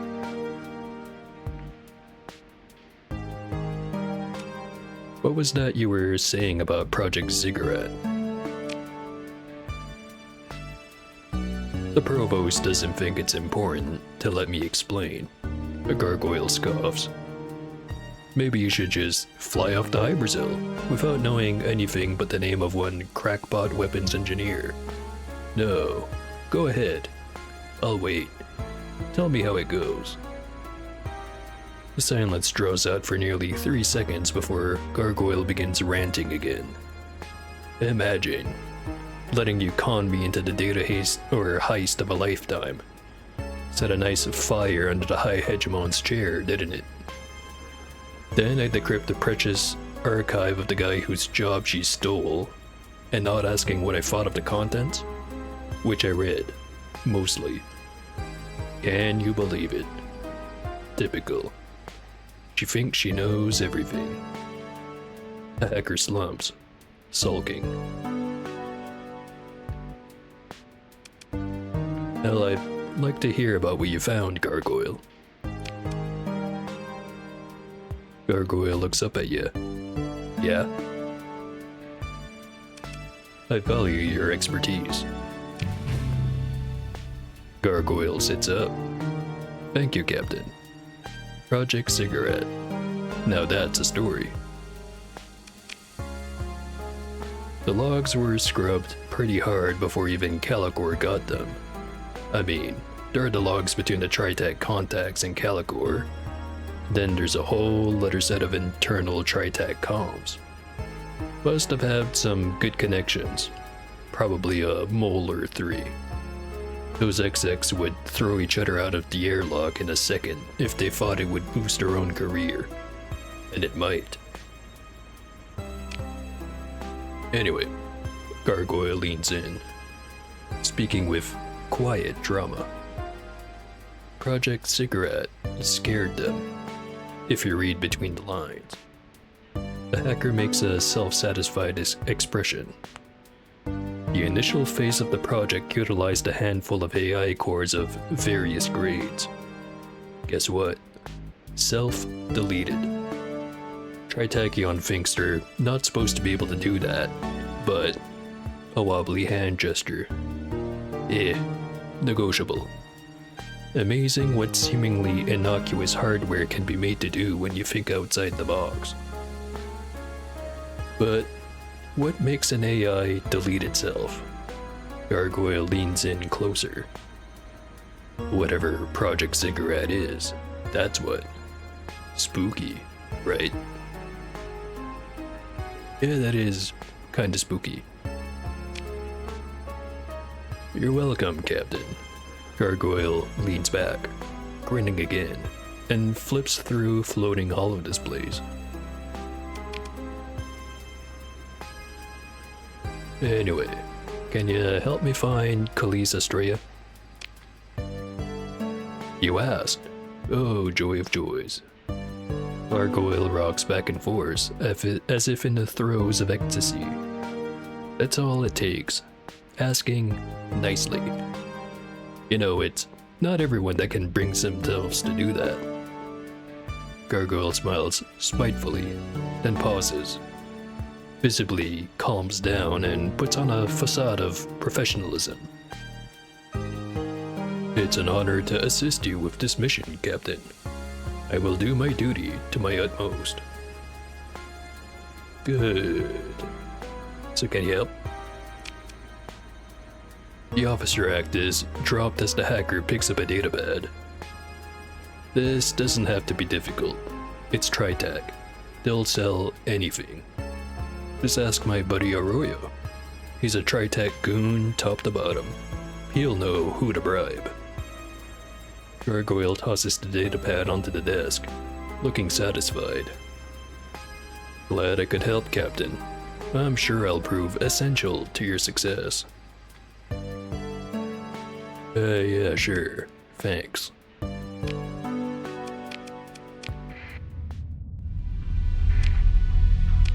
Right. Back over to Yucca Spray. I'm pretty sure I've been saying that wrong, but I'm not about to stop now.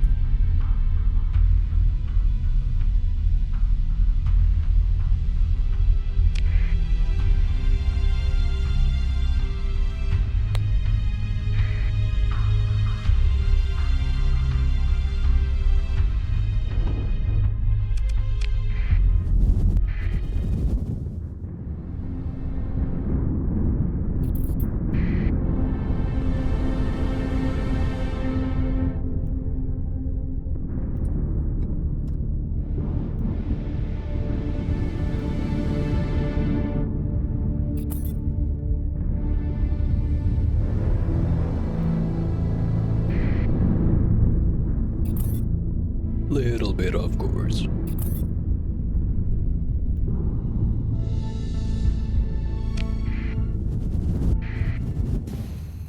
Also, I haven't checked in like 5 minutes.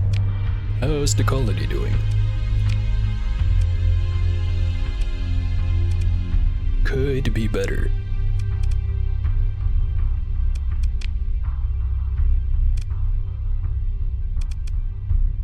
It's good enough.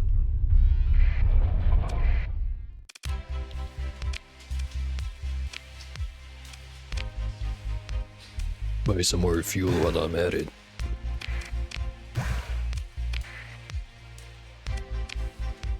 Anyway, Ryan Arroyo. Or Rayan. Not sure what it is with this game and having the names be slightly different. I guess it makes sense. It is the future. People find new ways to do things wrong. Anyway. This better be good. Rayan Arroyo looks you over disapprovingly. Remind me to take you shopping for a proper suit. I know a guy who can do wonders.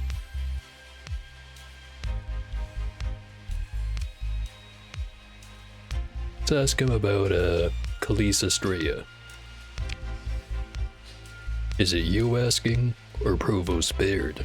He says in a tone that says he thinks it's Baird. Doesn't matter.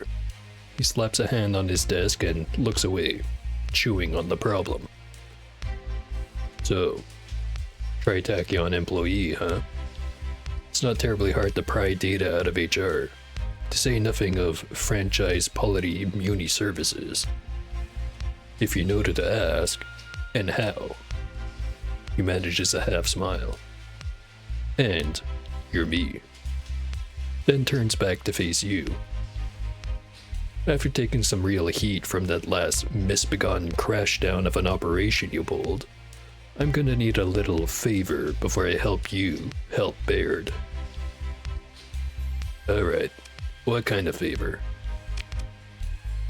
It's a gift, is what it is, he says. Dead easy. I just need someone else to do it. Here. Arroyo taps a key and a data transfer interface overlays her comm view. He's sending an archive containing a series of comms recordings. This is a series of fake comms messages in which some leaky subcontractor proves that I was part of the conspiracy to hack the hegemony relay in Aslan. Take this to someone, I don't care who, someone semi-important in some pirate organization or other. Try Dawn or Karas in the EMA system. Doesn't matter. Have them blackmail me with these messages.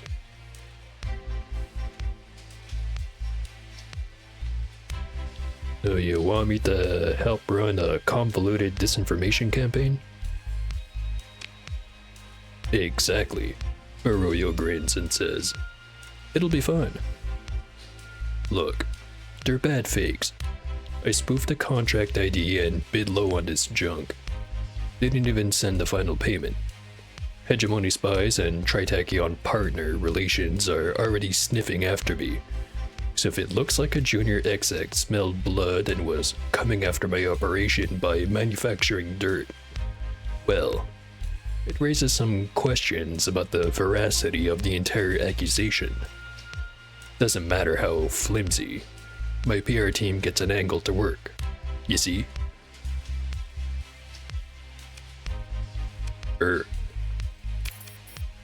Wonderful. Can't wait to see who you choose. So, he says, tapping a few keys on his desk console. You've got the files. Go find a pirate who'll try to exploit me for all I'm worth. Arroyo grins. How about some credits to help the job along? Arroyo barks a laugh. After what Gargoyle chiseled me for on your behalf? Not happening. Goodbye, Captain. I'll have the Estrella files for you after some roach-eating brigand shows up on my comm trying to blackmail me. He disconnects his feed, leaving you with a spinning Tritachyon franchise logo.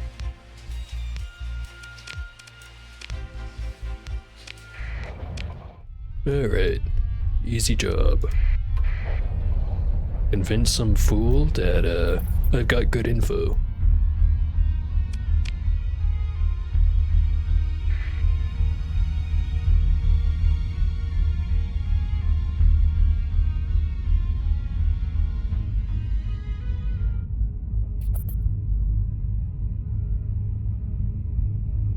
gotta be the right mix of desperate but competent enough.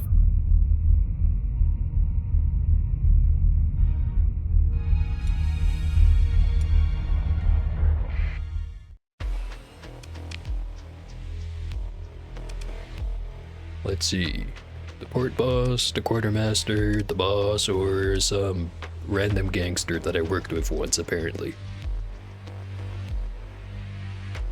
Maybe that last one. No dice.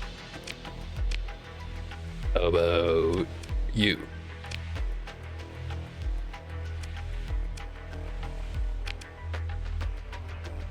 You pitched the material to the pirate. A series of recorded comm calls between Ray and Arroyo and various parties, setting up and carrying out a job to hack the Aztlan relay. The hegemony would pay well for this, or someone well positioned in Tritachyon. Why not dream big? Why not sell it to both? As the pirate considers your offer, and you can see the logic of the situation working across his face. I'm going to make you an offer, he says, a menacing smile growing on his face. Transmit everything you've got now, or I have my gang blow you out of the sky.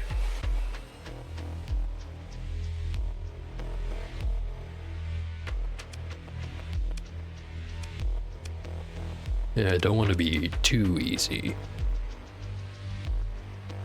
Nah, fuck you. Pay me.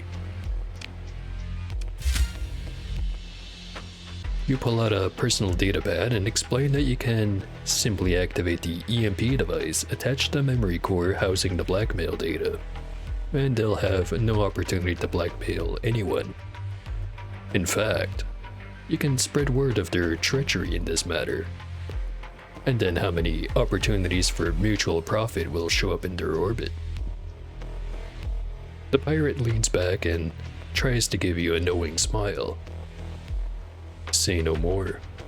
I can see that you are, like me, an intelligent operator. My, threat was simply a ruse to see if you were serious about this business, he says. And, congrats, you passed, he says, recovering his composure. You see, before you, someone who also knows all about business. Or, no wait, I said that completely wrong. Start over. You see before you, someone who also knows all about business. And I'm going to make you an offer, and you're gonna take it, because... The pirate rambles, explaining why you won't find anyone else willing or indeed able to put your offering to best use. It's, not a very good pitch. You wait for the right moment and cut through the posturing like a SIBO core through a flux shield envelope, arguing the pirate into a price of 55,000 credits for the fake blackmail material. By let's commode, yes, I get it, he says, finally, wiping sweat from his brow. I accept your price, transferring credits.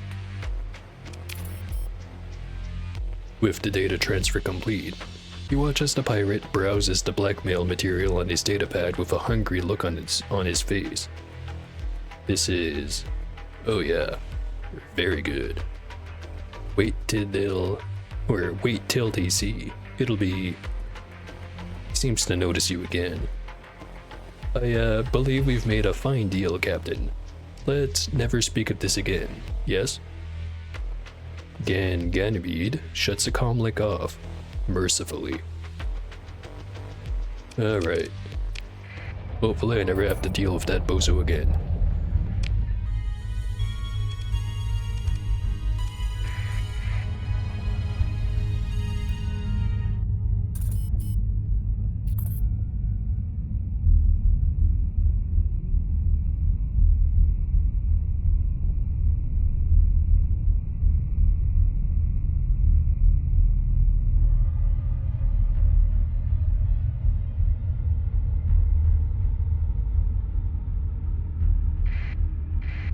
Maybe I should have bought some more fuel while I was over there. It'll be fine.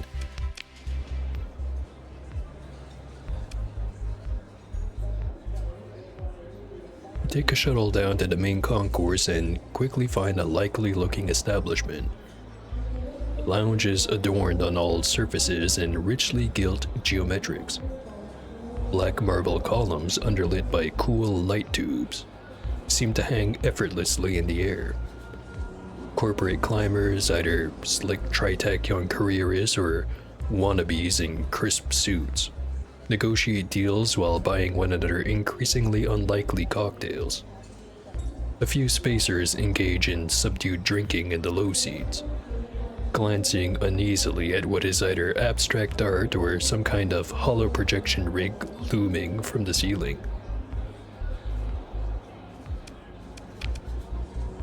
As your gaze begins to skim the crowd for potential jobs, a man in spotless Tritachyon executive attire insinuates themselves in front of you. Captain Max Friday, we are so pleased that you have chosen to visit this franchise. The Tritachyon Corporation values your contribution to the local economy. He smiles perfectly as you realize that your hand is being shaken. If we may sit over here, I would like to discuss a special matter. Company business. Yeah, sure thing, guy. You idly tap a pricey drink from the menu and it appears before you within seconds. Noticing your surprise, the agent explains. Each customer builds a try-taste profile as they enjoy our products, correlating purchase history with time of day and certain other physiological signifier allows. He raises his hands apologetically. I get carried away sometimes. It's my passion for customer satisfaction. You understand what is being said. We're watching you. But we're here to talk about your business. The agent's hand gently points at you without otherwise moving. Not mine.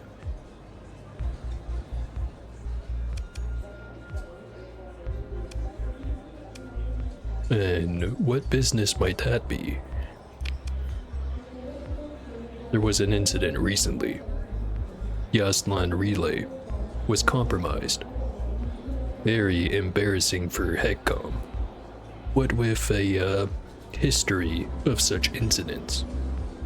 With embarrassment comes a propensity for overreaction, of conclusions leapt at based on long-held biases against the Tritachyon Corporation.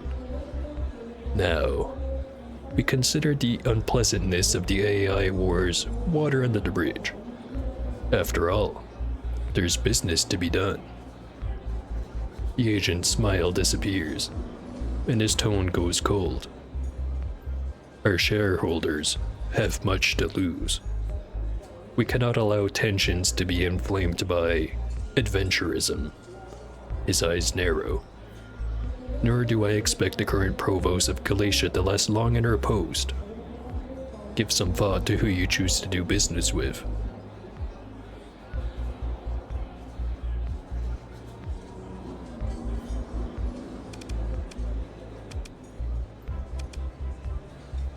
I don't really think he's making me an offer. I think he's making a threat. Point taken. Thanks for the drink. You stand from the table, drink untouched. The Tritachyon agent's eyes track you. No smile now. You get that tingle on the back of your neck as you leave.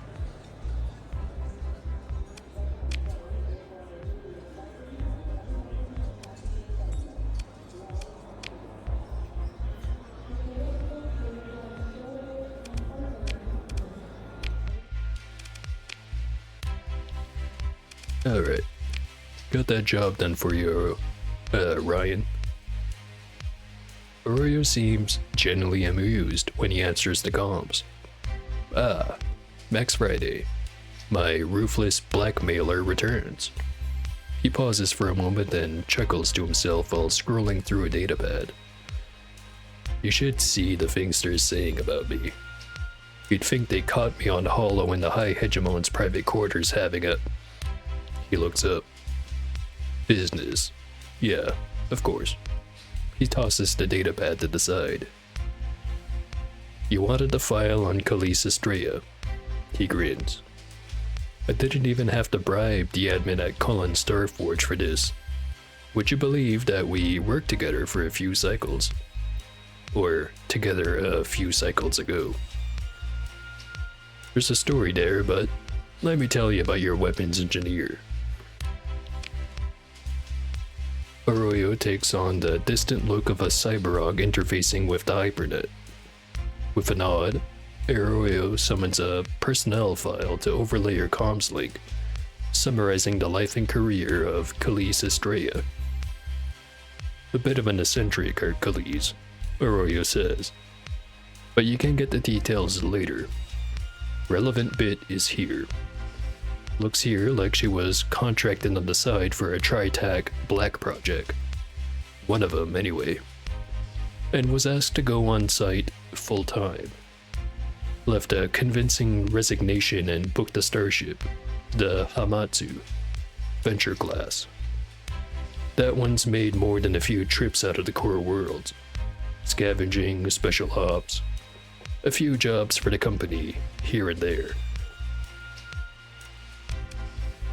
Can you tell me more about the Hamatsu? Let's see. It looks like Estrella requested special modifications. Arroyo raises an eyebrow. Expensive ones. I'm guessing some of this is a little extra to keep things quiet. No specs on those modifications, however. Lazy work by whoever was doing this data gathering. Looks like the ship left the Hyperzil system and turned its transponder off sometime before jumping out. Doesn't necessarily mean anything, but... Arroyo considers for a moment, then pages the file ahead. But what? They didn't want to be followed, says Arroyo, looking somewhere off comms. I would assume the flight plan logged with the Port Authority is worthless. Someone has to know something, though. Huh. Data scrolls on his desk display. The Hamatsu is owned by one Callisto Ibrahim. He looks up at you. Heard of her? No? Bit of a reputation. My former partner hired her once a while back. She lied up and down about her credentials. He shrugs. But it worked out. Respect the con. Anyway, she's operating a few small fleets out of Agrius, in the Arcadia system these days. Arroyo's eyes twitches in a certain way and the display records disappear. Well, Max Friday, that was fun. I forwarded the files, and if I were you, I'd try to get some information out of Ibrahim. She seems like someone who knows how to do business, if the pay's right. Arroyo sits back. Now, I have a reputation to obscure, if you don't mind. Good luck finding your engineer. Remember, I don't want to hear any more about this. The last thing I need is to get some company director on my case because you're stepping on their pet black project. With that, he terminates the link, leaving you with a spinning Tritachyon logo.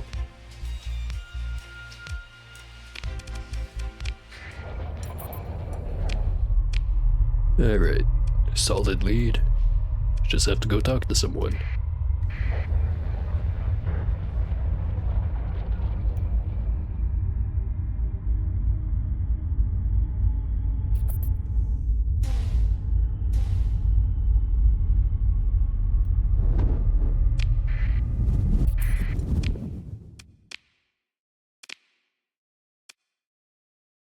Shouldn't have to worry about any colony crisis for a while.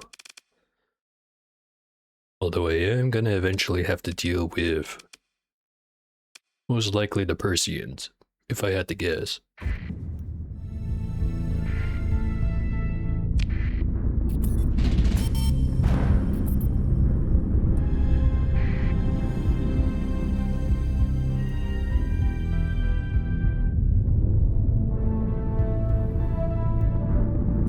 Remember last time I had to deal with him, they sent like 15 fleets at me. Somehow, still won. Also, hey, it's the church. Wonder what they want.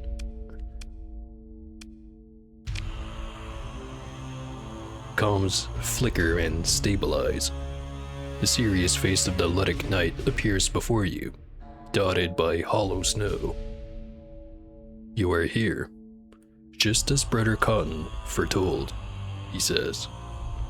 I meet you, Max Friday, and in my right hand I hold the hammer of Lud, and in my left hand I wield the sword. Will you repent and turn from the path of evil, to follow the blessed path of Lud? There seems to be some barely restrained expectation behind the words. Slow anger, distilled over years, into a force more pure by far.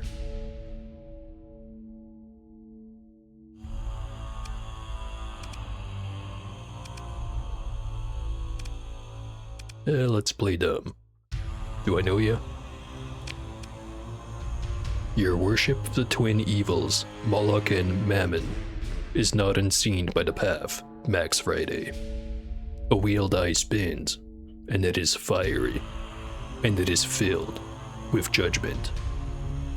Know that servants of Moloch can be bought. You consort with betrayers, those with no faith in their heart, and will sell their erstwhile comrades. Do you think Tritachyon only provides information to your ilk? They know no loyalty but that of blooded silver. Right.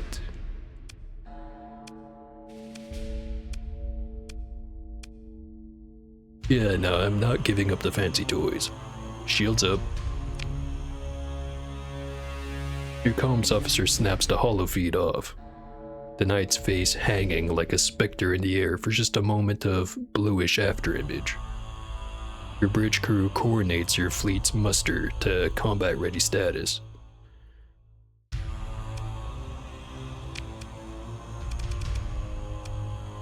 They don't look that scary. They don't even have a cube.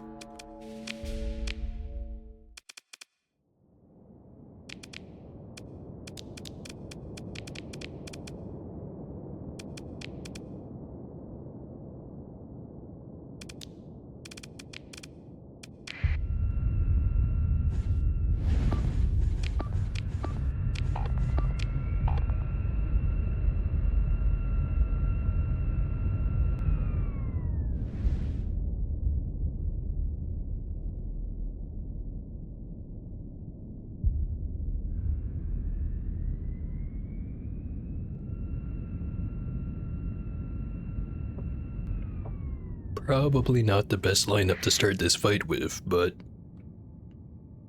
yeah, I probably don't need more than this. Probably.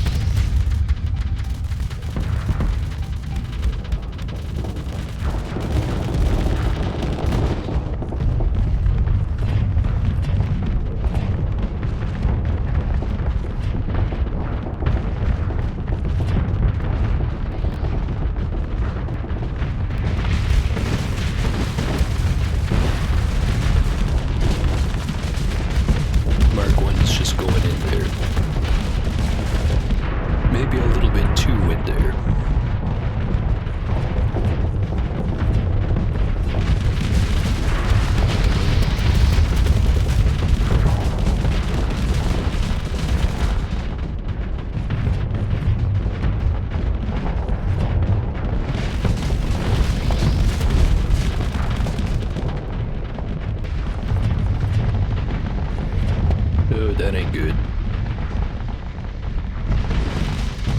Kill as many as I can. As quickly as I can.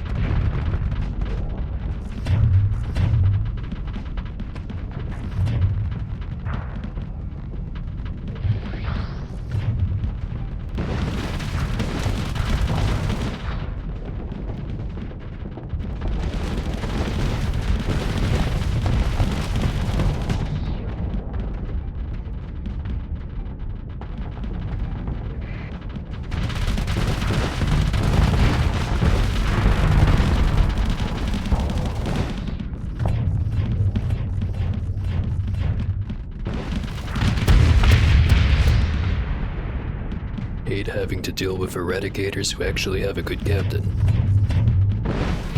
So much tankier that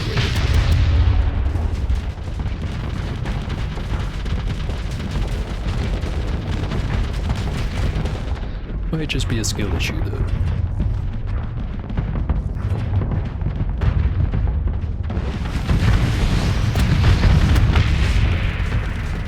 And there goes the mini. God damn it.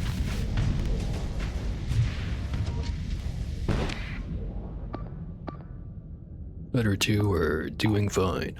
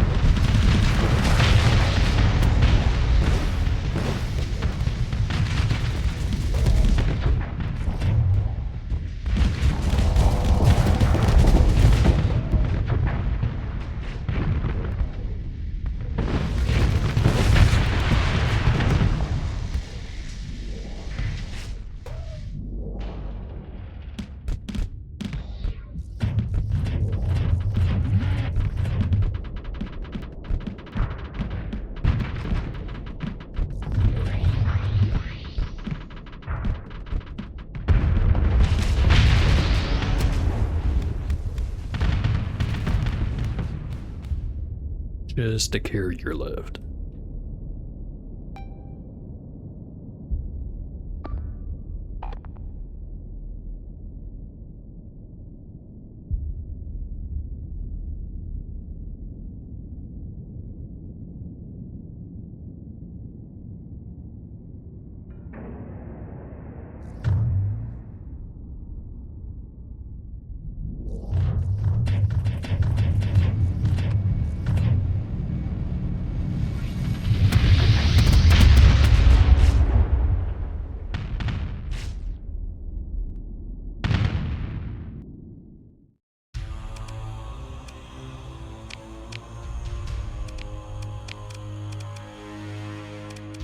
Surprised how much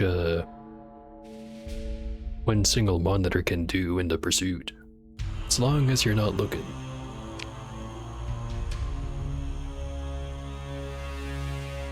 It got a new demod, didn't it? So I don't think it had that many. Well.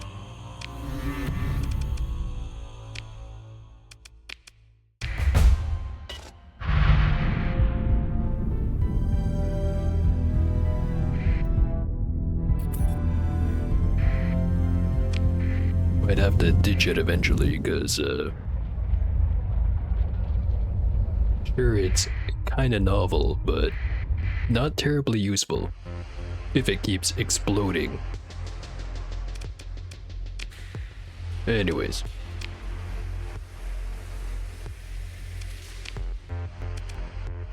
Callisto Ibrahim. Hello, this is Callisto Ibrahim of Ibrahim Interstellar Transport and Salvage. She frowns and looks you over, assessing.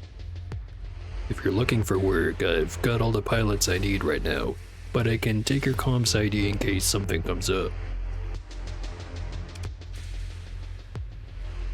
So, would you know anything about a ship called the Hamatsu? She narrows her eyes. Is this about Starsector? It is, isn't it? Yup, it is. Don't even get me started.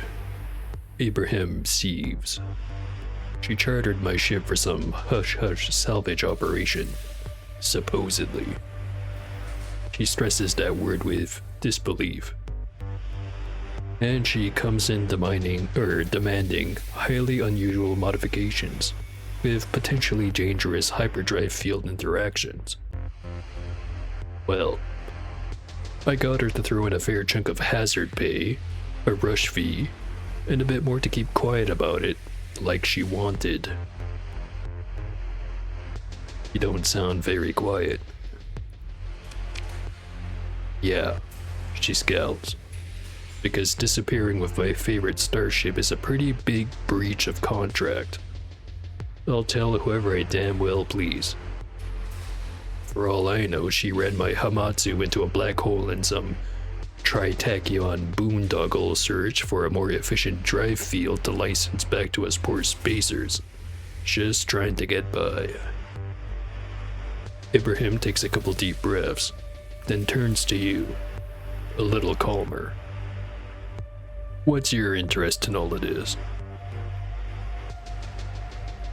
I need to find out where Callisto went.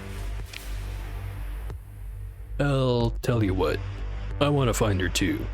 There'll be something in it for you, if you can get me anything to go on. I'd go looking myself, but... Ibrahim waves a hand through the air. Business, bureaucracy, utter commitments. Better yet, find the Hamatsu and bring it back to me. She closes her eyes, looking pained. In one piece, I hope. I've got a lot of memories in that old piece of space junk. Let me get you started. My captain of the Hamatsu sent an encrypted flight plan before they left space dock, after finishing the modifications. She taps at a desk console. The hyperspace nav overlay appears. Brazil is here. Hamatsu fueled up and planned to travel to Eurasius. Whether they made it, I don't know. Utter fringe. No hypercom coverage. He could have changed course. That rat-addled Tritech engineer was tight-lipped about her intentions and ensured that the contract had my captain bound to follow changes in flight plan by her order. Ibrahim swipes the display away and it is replaced by a schematic of the Hamatsu, with certain additions to the drive field inductors highlighted. These are the modifications she had done. If we're agreed that you'll find the Hamatsu for me, Captain. She looks to you, waiting for an answer.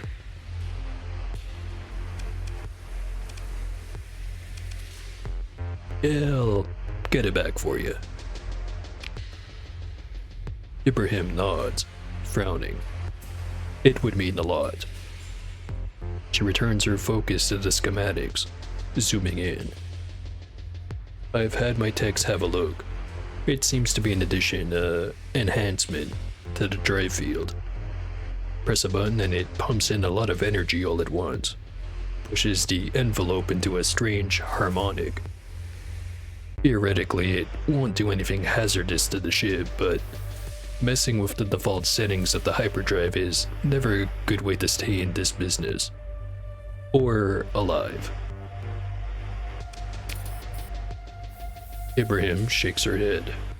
I figured, Tritachyon engineer, maybe she knows what she's doing, and I could get a cut-in on it. What a fool I was. Anyway, I've sent you the schematics in case it helps with the search. That's all I have, Captain. She says, not hopeful, but not resigned. All I can say is, burn hard, burn bright. Right then.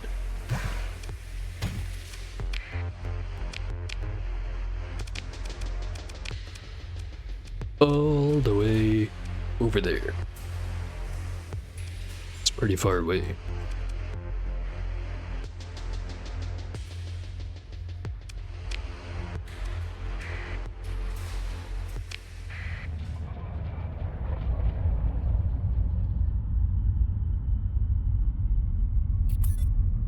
April 8th. So I've got a couple of months before the slipstreams reorganize.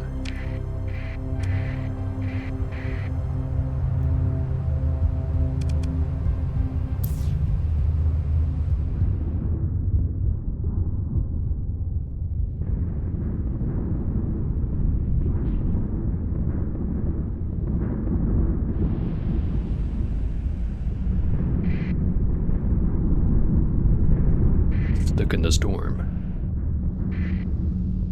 Alright. First polarity. Go upstream.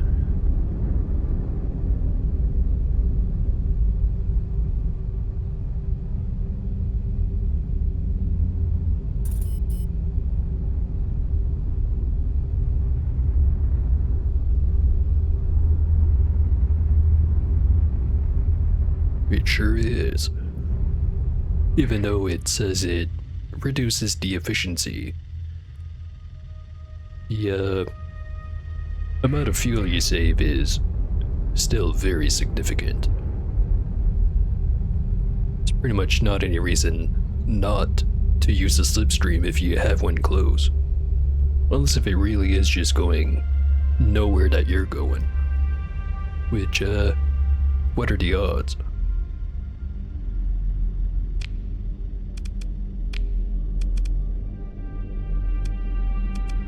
Light Industries complete. Making 68K a month.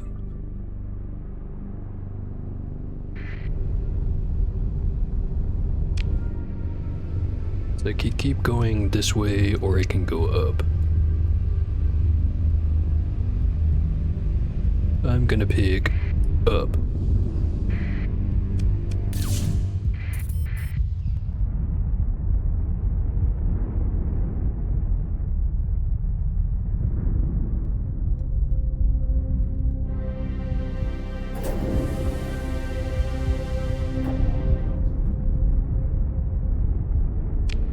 Kind of going not quite where I wanted to. Hopefully it intersects with another one.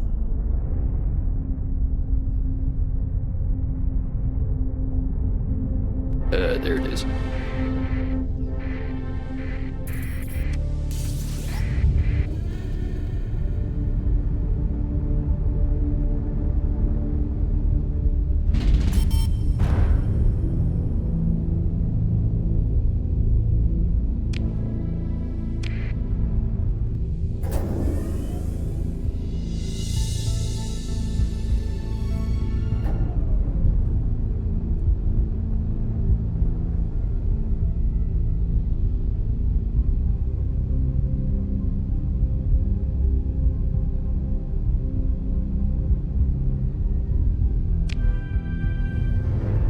think this is about as close as I'm gonna be getting.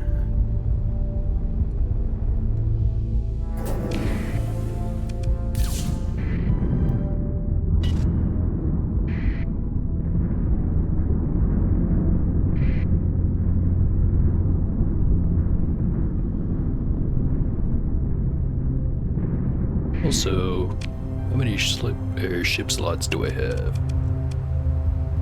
Got 2. Could probably yeet one of the salvage rigs if I need to. Just in case I find something good floating around. Like, say, another Odyssey.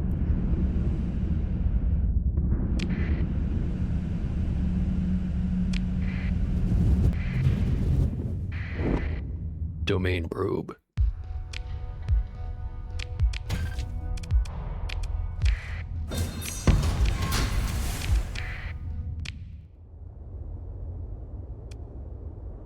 Sensor contact over there, and a couple of planets.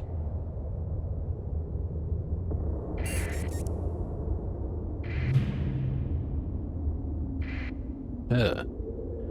Domain era Cryosleeper, Calypso.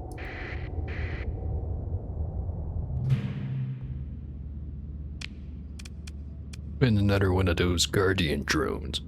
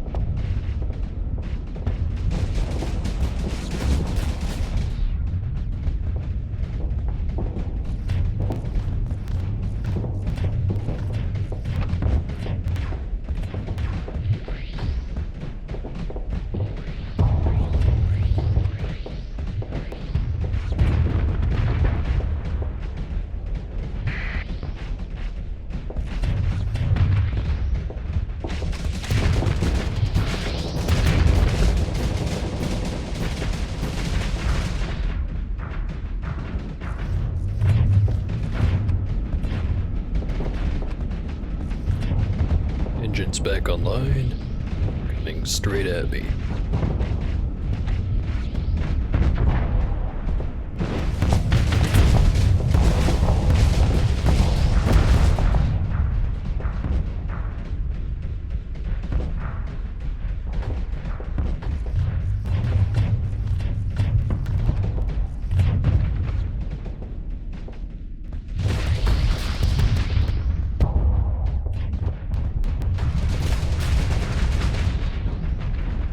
Try to avoid that plasma. Not very good at it.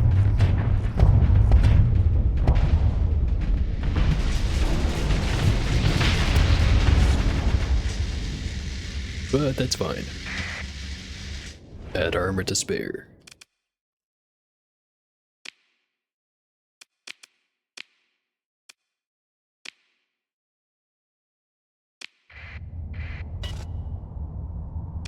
So, can't really make use of it, but... who knows? Maybe there's just a ridiculously good system nearby.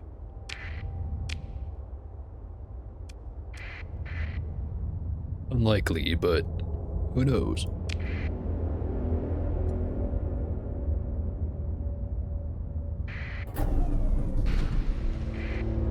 Ah.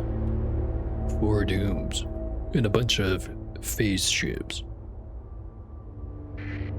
I wonder who that could be.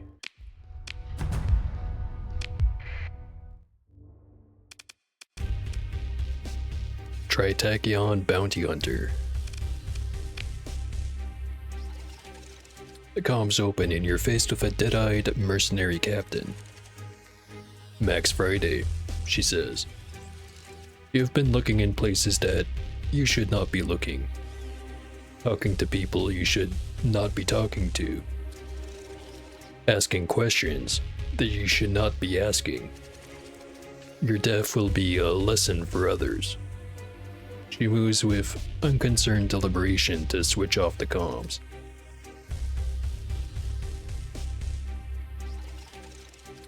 Well, I'd offer to pay you off, but your fleet really is not that threatening.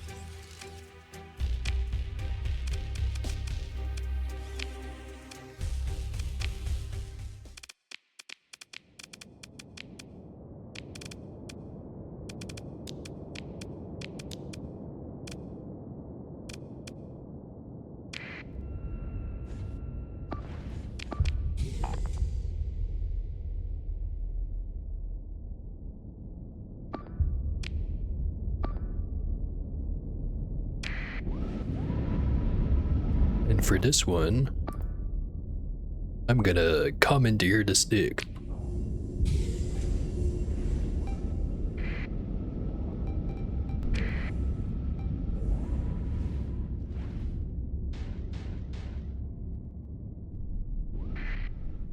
Time to get silly.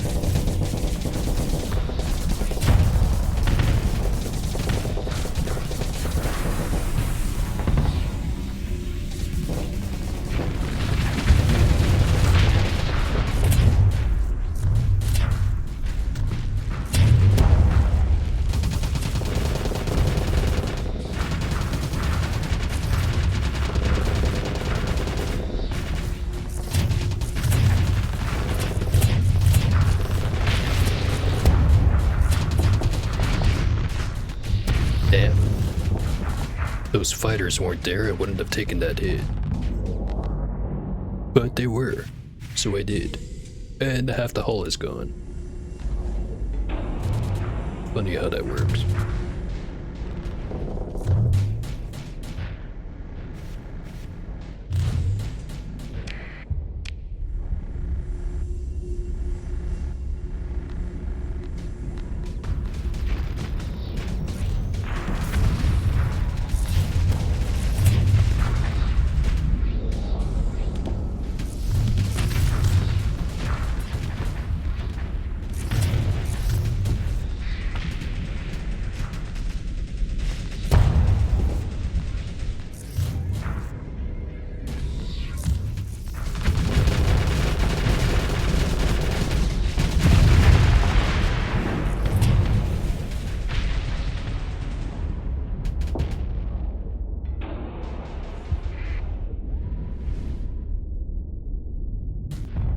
Split that one right down the middle.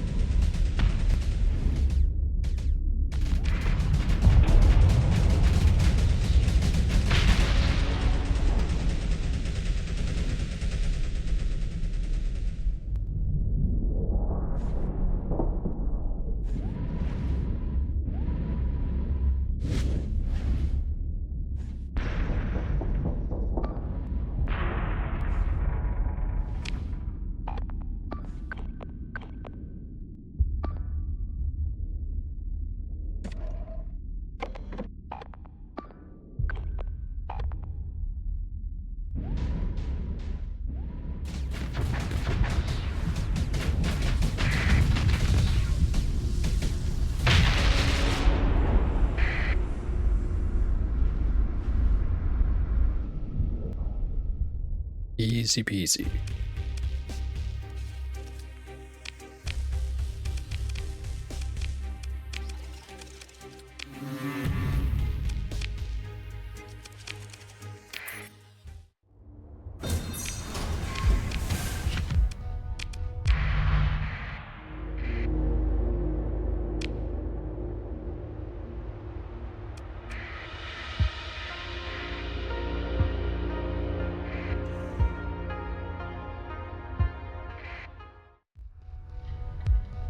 Your fleet approaches Elufian Straits. Captain, there's something you should see. Your sensors officer calls attention to the display.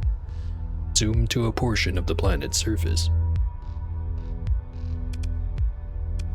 See what he found. Here, and here. Fusion Scourge. Says heavy lifters. A big operation. But why? There's no settlement, no facilities, no mining. Except they pull up the visualization of a graduated radar scan of the vast slope of scree adjacent to the lifter scourge.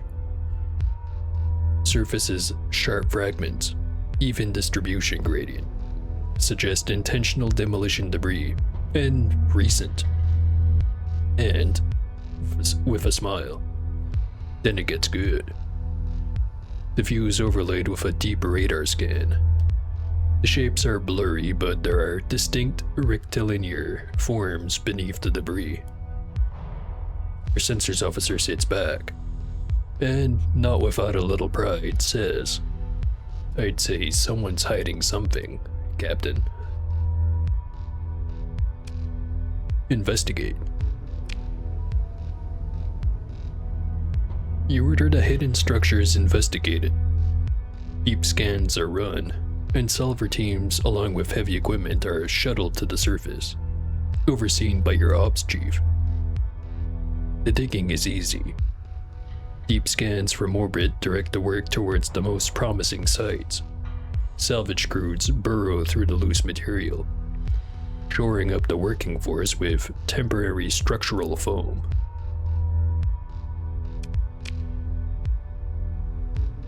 After significant progress is made, your ops chief gives you an overview of the situation. Whoever covered this place up, they were thorough.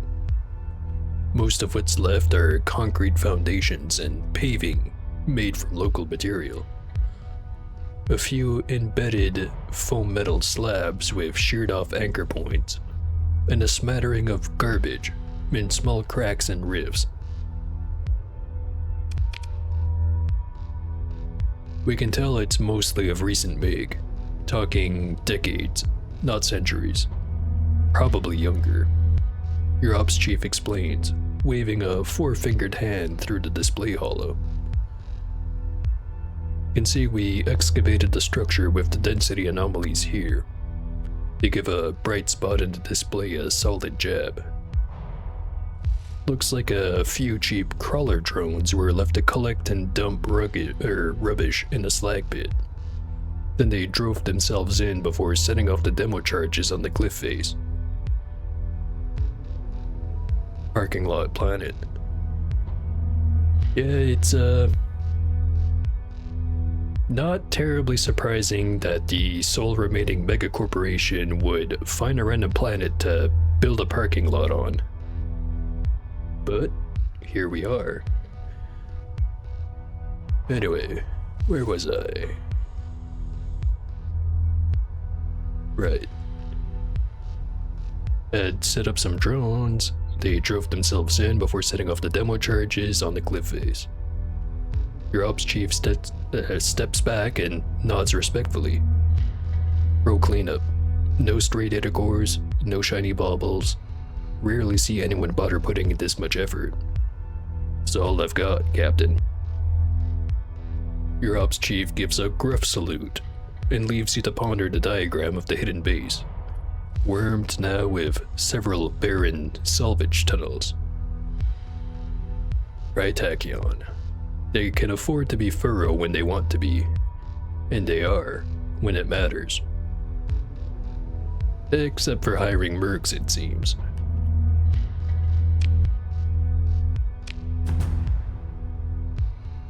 Not much else on the planet. So we know they've been here, but I'm guessing we need more.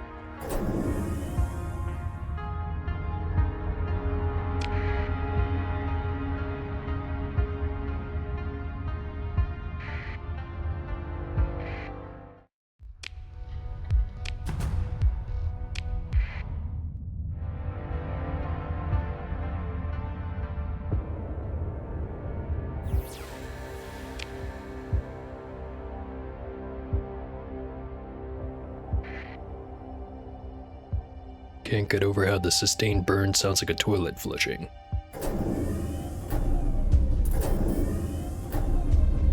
It kinda does. Kind of.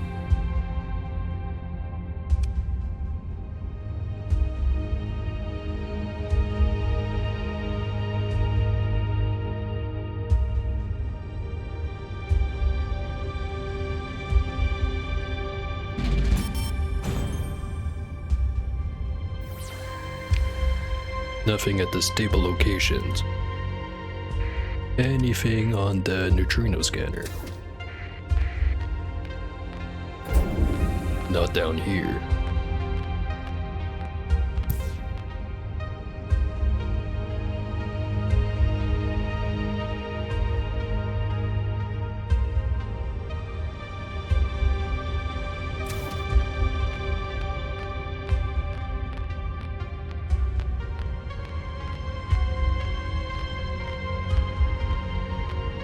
Couple of small pings.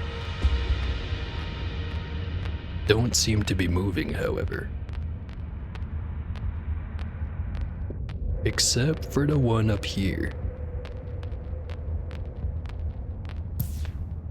There we go. A probe. Long-range scan reading indicates that this object is likely a common class of uncrewed instrument platform. Sensors detect radiation leakage, indicative of damaged nuclear battery. Noisy EM visuals suggest moderate to major structural damage. At first scan, this appears to be a utilitarian probe or instrument platform of the sort used by commercial navigation signaling, staking mining claims, and intra-system comm relays. Closer approach reveals a crumbled mass of stealth cladding, torn from the hull and drifting in near orbit. Whoever put this platform here did not want it to be found. But a small meteor swarm, or perhaps light weapons fire, thwarted their efforts. Radiation sensors indicate a damaged nuclear battery within. No significant artificial EM activity is apparent. Investigate.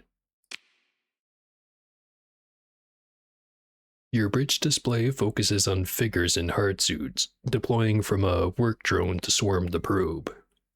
Equipment cases and feed lines trailing. Your operations chief grumbles over the comms, enforcing strict call-and-response procedure in accordance with safety protocols. The salvage team soon discovers a non-standard miniaturized hypercommunications relay core at the center of the probe structure. Your ops chief turns from the console to give you that look, which says that this salvage job just got a lot more interesting. What have you found, Chief? Your ops chief leads you through a live compilation of the Salver's investigation. The hypercom core is formed from once carefully arranged loops of dense superconducting material, now bent and punctured by small impacts. Its delicate conduits seared by radiation. Sophisticated post-collapse engineering is junked, but its presence indicates the involvement of a major power player in sector politics. On a hunch, you summon schematics of the Galatia Academy probe relays you recovered while searching for Sila coureurs. Understanding the implication of your request, your bridge officer pulls copies of their personal workstations and begin looking for analogous structures. Within minutes, they come to the conclusion that the underlying architecture is wildly different, though the underlying principles are similar. If I were to guess, espionage got early stage specs, and this gadget was developed in parallel. Your sensors officer says, "Interesting." You nod, then return the bridge display to an external view of the instrument platform. Solvers have reattached shielded equipment cases to cargo drones. Their work complete. After the salvage team returns, their attendant cargo drone packed with recovered data cores. Your technicians get to work pulling data from damaged memory. The results are scrambled, mostly. Your techs manage to find a few archives frozen in unencrypted temporary memory. Logistics requests for basic supplies, fuel, construction material, typical of remote outpost. Your comms officer proudly presents you with 2 mentions of the surname Estrella, presumably Khalees Estrella, and the comms log, and even better, the last target of this comlink. A seemingly insignificant point in hyperspace. Looks like she was in the core worlds, at the other end of these requests. Your comms officer reports. This confirms that the Black Project was operating in this system and Khalees Estrella was involved. And what of the destination of the Hamatsu and Estrella's current location? The hyperspace coordinates beckon.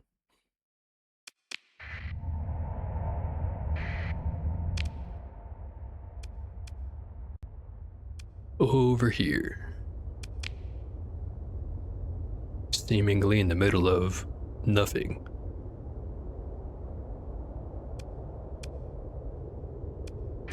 Since I'm going back to the core worlds, Asconia first.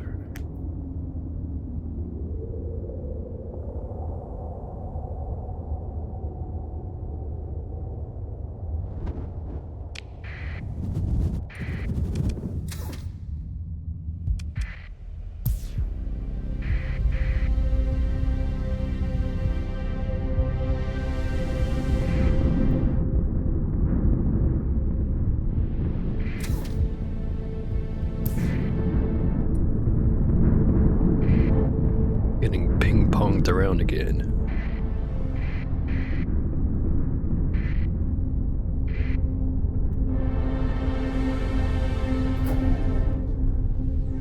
Damn it. Got here just as it dissipated.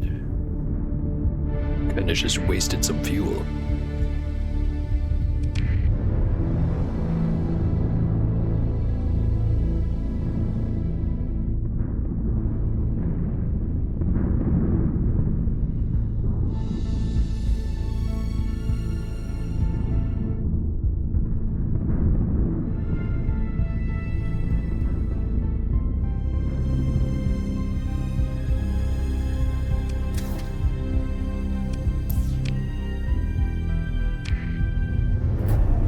Take a bit of a jump off of this.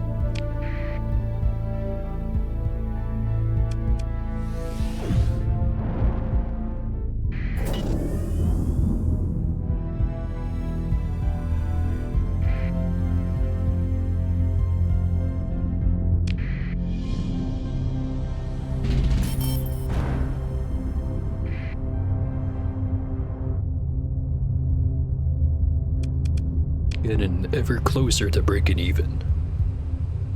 Which is good enough. Means all I have to work for is to be able to afford the supplies and the fuel.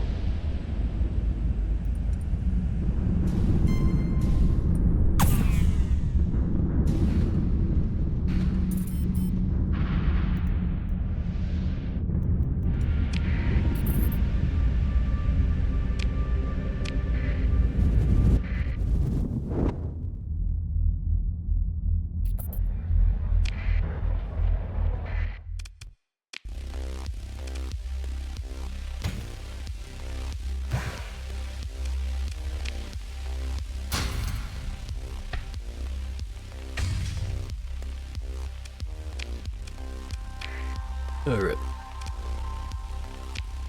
Got fuel and supplies. Now the mystery location.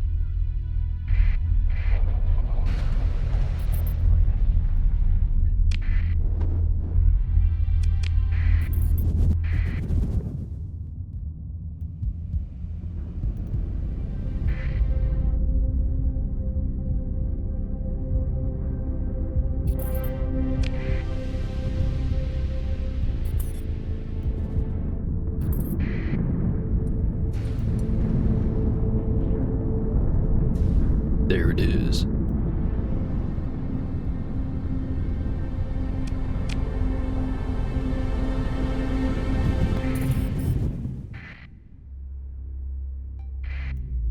A warning beacon.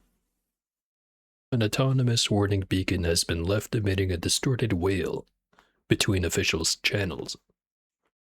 Your comms officer reports an easily defeated software intrusion attempt by what remains of the beacon's security systems.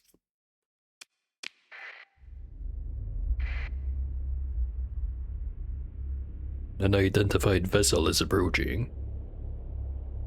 And there's a venture class floating around over here. I have to deal with this guy spitting out purple first.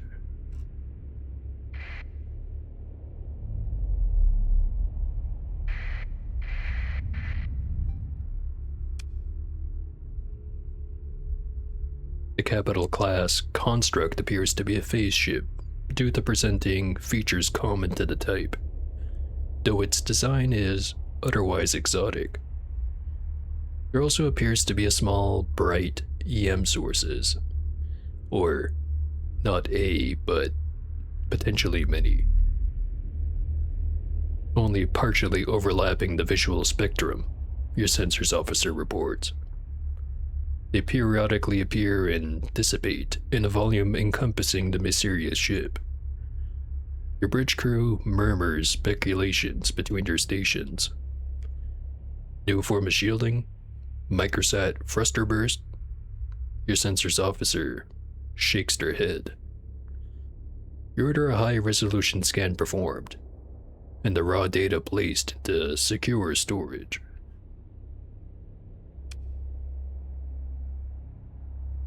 Fancy looking.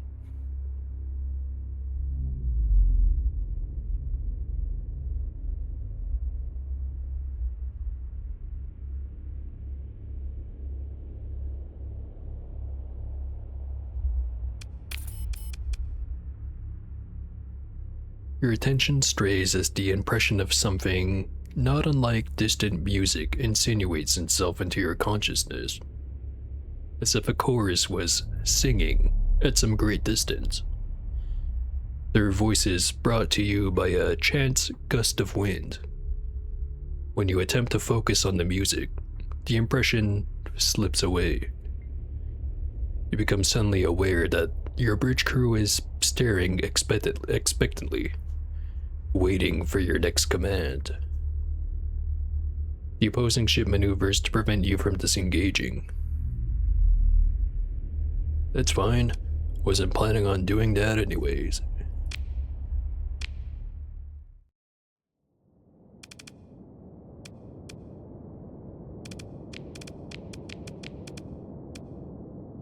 Go a little bit overkill with this one.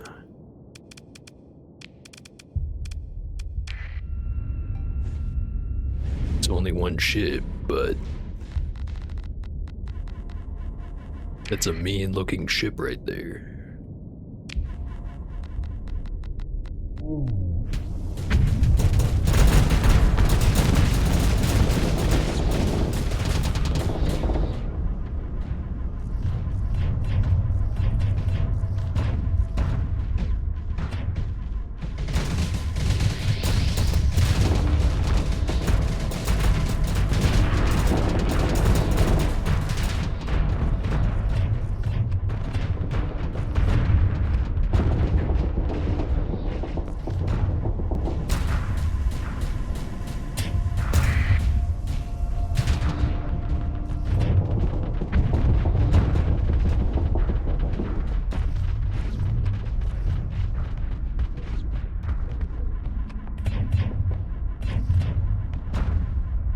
Well, it's got the power of purple, but so do I.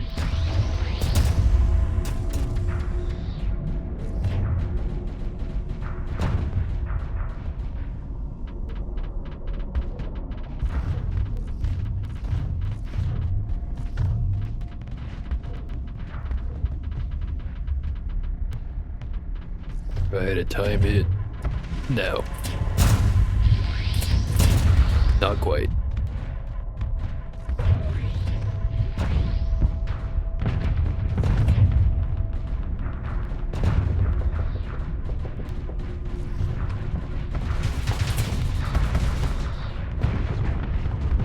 There we go. Punch right to the face.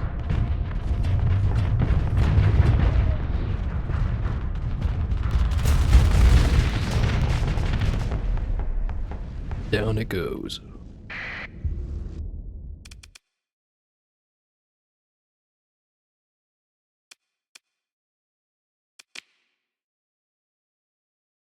A final terrific explosion blanks the external visual pickups. A few seconds later, backups are extruded through the hull. Your sensors officer reports in a hushed voice that no escape pods were detected, leaving the ship at any point. Your fleet approaches the derelict. A broken phase vessel, now quite dormant, is drifting through space.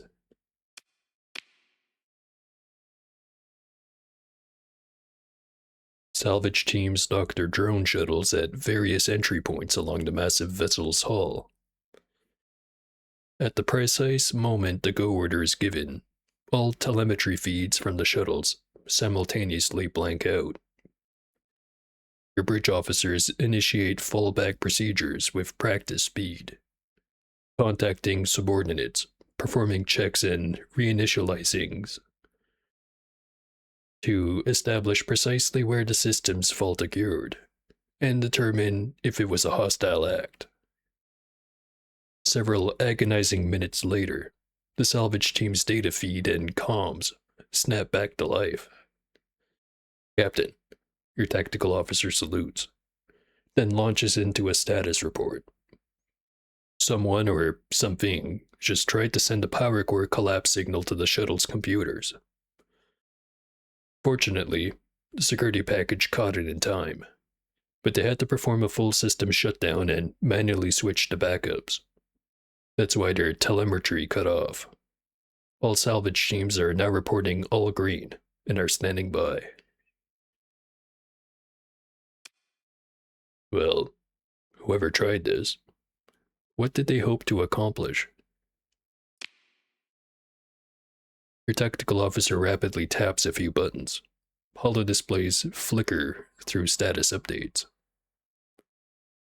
If the shuttle power cores were overloaded simultaneously, well, with the shuttle so close to the wreck, the hull would have likely been damaged past any hope of recovery, in addition to killing the salver crews, of course. But I don't think that was their goal. There are easier ways to kill salvage crews. As you indicate to your operations chief to ready the salvage teams for a second attempt, your tactical officer adds, "It comes to mind that what we just experienced was an enemy attempt." Bleh. Nah, word enemy's not even there. Hold on, let me have another drink.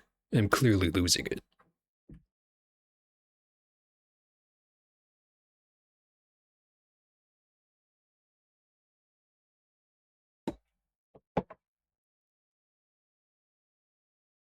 Alright, try that sentence again. Comes to mind that what we just experienced was an attempt at an old Tritac trick from the Second AI War. They left black box EW traps to keep the hegemony from recovering intel and tech from disabled hulls. And it worked. For a while, anyways. I'm just glad we kept that legacy ComSec package installed.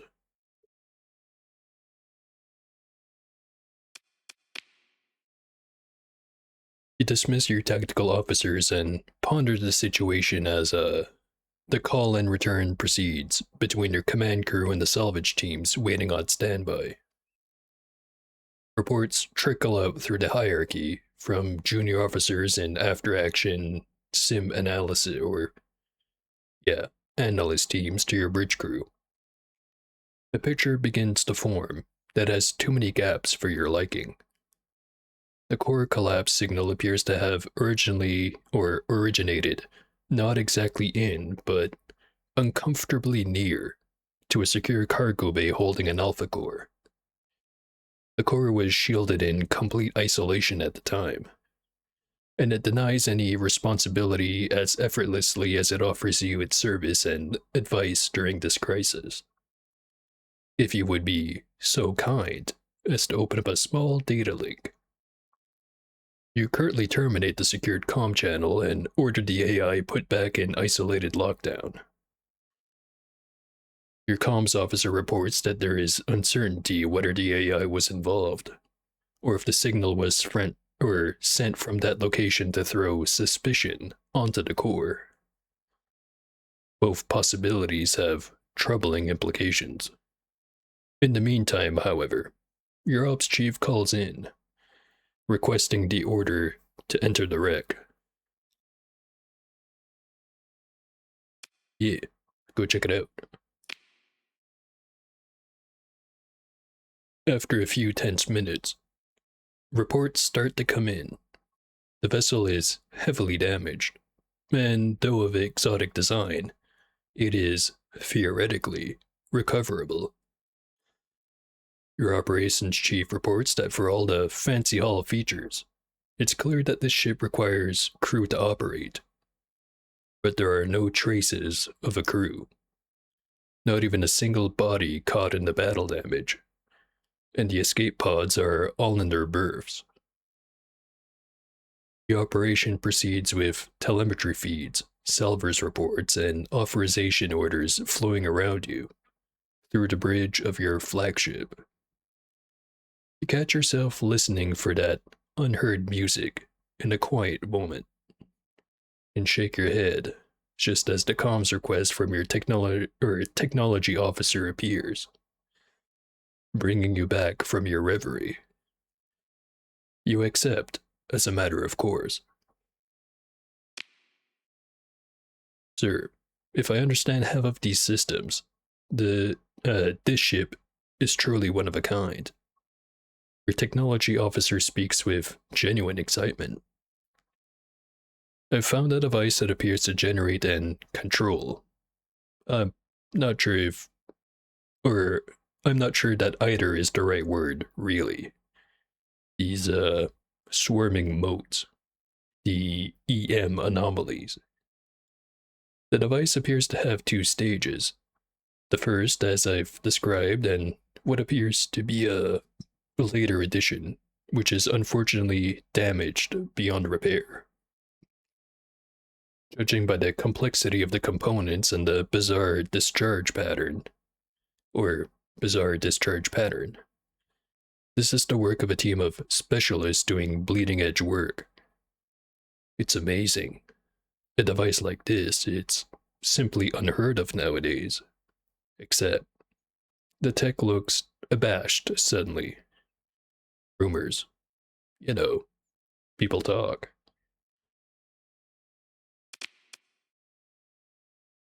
Your technology officer clears their throat, then continues.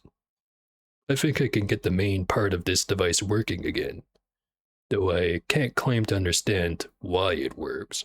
Not at all. The ship itself will be fit to fly, too, if we do the usual repairs. Should we proceed with recovery?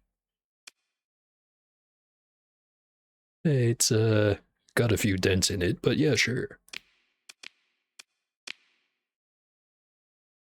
The TTS Xenorphica is now part of your fleet.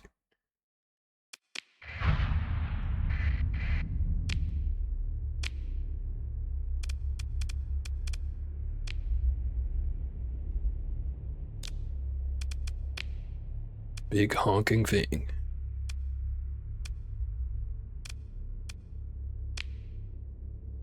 I'll, wait until I get back to the colony before I outfit it properly. By then, it should have most of the demods removed.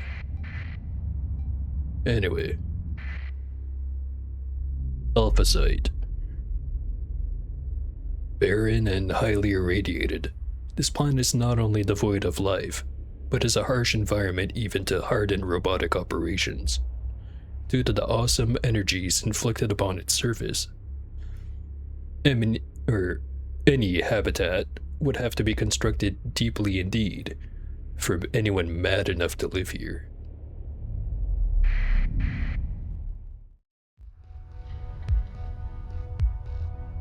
A disposable navigation satellite set to a decaying orbit identifies the radiation-ravaged rock below as Alpha Site.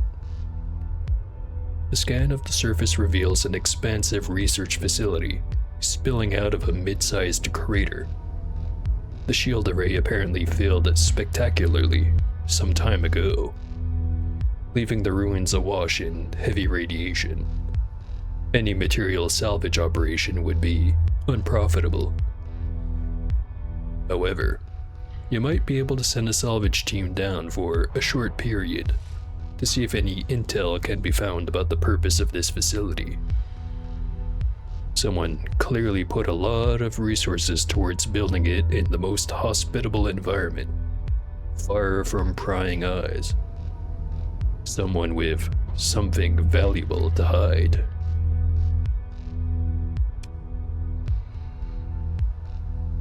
Well, get the drawing straws. I want to see what's in there.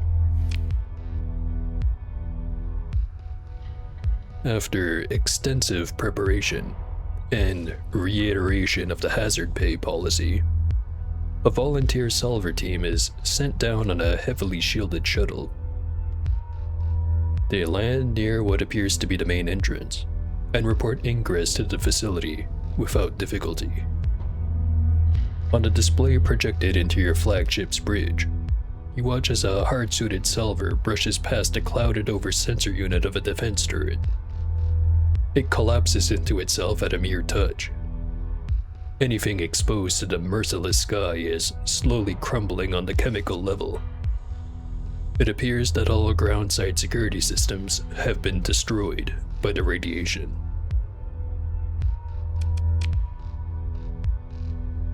The interior of the facility has been breached, leaving it unpressurized. While the structure's bulk provides some protection, the delicate computer systems are fried beyond repair. No data is recoverable. With no chance of an easy find, the team spreads out for the remaining rad-safe duration to document the facility and see if anything useful can be inferred from the ruin. While exploring, one salver enters the quarters of a high-ranking member of the facility staff and discovers the journal, a physical book bound in natural materials of its presumably deceased occupant.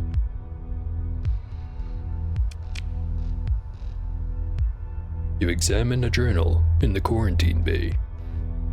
The fine leather cover is discolored, but you can make out the embossed gold leaf Tritachyon logo.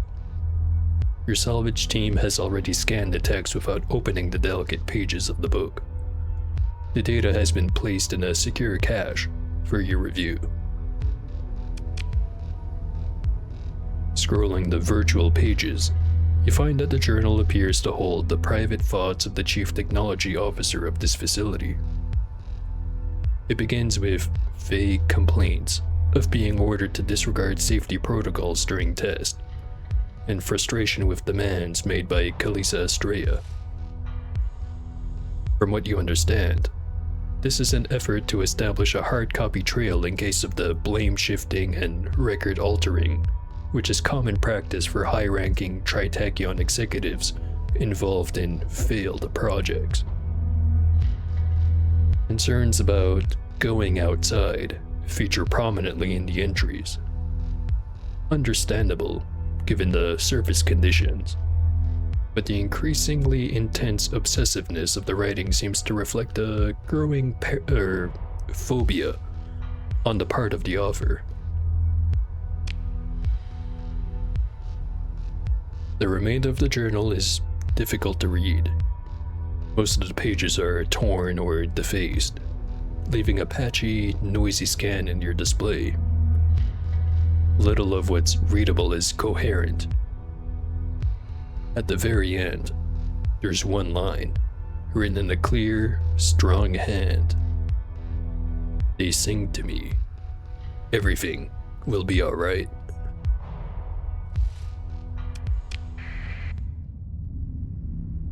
Okay then. Let me just get a quick scan of here.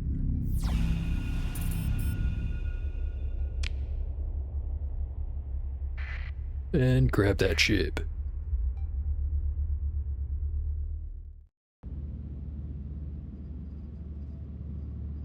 A lifeless Hamatsu drifts before your fleet, its broken body sectioned into your bridge display by a variety of sensors. Your tactical officer brings your attention to an unusual distribution of burned patches, as if the Hamatsu was struck by exotic energy weapons from many angles, all at once.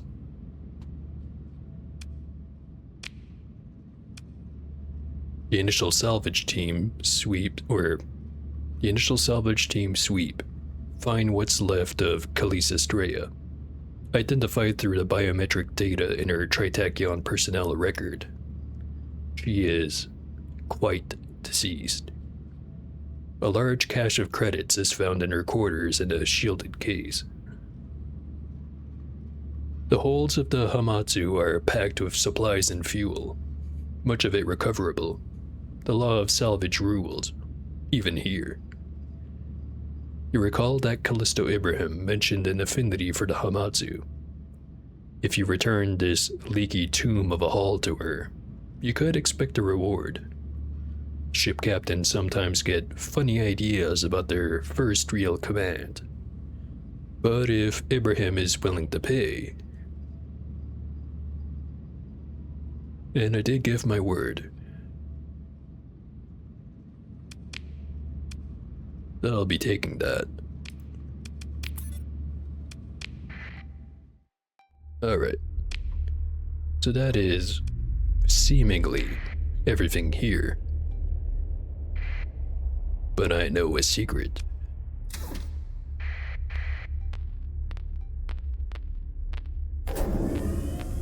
And I'm pretty sure it's up here.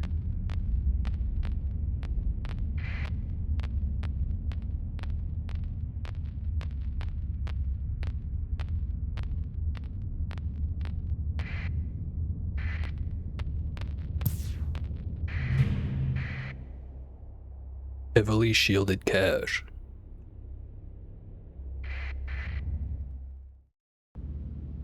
Your fleet approaches a lonely clutch of shielded cargo containers drifting through space. They bear no ID badge, no insignia, no reactive transponders. A steady stream of high-energy neutrinos from one particular container, spinning outward from the main cluster, washes over your sensor in time with its rotation. Some sleeping chamber of exotic matter must have given out over the cycles. Decades since it was left here. As your fleet moves in closer, new energy signatures are detected near the cache.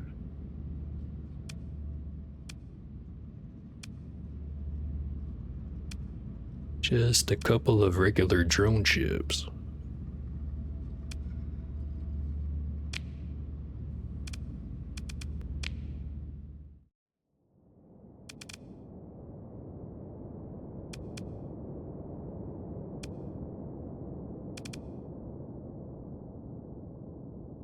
No, it doesn't have any weapons on it, but...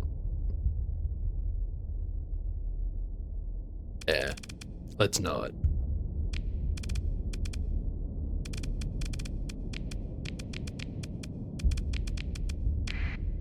Send in these guys.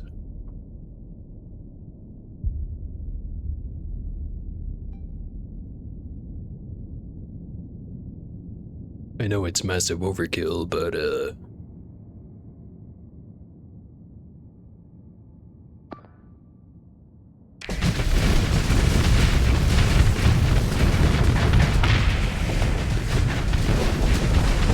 don't care too much about the supplies right now.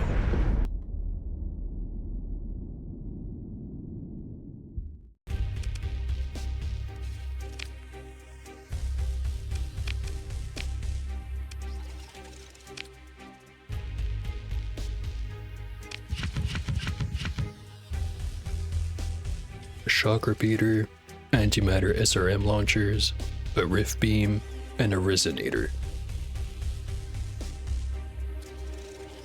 Very nice.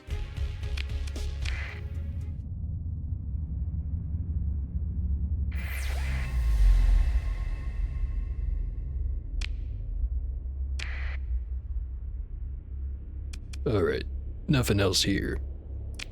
Time to go.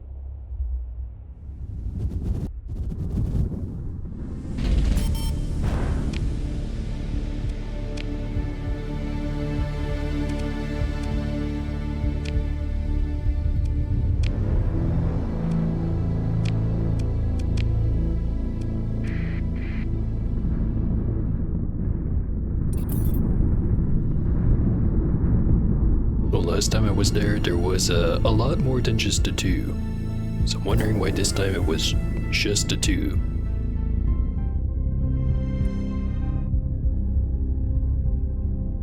Whatever.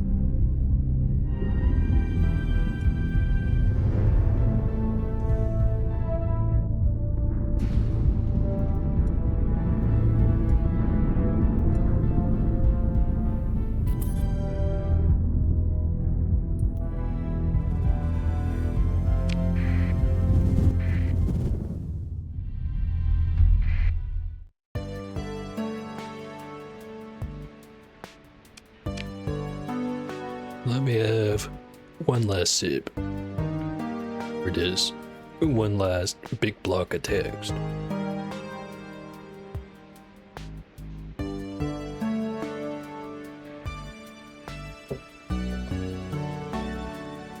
That's a lie. I know there's more.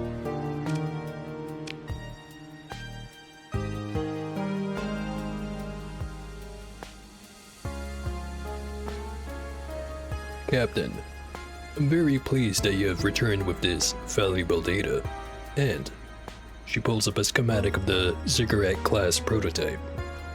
This fascinating prototype. An array design spins slowly between you and the provost. She seems to be rubbing 2 fingers together, contemplating the thing before her. The starship itself is irrelevant. You may keep it.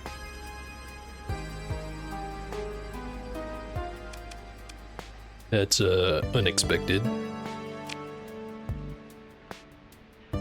Baird continues. It is the anomalous device within that interests me, not the hull. And, of course, these modes that it appears to create.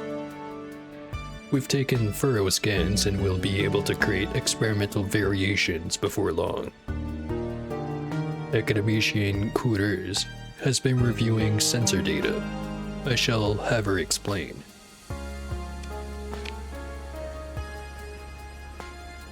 Provost taps at her desk console, and the comm display splits to display Scylla Coutures.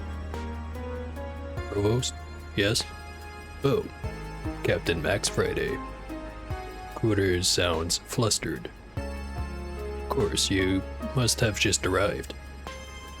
I was discussing the scientific value of the find with the captain here, says Provost Baird. We had just arrived at the topic of these anomalous modes. A certain subsystem of the Ziggurat display is highlighted, and an approximation of the strange dancing lights appears surrounding the display. Oh yes. From our preliminary analysis, it does not appear to be a weapon system, exactly. I mean, Coutures looks down, manipulating the display via a datapad. She focuses on the 2-stage anomalous device, which scales up to fill the shared display. It has been weaponized, but I don't think this is a weapon. It's too... She considers her words. Unfocused, general purpose. You can see elements of hyperdrive core technology here. Section flashes at Coutures' touch, as well as something resembling an Afferton coil that stabilizes P-base induction, right? Another portion flashes. If you squint, maybe. Oh, a face coil? Wooters looks impressed. Yes, but also no. Let me back up, she says, rubbing her eyes. It's as though the Tritachyon team stumbled upon a breakthrough in, well, we don't know exactly what yet. And someone told them to turn it into a weapon system. Analysis. The implications of what we're detecting, I mean, with the instruments we have, we'll need to construct new ones. What we're seeing is unprecedented in terms of even state-of-the-art domain-era technology. Wooters looks away, thinking for just a moment. Publicly acknowledged technology anyway. She turns back to the display, summoning a recording of the mote swarm, and the apparent flocking behavior, though that word implies volition, which we're not even sure is. Baird raises a hand to stop the words tumbling from Wooters. That's enough. I understand, Scylla. Your team has a lot of work to do, and we shall ask Gargoyle to trace what information exchange Thomas Gallagher made with Tritachyon specific to applications within this Project Ziggurat. Wooters nods. We'll get back to it. She closes down the display of the Ziggurat device and looks to you. This is incredible, Captain. Thank you for this opportunity. He signs off. Despite her inexperience, she's performing well under the pressure, Baird observes with a note of pride. Our hardware team is struggling to follow her pace. Before we conclude, she says, I must of course see to your compensation. She taps out a command sequence. Whopping 150 credits. Or 150,000. Roughly half the worth of a good bounty. Really getting that paycheck today. There will be more for you to do here before long, Captain, she says. Unbelievable things. Baird smiles, looking uncharacteristically satisfied, and closes the comlink. In other words, come back later.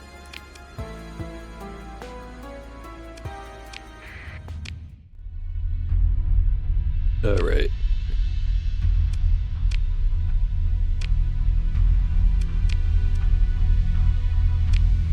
One last thing I want to do. For now, that is.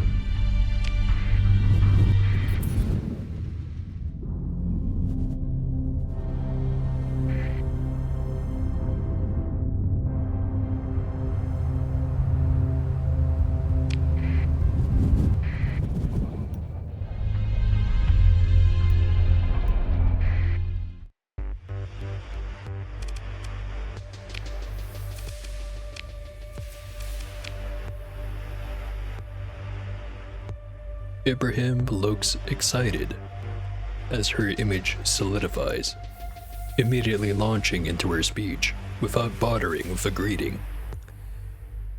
If my sensors and the orbital navigation registry do not deceive me, you have my starship, the Hamatsu. Captain, thank you. I'll give you the 100,000 credits right now and call it a done deal. Don't even have to bring it into a repair yard. I'll handle everything myself. I've already got the replacement hyperdrive in my warehouse. and some excellent engineers on call.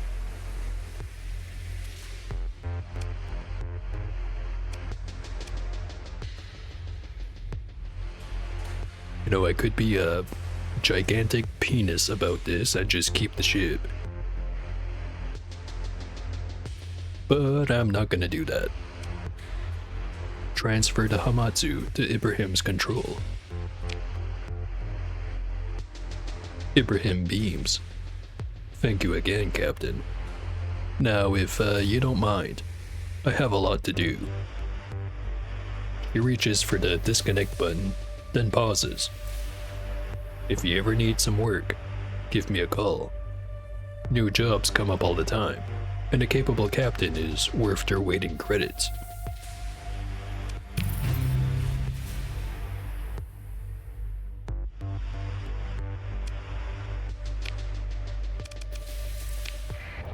Alright. And then, the very last thing. Everything seems to be fine over here. Still kinda short on organics, but I don't think I'm gonna be fixing that.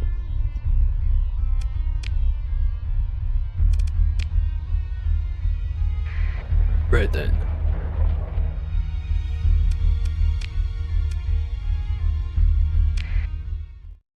A nice little 6-hour stream. A very productive one too. Anyways, let me have a quick look, see if anyone else is playing Starsector.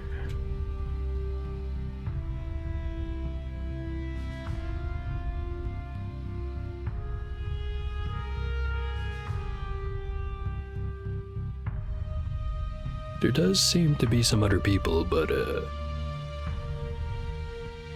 well, I'll leave it up to the imagination for why I'm deciding to be lazy.